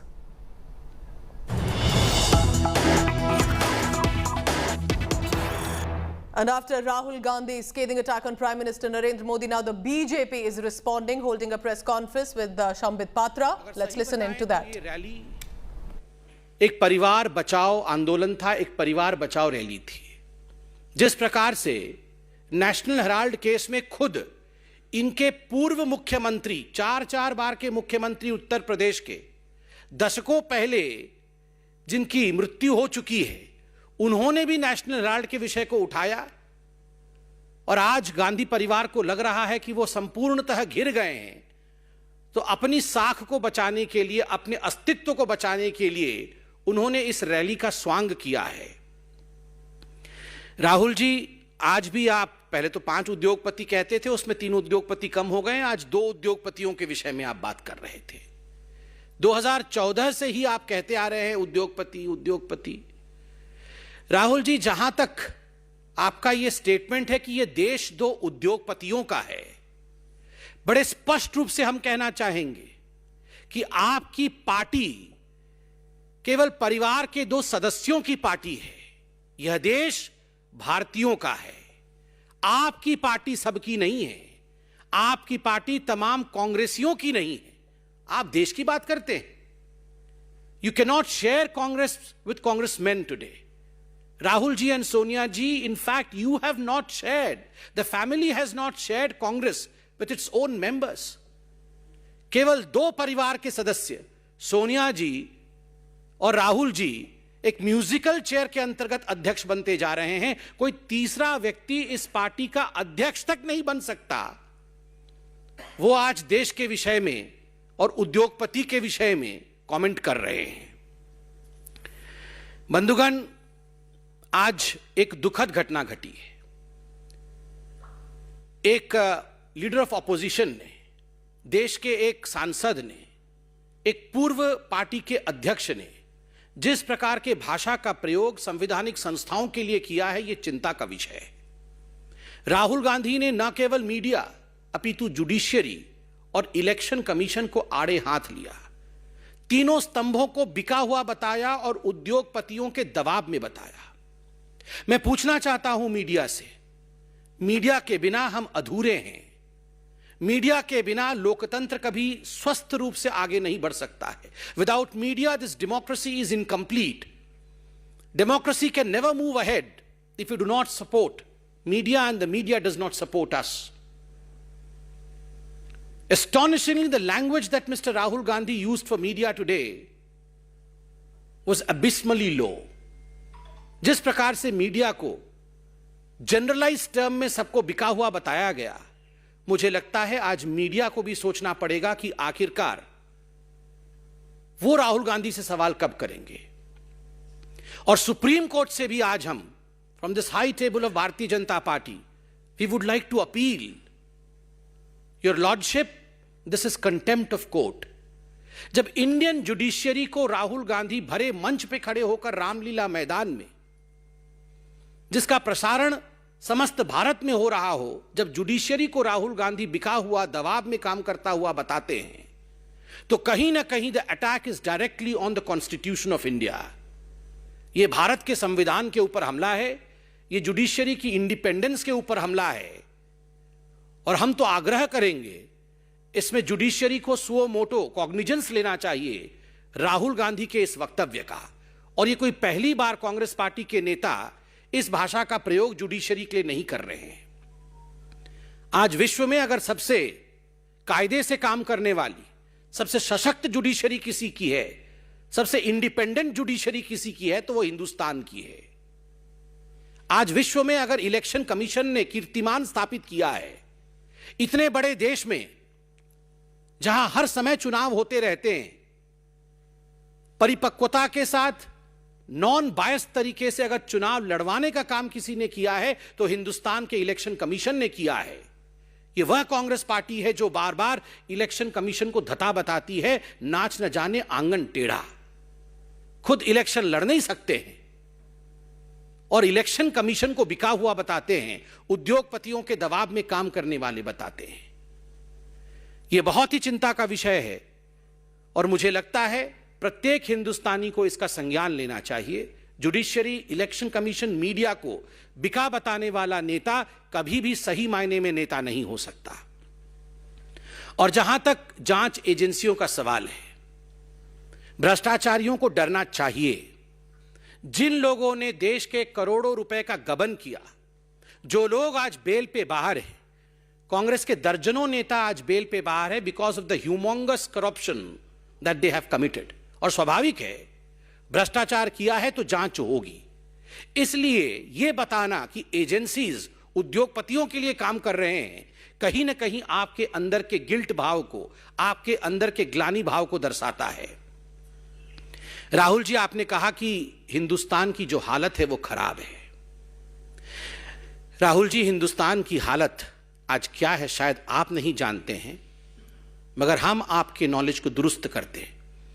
let me enlighten you as to what is the condition of India today. Only a couple of days ago, we got the good news that while India was celebrating Azadi Ka Amrit Mahotsav and while we were celebrating 75 years of our independence, India surpassed United Kingdom economically. Today, we are the 5th largest economy of the world. आज हम विश्व के 5वें सबसे बड़े आर्थिक स्तंभ हैं, आर्थिक जगत है। हमने ब्रिटेन को भी परास्त किया है। आज ब्रिटेन 6ठे नंबर पे है तो भारतवर्ष आज 5वें नंबर पे है। याद करिए राहुल जी, आपके समय एक ऐसा वक्त आया था जब भारत फ्रजाइल 5 इकोनॉमी में काउंट होती थी। We were the fragile 5 economy under Dr. Manmohan Singh and Sonia Gandhi. India has come feats forward under the leadership of Prime Minister Narendra Modi. अभी चंद दिनों पहले इस तिमाही का ग्रोथ रेट सामने आया है, जब पूरे विश्व में कोरोना पैंडेमिक को लेकर एक माहौल बना है। Economy is sliding across the world, growth rates are sliding across the world. We can proudly state today, आज हम गर्व के साथ कह सकते हैं 13.5% आज भारत का ग्रोथ रेट है। ये नतीजे अभी आए हैं। Probably Rahul Gandhi is unaware of these results because anything that is good about India, Rahul dislikes it. Bharat के विषय में कुछ भी अच्छा होता है वो राहुल गांधी को पसंद नहीं है। ब्लूमबर्ग तो राहुल गांधी आप जानते ही होंगे, भारतीय कंपनियों के नाम तो आप नहीं जानते मगर ब्लूमबर्ग को तो जानते होंगे। अभी चंद दिनों पहले ब्लूमबर्ग ने कहा कि India will never go into recession. Bharat कभी भी रिसेशन में जा नहीं सकती है because of basics are strong. Under the leadership of mister Narendra Modi, हमारे प्रधानमंत्री के नेतृत्व में भारत इस प्रकार से सशक्त हुआ है कि हम कभी भी मंदी की तरफ गति नहीं करेंगे। और आप कह रहे हैं हिंदुस्तान की हालत खराब है। कोरोना के बावजूद हिंदुस्तान ने जिस प्रकार अपने आप को संभाला है, यह अपने आप में बहुत बड़ी बात है। आपने पाकिस्तान, चाइना, इनके विषय में बात की। 5-6 बार चाइना चाइना चाइना किया। चाचा नेहरू ने कितनी जमीन दी थी, मैं उस राजनीति में अभी जाना नहीं चाहता। राहुल जी, जब डोकलाम स्टैंड ऑफ हुआ था तब आप चाइना के अधिकारियों के साथ टेंट के नीचे रंगे हाथ पकड़े गए थे और आज आप चाइना चाइना कर रहे हैं, पाकिस्तान कर रहे हैं। जब सर्जिकल स्ट्राइक होता है, एयर स्ट्राइक होता है, तो आप उस सर्जिकल स्ट्राइक को धता बताते हैं, आप उसे खून की दलाली बताते हैं और आप अपने एम्बेसडर मणिशंकर अय्यर को पाकिस्तान भेजते हैं, जहां जाके मणिशंकर अय्यर कहते हैं मोदी को हटाना होगा, सरकार भारत में गिराना होगा और पाकिस्तान को हमारा साथ देना होगा, और आप नफरत और क्रोध की राजनीति का विषय उठाते हैं। शर्म आनी चाहिए राहुल गांधी आपको।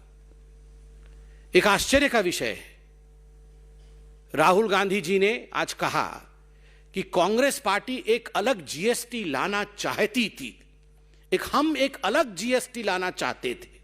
वो जीएसटी भी अलग लाना चाहते थे, वो राफेल भी अलग लाना चाहते थे, वो आईएनएस विक्रांत भी अलग कमीशन करना चाहते थे, वो हिंदुस्तान की आर्मी के लिए बॉर्डर में भी रोड्स कंस्ट्रक्ट करना चाहते थे। मगर 70 वर्षों तक सत्ता में रहने के बावजूद ये सब केवल वो चाहते थे, हुआ कुछ नहीं, क्योंकि कमीशन खा करके ये सारे काम डस्टबिन में चले जाते थे। Your performance was zero, you lived only in selling dreams, केवल सपनों को बेचना। दादाजी कहते थे गरीबी हटाना है, नानी जी कहती थी गरीबी हटाना है, पिताजी कहते थे गरीबी हटाना है, माताश्री कहती थी गरीबी हटाना है। मगर आलम यह था कि 2014 से पहले 22% लोग भारतवर्ष में गरीबी रेखा से नीचे थे और आज 12% लोग इस गरीबी रेखा से ऊपर उठ चुके हैं, और जो लोग गरीबी रेखा से नीचे रहते हैं वो अब 10% रह गए हैं।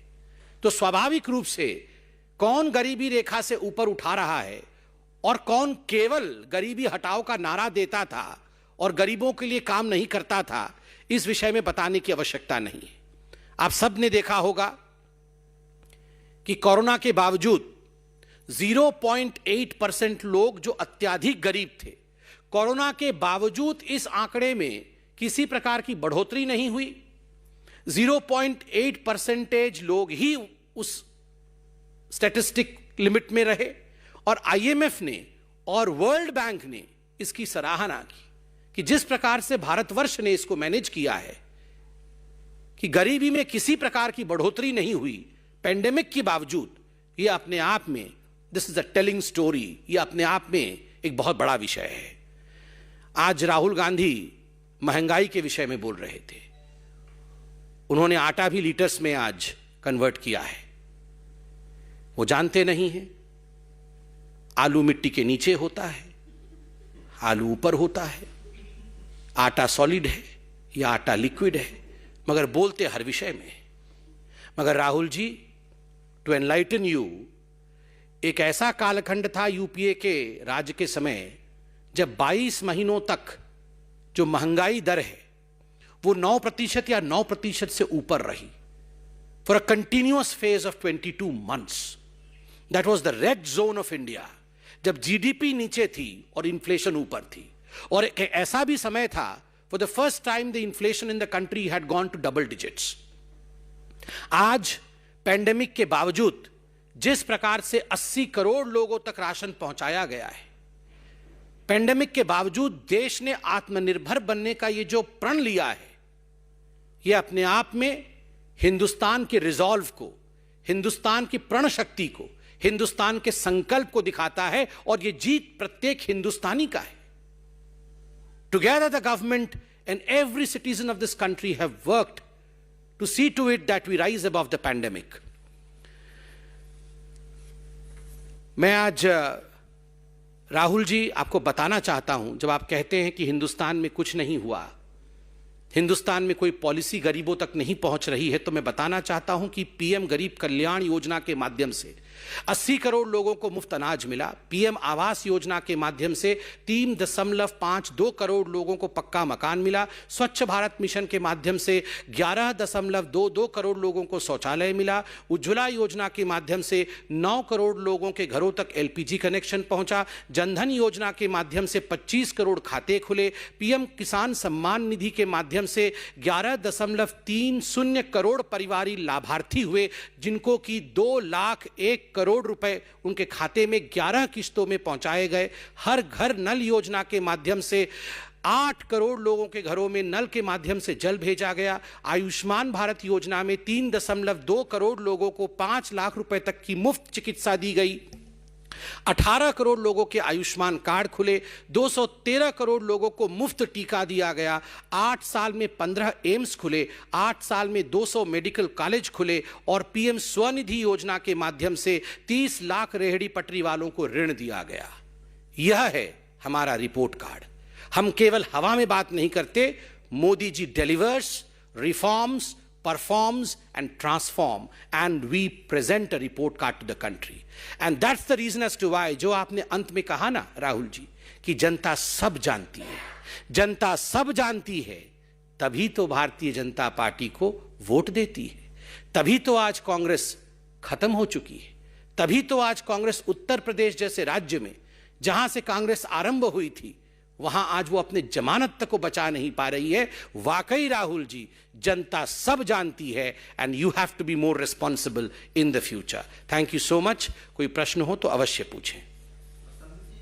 राहुल गांधी की लास्ट विपक्षी को एकजुट करेंगे, आरएसएस और बीजेपी को हराना, इसके साथ साथ सभी विपक्षों को एकजुट करेंगे दिल्ली जाकर के, और सभी एकजुट होते हैं। The Bharatiya Janata Party spokesperson Dr. Shambit Patra, he is taking on Rahul Gandhi. कि विपक्षी जो है वो एकजुट हो जाएं, तो ये एकजुट करने वाला काम मोदी जी, नड्डा जी और अमित शाह जी तो नहीं करेंगे। ये एकजुट करने वाला काम उन्हीं को करना पड़ेगा। तो क्या कारण है एकजुट नहीं हो पा रहे हैं? हम रोके हैं उनको एकजुट होने से। और आप बताइए, 2014 से एकजुट होने का जितने भी इनको हथकंडे अपनाने थे, 2 अच्छे लड़के, आप याद करिए किस प्रकार से बुआ और बबुआ, ये सारे इकट्ठे तो हुए थे। तो उसके बाद भी जो, और सारे हाथ पकड़ करके बंगलुरु में खड़े भी हुए थे, उसके बाद भी क्या हुआ वो आप सबने देखा है। और वैसे भी जिसके पास कांग्रेस जाती है उस पार्टी का क्या हश्र होता है यह भी आप लोगों ने देखा है। क्या हुआ समाजवादी पार्टी का, साइकिल आज तक नहीं चल पा रही है।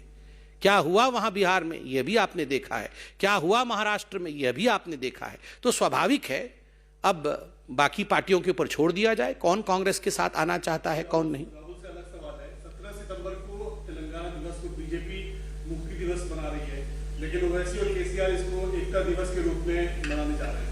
इस पे कोई कमेंट नहीं, इस पे कोई कमेंट नहीं, इस पे Telangana youth and also saying that Rahul Gandhi is making these absurd allegations against the government. BJP wanting to hit back. This, remember, with the mega show of strength that Rahul Gandhi did manage today in the national capital Delhi, and one by one sharp attacks specifically targeted at the Prime Minister Narendra Modi, and the allegations primarily ranging from unemployment to hate being spread across India. आप मुझे दिखाइए उन्होंने बोलने की कोशिश कब की।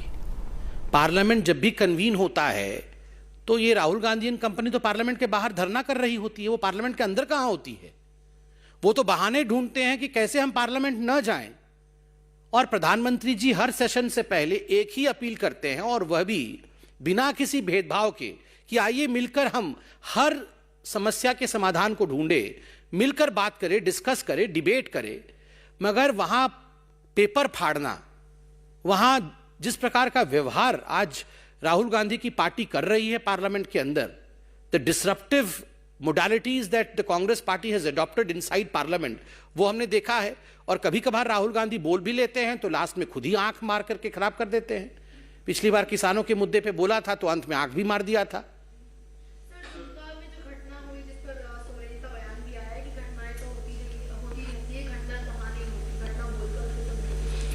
नहीं, देखिए, दुमका में जो घटना हुई वो बहुत ही संवेदनशील घटना है।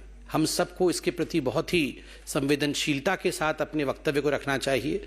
अगर सोरेन साहब ने इस प्रकार का वक्तव्य दिया है तो मैं इसका खंडन करता हूं। ये बहुत ही गलत विषय है, इस पे उन्हें माफ़ी मांगनी चाहिए। ये इस प्रकार से घटना होती रहती है, हुआ तो हुआ, ऐसे भाषा का प्रयोग उचित नहीं है। Thank you so much.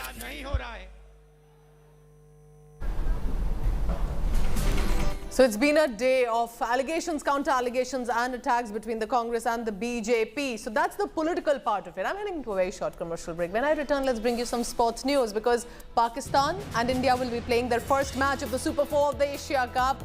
India is without all-rounder Ravindra Jadeja, while Pakistan loses pacer Shahnawaz Dahani to injury. But let's get you what is expected with this mega Super 4 coming up.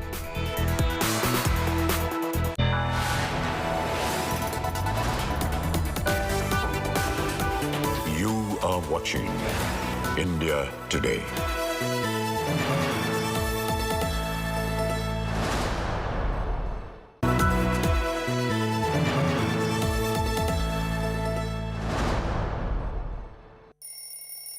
I'm the early bird who gets the news. The fresh morning air is my energizer. With me around, there are no dwindled dawns,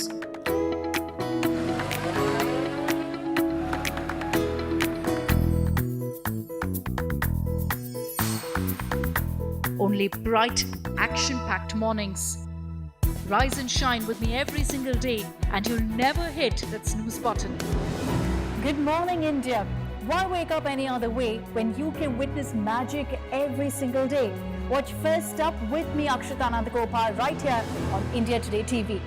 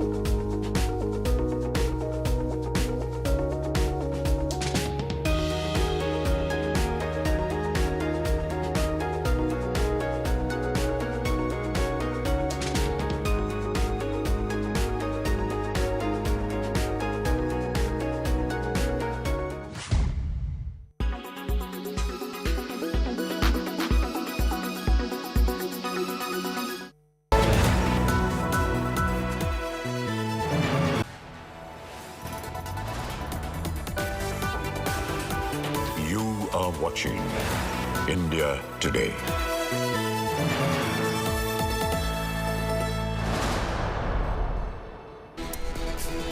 A shocker has come from Uttar Pradesh. This time, a cow protector who had made a video of brutality against cattle has allegedly been killed in Uttar Pradesh's Kanpur. The body of Rajesh Dwivedi was found dangling near a temple under mysterious circumstances. The victim had recently shared a video with the local police. His family has said that Rajesh was killed for taking up the case of horrifying atrocities on cows. Rajesh had been getting threats after he made the video exposing some local youth. His family points to injury marks on Rajesh Dwivedi's body, saying that he was brutally beaten up. A police force has now been deployed after the incident also has created communal tensions in the area.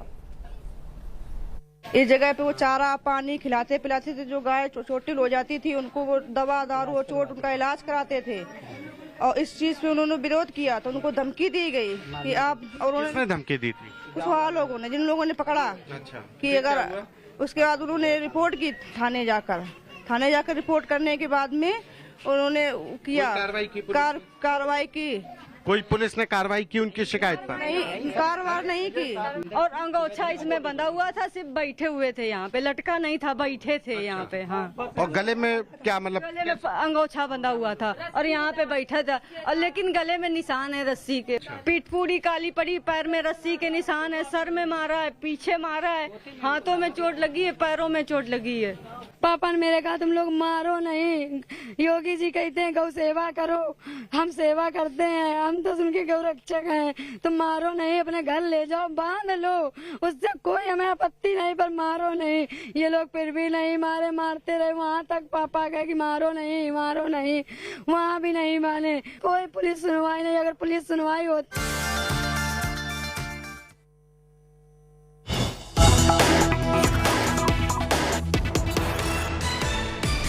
Some tragic news coming in. As per the PTI, the Press Trust of India, Cyrus Mistry, the former Tata Group chairman, has died. The PTI said, I quote her, the agency here, Cyrus Mistry dies in a road accident at Maharashtra's Palghar, which is near Mumbai. So this is, remember, tragic news coming in. Cyrus Mistry is the former Tata chairperson, and this is a developing updates that we have got for you. We'll try and get further details into exactly what happened with this tragic accident. But what we are being told right now is that Cyrus Mistry, former Tata chairperson, group chairman, has been killed, and this in a road accident at Maharashtra's Palghar. What exactly led to that terrible accident? I'll try and get further details. But it's a tragic news coming in that Cyrus Mistry, the former Tata chairperson, has passed away. Remember, he had also been embroiled in a mega court case also with regard to the Tatas. But as of now, the shocking news coming in that we can confirm to you that Cyrus Mistry has died in a car accident.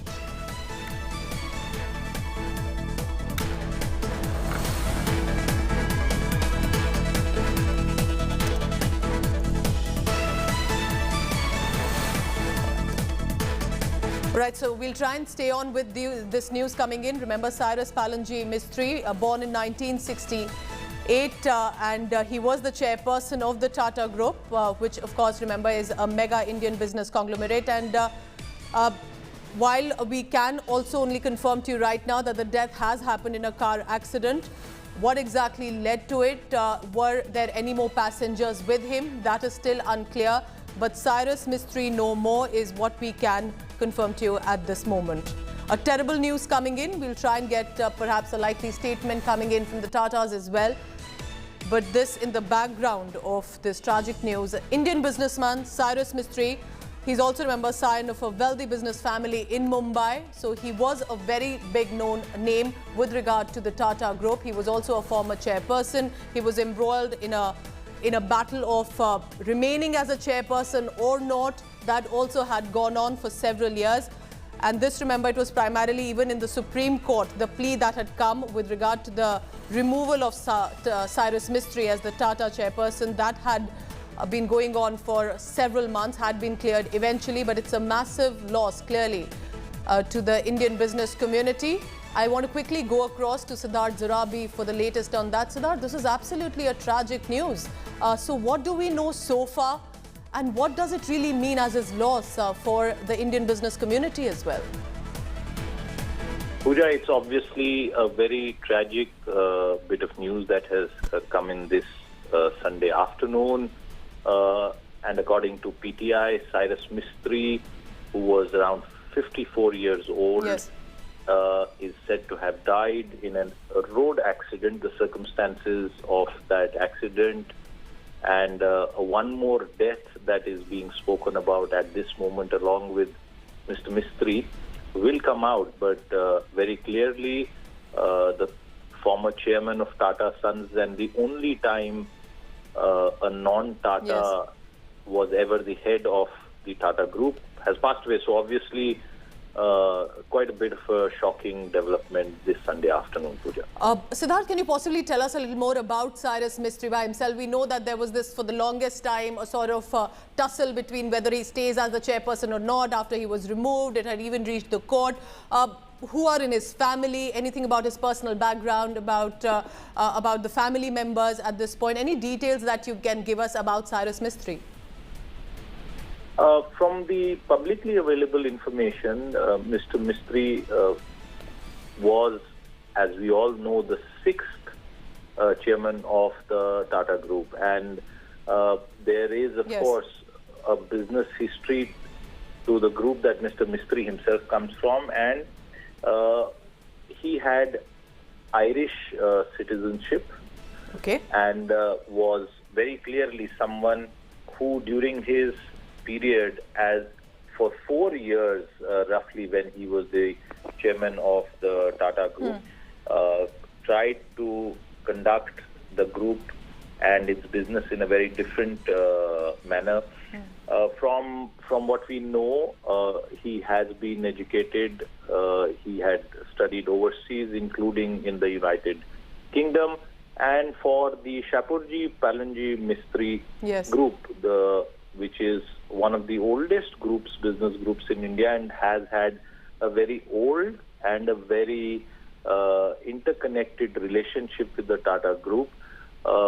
Two businesses that are part of storied Indian corporate culture, and which were set up in the times when Bombay and the Parsi businessmen, as Yes. some would like to describe them, had a very significant role to play. It's part of business folklore as to what happened, the fallout, and how Mr. Cyrus Mistry was evicted in a way from Yes. the Tata Sons chairmanship, and then subsequent developments. But that's perhaps for some other time. But very clearly a loss for his group, for his family, and in some ways also a rather tragic turn of events ever since Mr. Mistry hit the headlines in some ways several years back after the ouster from the Tata Group. So born to a Parsi family, has been living in Maharashtra. But Siddharth, for many who may not be aware about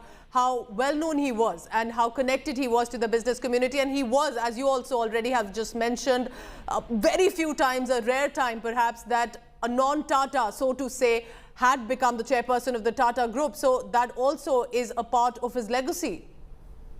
Well, that's absolutely right. And, his legacy in trying to reshape the Tata Group, and the reasons for which non-Tata came to the fore are again part of business. But for the wider sort of public, for the consumers of the Tata Group, salt to software conglomerate and India's largest, most storied industrial empire, Mr. Mistry represented a very clear move away from promoters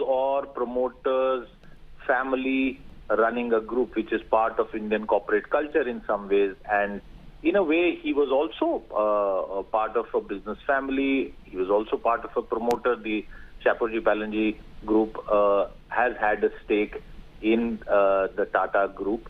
But he did not come across as someone who was a founder's appointee. He was in many ways his own person, and that is what he tried to do in terms of changing the culture in the Tata Group, Tata Group, which because of its history, because of its long business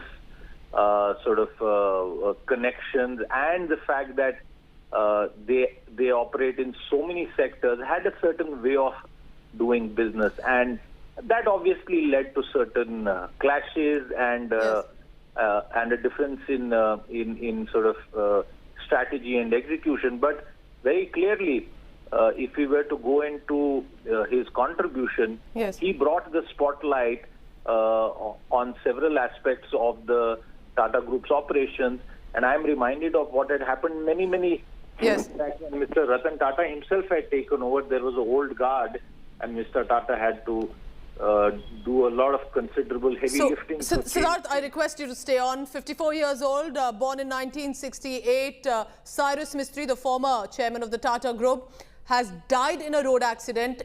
We're trying to get details about what exactly happened. It's a terrible loss for the business community in the country and worldwide.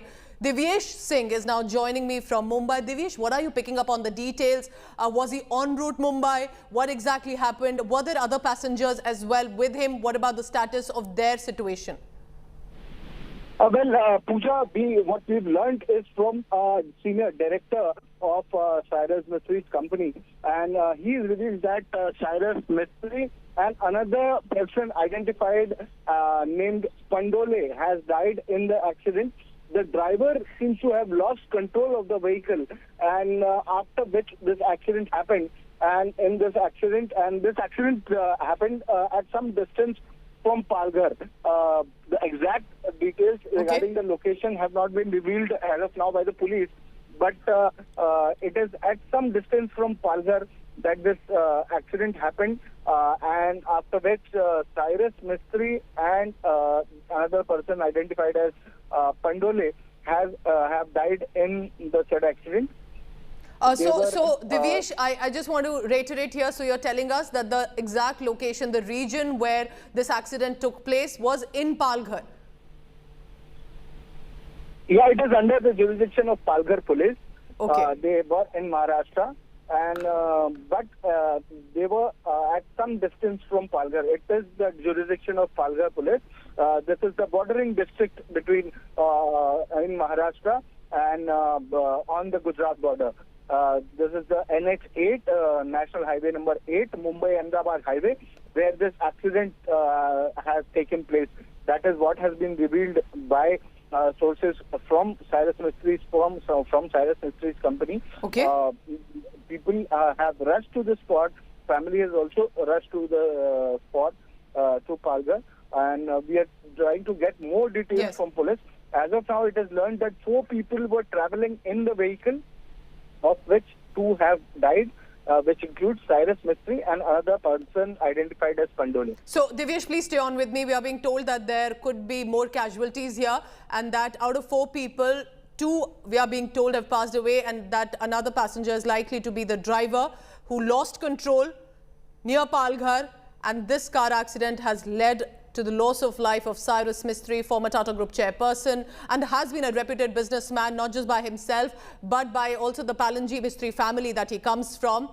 He had there had been massive valuable contribution for the business community by Cyrus Mistry. Apart from, of course, the recent controversy that he was embroiled in with regard to being the chairperson, but Divyesh is trying to get us the details, and we do understand it's a developing story. We are only putting out not any conjecture, but only confirmed information that's coming in either from the company of Cyrus Mistry or from our reporters on the ground. So we can only tell you right now that there were 4 passengers in the vehicle, including the driver, and Cyrus Mistry and 1 more individual, likely the driver, we are being told, have lost their life, while the other 2 have been rushed to the nearby hospital. Divyesh is back with us. Divyesh, any details about at what time did this incident happen? What we are being told, Pooja, is that the accident took place around 2 hours ago, 2 hours from now, and that is when the driver lost control of the vehicle in which Cyrus Mistry was traveling. Another senior official of the Shapoorji Palanji Group was traveling with Cyrus Mistry. That is what we are being told. CEO level officer, CEO level person employee of the company was traveling along with Cyrus Mistry. That is what we are being told. But we are yet to get more details regarding the people, their names and other details regarding who were traveling in this particular vehicle, who are the people who are traveling. And as of now, as we had earlier confirmed, that Cyrus Mistry and Pandole are the two people who are casualties of this accident. And we are trying to get more information on this. And Divyesh, is it correct, because with some information coming in that Cyrus Mistry was traveling in this vehicle with 4 people, including the driver, from Gujarat. So Gujarat to Mumbai is where they were traveling, and then this accident took place? The information that the primary information that we received is that he was traveling towards Mumbai. And the accident took place beyond Palghar. It is not exactly in Palghar, but beyond Palghar. It is within the district, but beyond Palghar, in the border areas between Gujarat and Maharashtra. That is where the accident has taken place.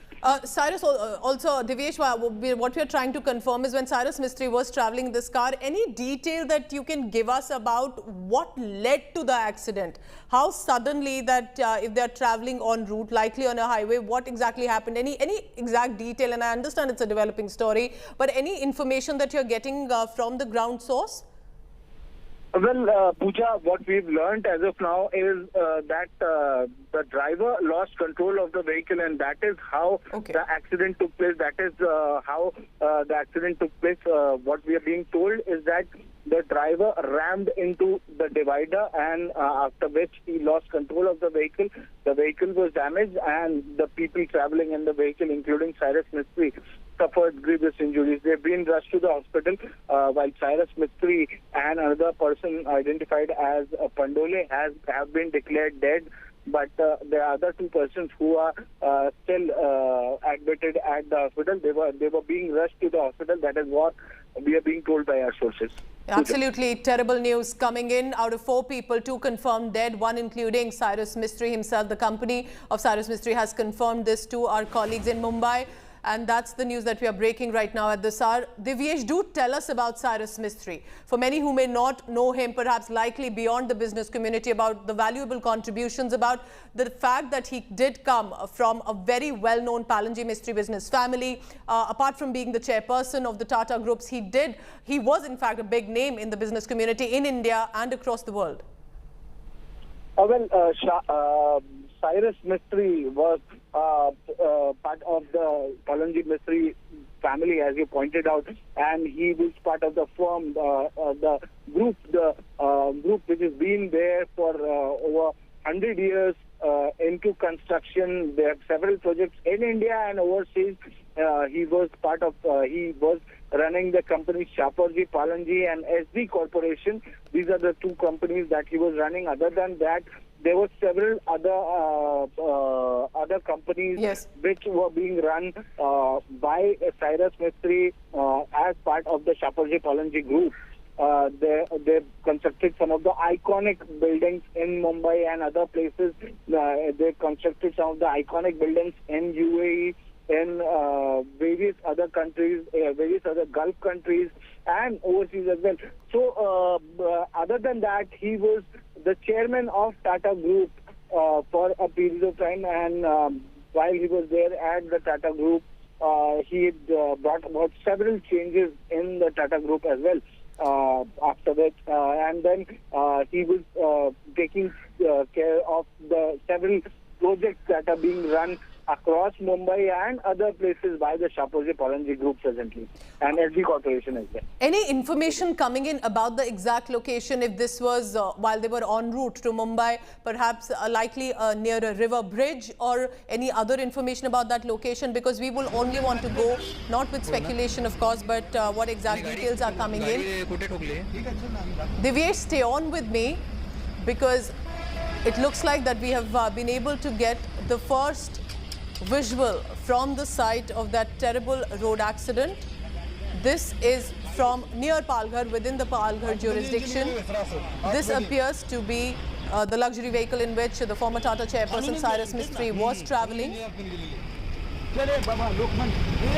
4 individuals were travelling in this vehicle, out of which 2 have been confirmed dead by our reporters on the ground. We'll try and get details about the exact location and what exactly led to this incident. But as we can see, looking at this vehicle, it's a strong collision that appears to have happened, where we can see that the front part of the vehicle, including the engine area, is completely damaged. And even the front 2 seats where the driver and the passengers sit, completely crushed. The police personnel deployed on the location are trying to document all possible evidence of this vehicle. This is the first visual on your screen coming in from near Mumbai, where the terrible accident has taken place. This is in Palghar, where Cyrus Mistry, while en route Mumbai, has died in a road accident. One more casualty has also been confirmed. We are being told by reporters that the driver appears to have lost control. But look at the damage that has happened. We can see that the airbags also coming out, which means it must have been a massive collision that has led to even the airbags of the vehicle to have popped out. But tragically, it could not save the life. And as it appears from the vehicle, that there has been massive damage, not just to the car, but also to the passengers. 2, we are being told, have been rushed with injuries to a nearby hospital. But the 2 sitting right in the front vehicle, take a look at the damage to the car. But there could have been at least some hope with the airbags, but that also was not enough. That means this must have been a terrible and a very strong accident, a collision that took place with this vehicle.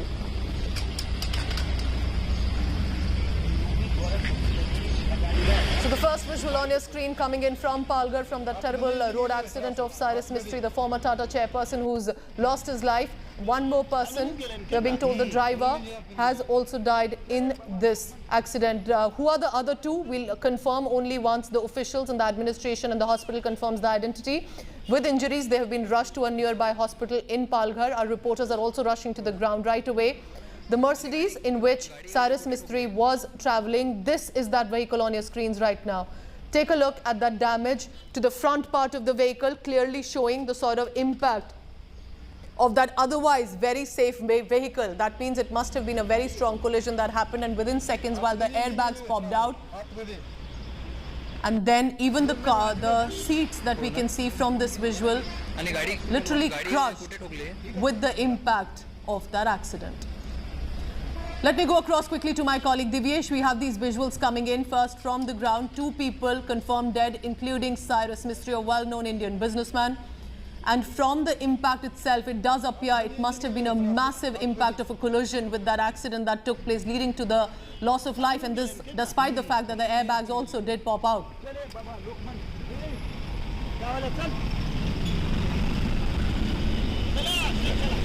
Divyesh, can you hear me? Hello, Pooja. Yes, go ahead, please. Pooja, what we learned is that the driver lost control of the vehicle and banged on the divider, and after which this accident happened, after which this collision happened. It seems this is primary information. We are yet to get more details. This will only be confirmed after the vehicle is properly inspected by the RTO and police officials. Technical evaluation is done, but primarily what police sources are telling as of now is that the vehicle could have been at a very high speed, and that is why the collision happened, and collision led to death of 2 persons, including Cyrus Mistry and another person said to be the driver of the vehicle, identified as Pandole, and this was near Palghar. This was at some distance from the Palghar district headquarters, where this accident has happened. And this vehicle, which they were traveling, there were 4 people traveling in the vehicle, including Cyrus and the driver. 2 others have been rushed to the nearby hospital, and they've also suffered serious injuries. But they are alive right now, and it is being said by the police sources that they are being treated at the hospital, but they've also suffered serious injuries. All right, please stay on with me, because Divyesh is trying to speak to as many sources on the ground, including the officials that are giving us the details. And what we can tell you right now is that what the local police are telling us, that the car, which was a Mercedes MH number, which is Maharashtra, crashed into a divider near Sharoti on a bridge. on a bridge likely adjacent to a river. There were 4 people traveling. 2, including Cyrus Mistry, have been confirmed dead. Our reporters can confirm that 2 people, including Cyrus Mistry, have lost their life. The other 2 out of 4 with injuries have been rushed to a hospital. And Divyesh, it's very tragic to even be looking at that vehicle, because Mercedes, with its safety standard, with the airbags, is believed to be a safe vehicle. But that means that the accident must have been so strong with the impact or the collision that it has led to the loss of life of 2 people out of 4. We'll try and ascertain who the other 2 are, and we'll give out names only once it is officially confirmed to us. They are injured. They have been rushed to a nearby hospital in Palghar. Our reporters are also rushing to the ground to help us assess the situation. But what a terrible tragedy. Cyrus Mistry confirmed dead in a road accident en route from Ahmedabad to Mumbai. The first visual on your screen that India Today has confirmed and brought to you is the impact. Take a look. No space left between the passenger sitting on the front vehicle and the driver, and where the airbags have popped up. As you can see, the leg area completely crushed and has been literally pulled in. So we can imagine the impact of that terrible road accident that has taken place in this vehicle with 4 people. But of course, we can already see on social media the condolences that are pouring in from people who have known Cyrus Mistry personally, as family and friends, those who have, of course, worked with him in the business community. He was a very popular business person coming in from the Palanji Mistry family, and the only Tata to have become the chairperson, even if for a brief time, with the Tata group. That did later was a matter that reached the court as well. But that apart, a massive loss to the business community, and our prayers to the family of Cyrus Mistry. We're trying to get an official statement from the company as well, but it is Cyrus Mistry's company that has confirmed the death and have also given out some details about the accident that took place there in Palghar.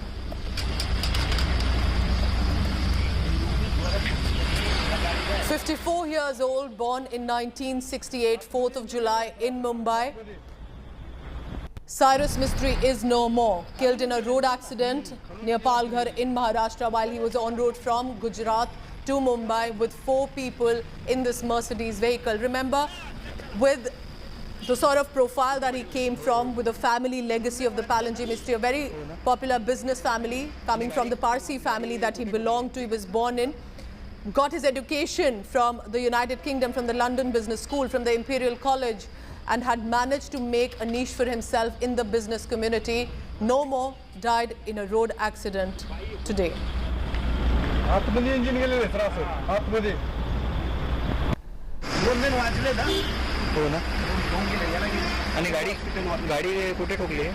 So, just to give you a background till we connect our reporters as well about Cyrus Mistry. He had joined the family construction company Shapurji Palanji and Co-Limited as a director in 1991, then became a managing director as well, and has been a part of the group, and then became the chairperson of the Tata Sons of the Tata Group. He has been one of the top known, one of the most important industrialists, and this is not just about India, but even in the United Kingdom, he had managed to make his mark, and therefore is definitely known in the international quarters in the business community as well. It was in 2006 actually that he had joined the Tata Sons on the board, and his father had also been a part of it. But to have become a chairperson for Cyrus Mistry of the Tata Group was also a big decision that had been taken. We're trying to get some details about the family, but remember, this is a developing story. It's a sensitive story, so I will only put out information that's an absolutely confirmation coming in from either our reporters or the administration, because we are being told 2 people who have survived this crash with injuries have been rushed to a nearby hospital. With an Irish citizenship, Cyrus Mistry and his family had made a mega mark in India's business community. Whether it was the Shapurji Palanji construction company or whether with regard to the Tata Group, his contribution has been well known. And today it comes as a tragic, terrible loss for the business community to know that Cyrus Mistry, one of their own, one of the popular and well-known business person, is no more, has died in a road accident. And just take a look at that Mercedes in which they were traveling. Look at the impact between the front seats that the driver and the passenger was sitting in, and the impact with regard to the front area of the vehicle, the engine completely damaged. Can only imagine the collision that must have happened. The impact of the accident so big that even the airbags popping out could not possibly save the life of the two people sitting right in front. Terrible, terrible tragedy coming in from Maharashtra right now for having lost one of the very popular business persons, Cyrus Mistry. Even the legal fight with the Tata Group hadn't deterred him. He had gone on to continue with work even after he had, as many called it, evicted from Tata Group. But even when he was not the chairperson anymore, his work continued to be acknowledged across the country and across the world, specifically the United Kingdom. These are some previous visuals of Prime Minister Narendra Modi interacting and meeting Cyrus Mistry. Let's listen in to the top police official speaking in Palghar on this accident. Cyrus मिस्त्री और उनके साथ 3 लोग गुजरात से गाड़ी से मुंबई की तरफ जा रहे थे। तो सूर्या नदी की रिवर में जो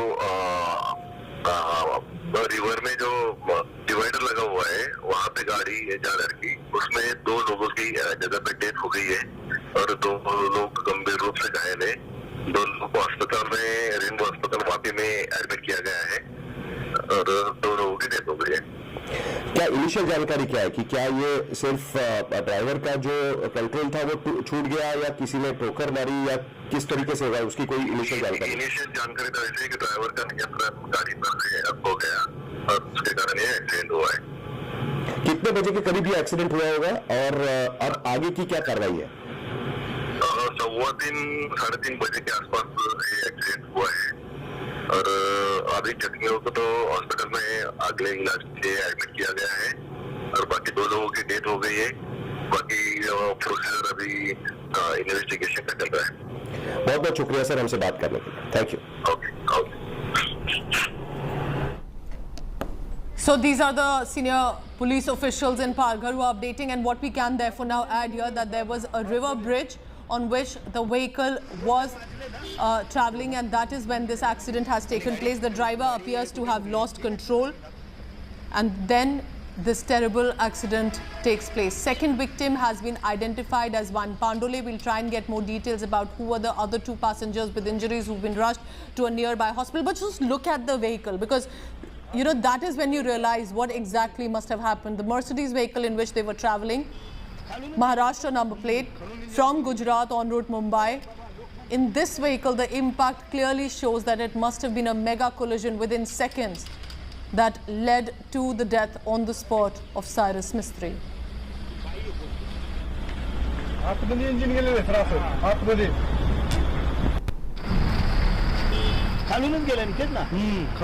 So we do not yet can confirm about what was the collision with. Was it a vehicle? What exactly happened? How did he lose control while on a highway en route Mumbai? But we'll try and get details as well. But you know why this is a big story, apart from the fact that this has been a tragic accident. Remember, we are talking about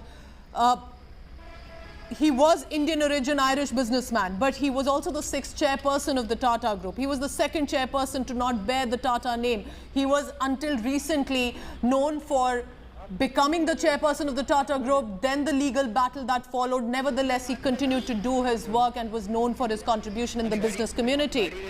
He assumed the post of Tata chief in December 2012. We are being told that he owned at least 18.4% stake in the Tata Sons. His net worth nearly $10 billion. And also, Cyrus Mistry was a member of the National Integration Council. Cyrus Mistry, no more, dies in a tragic car accident, but non-stop condolences are pouring in from whether the business community or anyone who personally or professionally knew Cyrus Mistry. Let's go across quickly to Sahil Joshi with all the latest on this. Sahil, absolutely terrible, tragic news coming of the car accident. You've spoken to the senior cops. What exactly are the details that you're getting us? We're looking at the impact of the car and we clearly realize it must have been a mega collision impact. Well, of course, the cops are saying that right now the initial information what they have got is that this has happened at around 3 to 3:15 p.m. in the afternoon. They were returning from Udwada from Gujarat. They're not yet sure whether who was driving the car. There is another person with Cyrus Mistry named Mr. Pandole with him. Whether it was Cyrus Mistry who was driving the car or Mr. Pandole was driving the car is not yet known to us. But whoever was driving the car lost his control over the car, and then it got hit on the bridge on the river Surya near Palghar, and because of that high impact, the two people sitting on the front seat, died in the accident, whereas the people who were sitting on the back seat have been gravely injured. They have been immediately taken to the Vapi hospital at this point of time, and the rest of the investigation is on, is what the police has said. But it has come as a completely shocking incident. A lot of senior leaders are tweeting about this. Supriya Sule was the first one to tweet saying that she lost her personal friend. Eknath Shinde, the Chief Minister of Maharashtra, has also given an official reaction with respect to that. But at the same time, various other people, including Piyush Goyal and others, have also tweeted with respect to the incident. It has come as a completely shock to a lot of people. Yes. Today is a Visarjan in Maharashtra, plus Sunday. Yes. So it, a lot of people keep visiting areas in Dahanu and Udwada area. So these people were also visiting Udwada and coming back from Udwada is what we are hearing. Even people from Shapurji Palanji company are also visiting the spot at this point of time. Okay. They have been immediately asked to go there. So they are also be reaching there. It's almost around 2.5 hours from Mumbai. So we'll have to wait and see what... Sahil, Supriya Sule was one of the first to actually put it on social media, and she said, I quote her here, "Devastating news. My brother Cyrus Mistry passed away. Cannot believe it." This also goes on to show that for many like Supriya Sule, that this was like a family member. This was not just someone they had known professionally, but clearly someone they knew as a family as well. And to use the term brother clearly reflects also about the association they had. Well, of course, he's born into a Parsi family in Bombay, in Mumbai, and brought up in Mumbai, went to school in Mumbai, being part of the Shapurji Palanji group since 1991. He was a director of on the company, and eventually in 2012 he was made chairman of the Tata Sons. He holded that position till 2016, but he is known to be a Bombay guy. He a Bombay boy. He is Yes. A lot of people in Bombay know him personally. There's a Shapurji mention in Malabar Hill in Mumbai where he used to reside. So we are expecting a lot of tweets and reactions. Most of the reactions will be completely shocking because this was completely... Sahil, I understand this is a developing story, but because he was such a big face with regard to the business community, whether in India or United Kingdom, a net worth $10 billion, we're also constantly getting visuals from the accident spot. Can you give us more details possibly about who else was in the vehicle? Where have they been rushed to? What are the authorities telling you about their health condition? Because 2 confirmed dead, 2 injured. And for Cyrus Mistry to have lost his life has clearly gone as a shock to many people who had known him all these years. Well, the initial information which we have said is that it happened at around 3:15, and they were returning from Udwada in Gujarat, and while crossing the Surya River bridge on near Palghar, near Charoti Junction. The person who was driving the car lost his control over the driving wheel, and the car got hit on the bridge. Due to the high impact, 2 people, including Cyrus Mistry, lost their life in the accident, whereas the 2 people who were sitting on the back seat are gravely injured, and they have been immediately rushed to the hospitals in Vapi. It's easier to reach to areas in Vapi and Valsad from the area where this accident had happened. it must be almost around 150-200 kilometers from Mumbai. So this has come up as a very shocking incident at this point of time. Yes. And the investigation is happening that what exactly transpired this accident. But the initial information, what the police and the visuals, what we Sahil, if I may ask and interrupt you just there for a second, because we have these visuals coming in, and I do want to give a trigger warning to our viewers as well. These are disturbing images because this is the accident site. We can see some visuals as it appears of the injured on the ground. I can see that there's a woman also trying to find some space. She's there and appears to be one of the injured as well. So any details about that, Sahil? But of course, we will only put out what is confirmed. And the impact that appears, as we can see from the first images, right next to a river bridge. Yes. What we are also hearing is that both Mr. Pandole is apparently one of his close friends, and Cyrus Mistry and Mr. Pandole were traveling together along with their wife. Is what we are hearing at this point of time, but we are yet to get confirmation with respect to that, and that explains why the picture of a woman there who is injured in this accident. What the police thinks is that because of the high impact, this must have clearly happened, and as you can clearly see in that picture, that it has hit on the bridge, on the river bridge, and because of that, this has happened.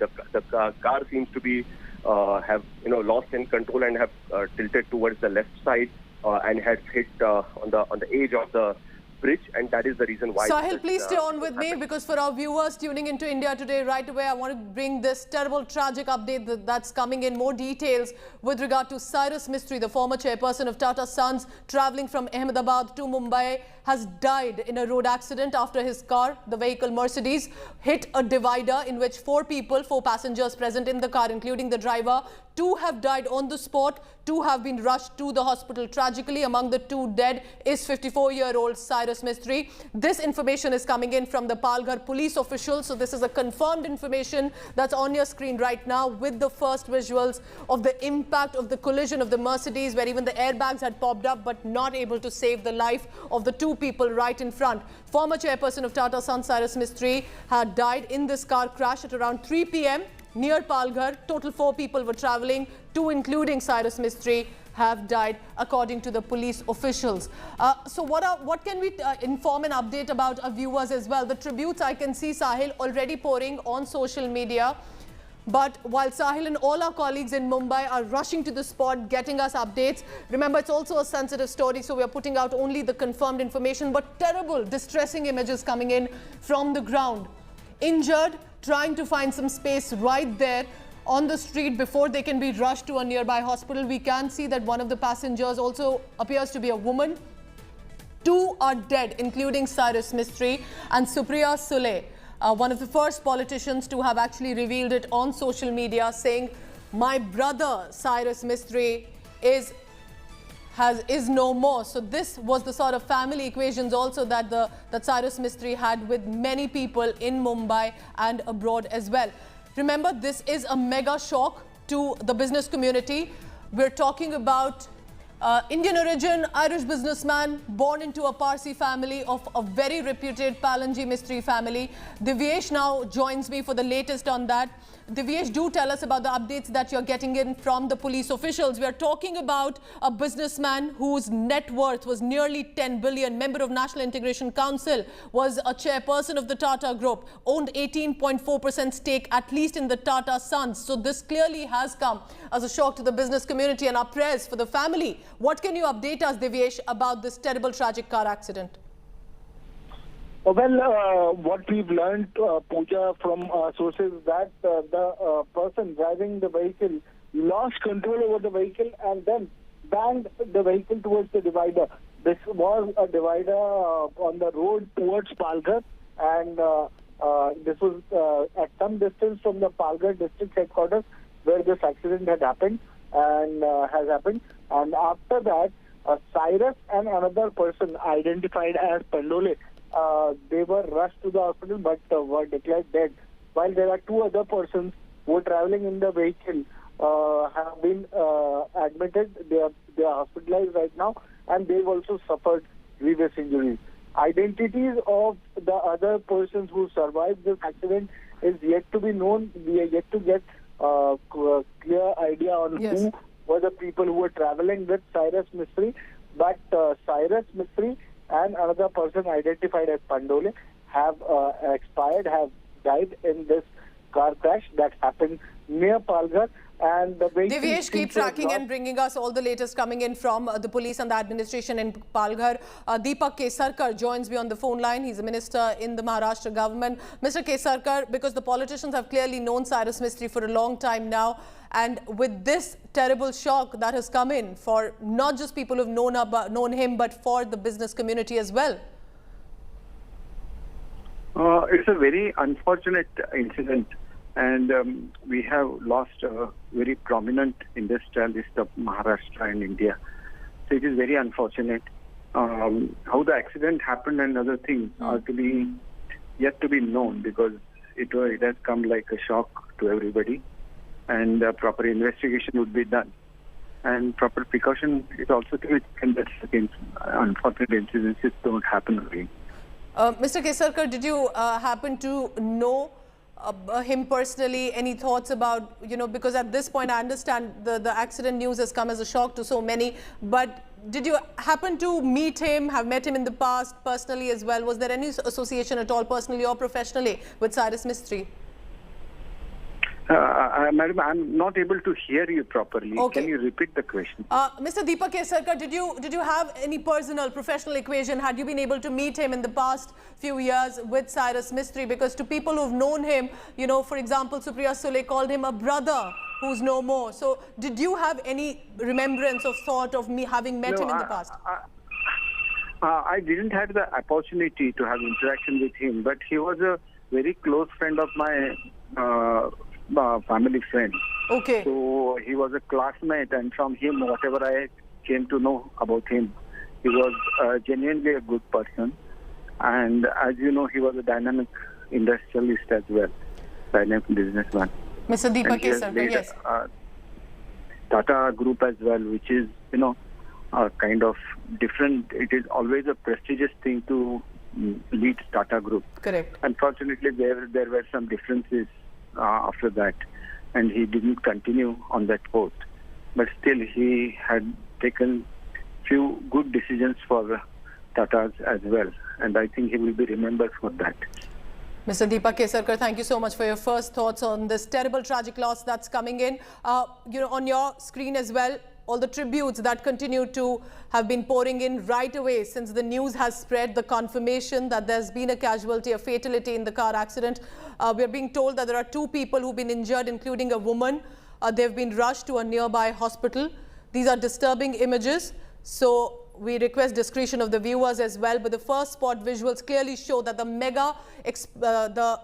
impact of this collision that must have happened, leading to the loss of life within seconds, and 2 grievously injured. Maharashtra Chief Minister Eknath Shinde has also reacted, saying, and I quote him here, "Shocked to hear about the passing away of former Tata Sons chief Cyrus Mistry. Not only a successful entrepreneur, but also was seen in the industry as a young, bright and a visionary personality. It is a great loss. My heartfelt tribute." And this is just one of many, many reactions that are coming in, not just from netas, but also from people from the business community. In fact, I can also tell you, renowned businessman Anand Mahindra has also reacted, and I'm quoting him here. "Hard to digest this news. I got to know Cyrus well during his all too brief tenure as the head of the House of Tata. I was convinced that he was destined for greatness. If life had other plans for him, so be it, but life itself should not have been snatched away from him. Om Shanti." So clearly the ones who had worked with him, had known him personally, are in absolute shock that Cyrus Mistry, 54 years old, is no more, dying in a road accident from Gujarat en route Mumbai. And these are the visuals of the Mercedes vehicle that he was traveling in. The impact so clear, leading to the loss of life of 2 people. Just look at how the seats and the area around it completely crushed, not giving time, even despite the airbags that have popped up, to be able to save the life of these 2 individuals. But we'll try and get you the latest on the update about the injured who've been rushed to a nearby hospital. We are being told that the Palanji Mistry Group's officials have been also rushed to the spot. Our reporters are also on the ground. We'll try and get you the update. But these disturbing images coming in from the river bridge in Palghar, where this terrible, tragic accident has taken place. So from Milind Deora to Sanjay Nirupam, non-stop people have been reacting and are also telling us about their first thoughts with this accident that has taken place. There are some names coming in. We will try and confirm to you about the two other people as well who've been rushed and their exact identities. But this tragic news coming in with the death of Cyrus Mistry has sent shockwaves across people from the political corridors to the business community as well. And just to give you a background about Cyrus Mistry, born in a Parsi business family, Indian origin, Irish citizenship, Cyrus Mistry was returning from Gujarat and has been a member of the National Integration Council, 6th chairperson of the Tata Group. Remember, it was a rarity for a non-Tata to have that position, and Cyrus Mistry had been able to become a chairperson, even though briefly he assumed the post. I remember in December 2012. By 2016, he was voted out. It did become a legal tussle as well between the Tatas and Cyrus Mistry. He owned 18.4% stake in the Tata Sons Group. His net worth of Cyrus Mistry was nearly $10 billion. And not just an Indian businessman with work around the country, but even across the world, specifically in the United Kingdom, Cyrus Mistry was a very well-known businessman, now dead in a tragic car accident.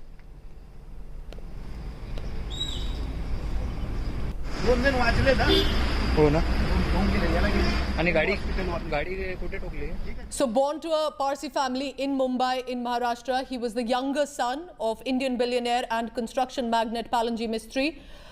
Both his parents, as of course we know, belong to the Zoroastrian faith. They have roots in India, but we're also being told that there was Irish citizenship that Cyrus Mistry had. He does have an elder brother, and one of the topmost business families, specifically with regard to the construction company that he belonged to as a family group, was very well known across the country since mega construction projects had been undertaken by the family. So coming in from a very reputed business family from Maharashtra, but of course known across the world, and now dead in a car accident in Palghar, in fact close to Palghar, on a river bridge. But what exactly happened is still not clear. We are trying to ascertain from the police officials and the administration about what exactly happened at that point of the car accident, that the impact of collision was so bad and so mega that it led to the life immediately on the spot of 2 people, while 2 others have been rushed to the hospital nearby in Palghar. We'll try and get only confirmed information that we can bring to you. Remember, this is a sensitive developing story, but already shockwaves across the country. We're looking at Smriti Irani, Union Minister's a reaction of how it's a shock that has come with regard to Cyrus Mistry's death. An untimely demise, shocked to hear, says Congress leader Shashi Tharoor. Maharashtra politicians specifically, who have known him personally and professionally, have been the first to react. From Priyanka Chaturvedi to Supriya Sule, Nitin Gadkari saying saddened about the demise of Cyrus Mistry. Piyush Goyal says anguished and shocked by Cyrus Mistry's untimely death. Remember, at this point, many who are tuning in right now to India Today, we can only confirm to you that the 2 people who've been dead include Cyrus Mistry and one Mr. Pandole. We are trying to get details about the 2 others, including a woman who you see on your screen. We are believed that she's one of the injured and have been rushed to a nearby hospital. Our prayers to the family of Cyrus Mistry, who must have just got this shocking news. We are being told that the accident took place at about 3 p.m., which is about 2 hours ago. And by the time the visuals have come and the updates coming in from the police as well, we are being told that the 2 are right now being treated at the nearby hospital in Palghar.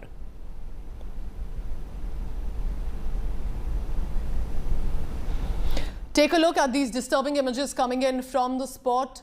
2 people trying to find some space there on the road before they could be rushed to a nearby hospital. But what exactly happened? According to our reporters on the ground, the local police have informed our reporters that a vehicle, a Mercedes MH47 AB6705, which is the Maharashtra number plate, crashed into a divider, a river divider near Sharoti on a bridge. There were 4 people, which including Mistry, 2 have died on the spot. The 2 injured have been rushed to a hospital.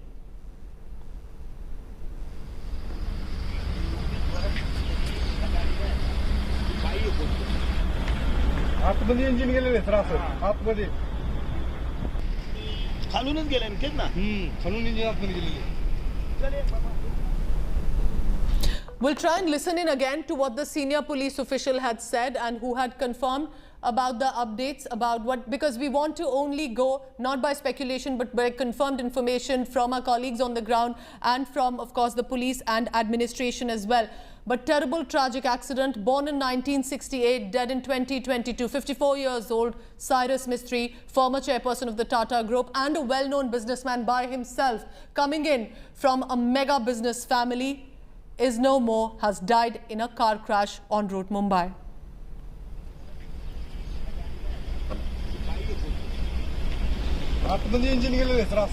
And now even the External Affairs Minister of India, Dr. S. Jaishankar, has reacted, saying extremely shocked by the news of the passing away of Cyrus Mistry. We recall our various interactions over the years. My deepest condolences to the family.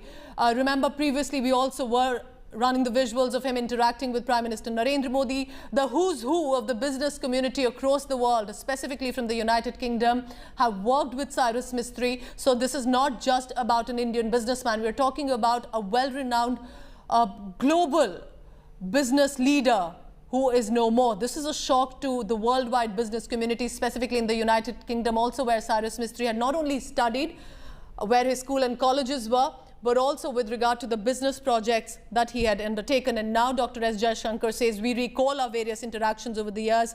My deepest condolences to his family. Extremely shocked by the news of passing away of Cyrus Mistry. I just want to recap for our viewers, for all the reactions that have been coming in from politicians like Deepak Kesarkar to the top police officials who have spoken to India today. Listen in.